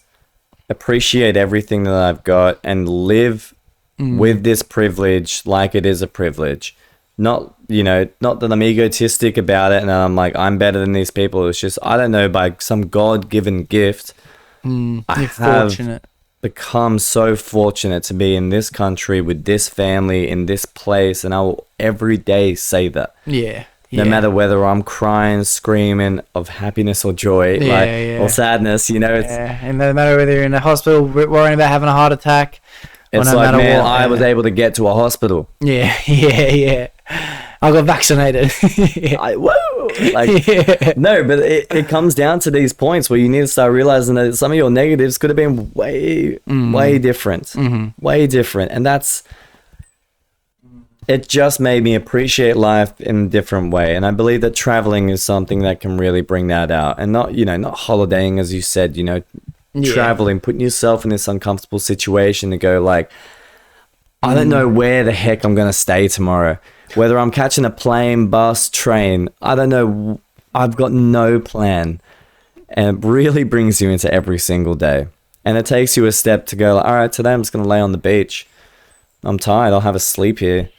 Oh, wow. All right, cool. What are we doing tonight? All right, we're going to that same pub that we went to every other night because that's the one place that everyone goes. Like, you go to places so small, there's not much to do. Yeah. But that's beautiful because everyone goes to all the same things. And like even going, and I remember it's just completely open.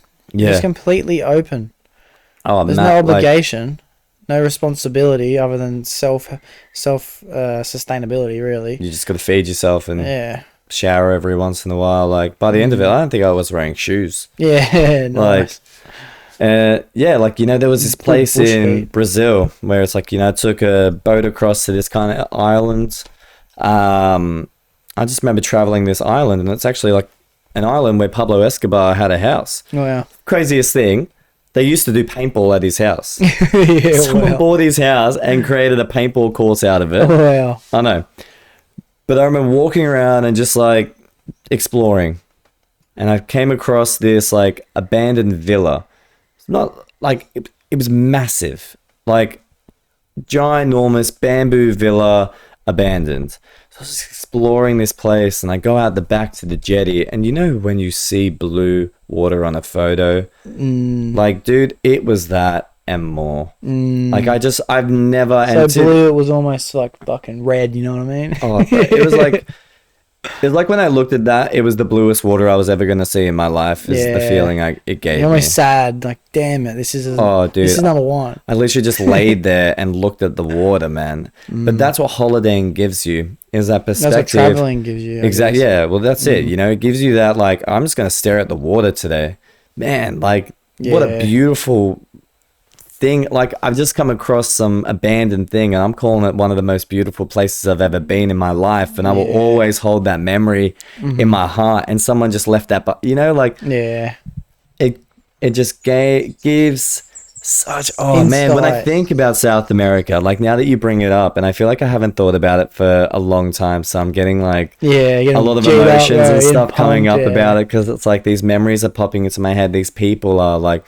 And it's even weird because when you go traveling, I met up with this guy 5 different times over South America. Wow. Just because we were both traveling and we both ended up in similar positions and stuff like that. Like you make friends like that. That's insane. Still talk to people that I traveled with, now what, almost 4 years ago. Yeah. That's sick. I remember going to Thailand, actually at the same time I was talking about, where I didn't take my phone. My shit charger. And I ended up being there for a couple days with Patrick this time, and we went getting tattoos in the day. At night time we'd go out, tattoos in the day, night time we'd go out. And then one of these days Pat said, look, I just don't feel like going out. He'd been there more than I had been, like he'd been in the past, and I said, yeah, look, it's felt fine, but I'm still going to go out. So I'm just out by myself walking around, and I bump into my other mate Otto from the area, and I was just like, get fucked, bro. So I just spent the day in Thailand with a mate from home. Wow. It was crazy. I always think about that. But that's like your story, even more grown than that. Like, you're bumping into the same guy 5 times across a continent. Not a little country where it's like a hot spot. It's an entire country, a continent with countries in it.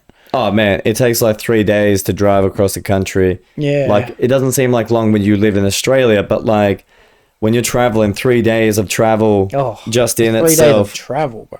Well, that's it. I mean, I was catching buses. I wasn't catching planes everywhere. Like, I'd be on I think my longest one was like a 40-hour bus ride. Wow. I mean, like, you're comfortable. Yeah, And, like, yeah. you know, it's like I was a wealthy traveler. Mm-hmm. So I got to get the nicer seat or something, but you're still sitting on the bus for, I guess, that long. But again, I felt privileged to have that seat compared to the seats up, you know, like. Of course. Well, when I was in Bali actually, this was only about maybe 7-8 months ago.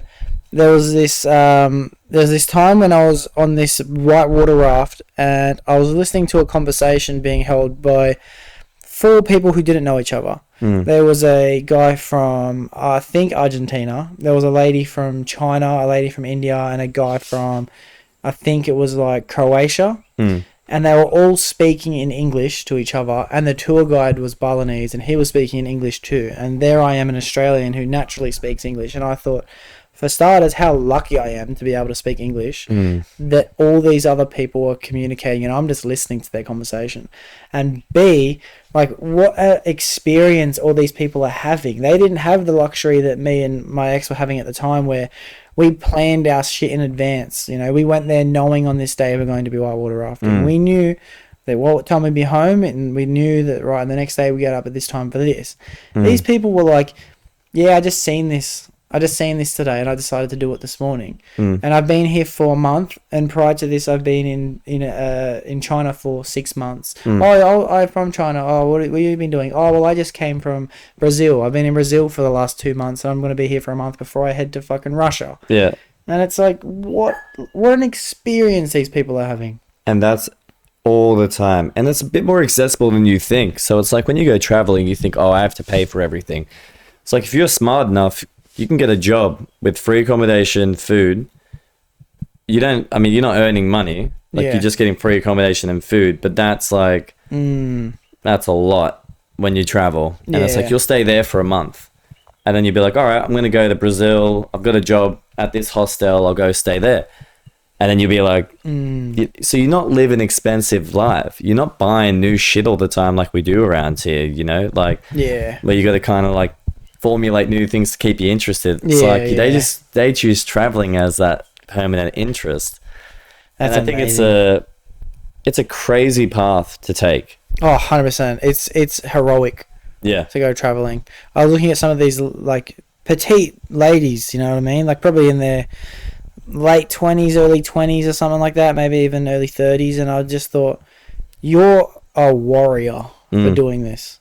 You just told me you just spent a lot. You told me you got up at fucking 1 o'clock in the morning to go hike this mountain with this person that you just met the night before, and you are from fucking, you know, wherever the fuck you're from. I don't even have a big enough intellect to know. All these countries that people came from and that memory, dude. Like, it's insane how many people you meet from across the world in one place. Yeah. You know, like, I don't know. It seems like they're not in Australia. They are, though. Like, we have a lot of tourism, so it doesn't seem that, like, I guess weird, but it's like when you're the tourist somewhere else, you notice everyone that's a tourist. Yeah, I did notice that in every holiday I've been on, how many tourists were there, and you notice the people on holiday because they're all the same. They're all wearing the merchandise. They're all wearing the say you're in fucking Fiji. They're all saying, oh, Buddha, with a certain way of saying it.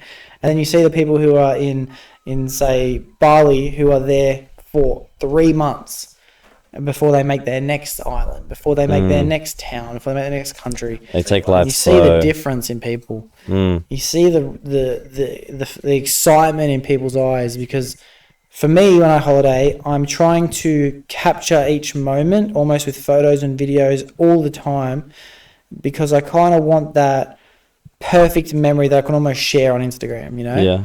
But then you see these other people and they're not even thinking about it, bro. Like, yeah, they might get their phone out at one point and take a photo, but they're just like, look at these people around me. Look at this. See, I started as yourself and finished as them. Yeah. I would say, you know, like by the end, like my phone became just this thing that either provided money or a phone call to my parents and stuff like that. You know, it wasn't this key item I needed. It was like, your necessities change. Yeah. You know, you don't need that same kind of thing that to keep you, you know, constantly entertained. You need go. You just go, man. Social contract of of likes and shares and reels and highlights and all this thing. You're just letting go, and I guess you're more present, I'm guessing, in the end. Oh my gosh, like I feel like that. I mean, it changed me in so many different ways, like through appreciating life for what I have in it, for understanding what life could have been, for just general appreciation for traveling and being able to just see these places with my own two eyes, like is,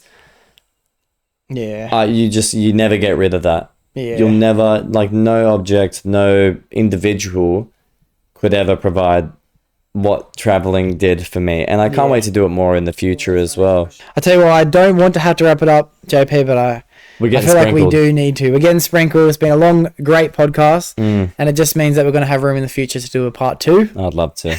Yeah, I'm excited for part 2 because there's just a million things I want to keep talking about. I want to talk to you off camera about naturopathy. So I'm going to say, anyone else who is listening, thank you for making it to the end of the episode, and if you're interested in it, JP's open ears, all right? That's it, man. Thank you so much, and thank you for everything you do. I mean, I feel like I haven't been listened to in this deep context for a long time, and I really felt heard, and I just respect everything you're doing, bro, and keep on this path because you fucking got it. Yeah, all right, you fucking got it. Don't you waver. Don't you take a step back. Like, I believe in you. All right, fucking sick cunt. All right, beautiful. Love you, JP. Thank you very much, everyone. That's a wrap. Try to catch a vibe, yeah, I had to put her on. Bought a 2-seater, yeah, we heading for the sun. Shawty got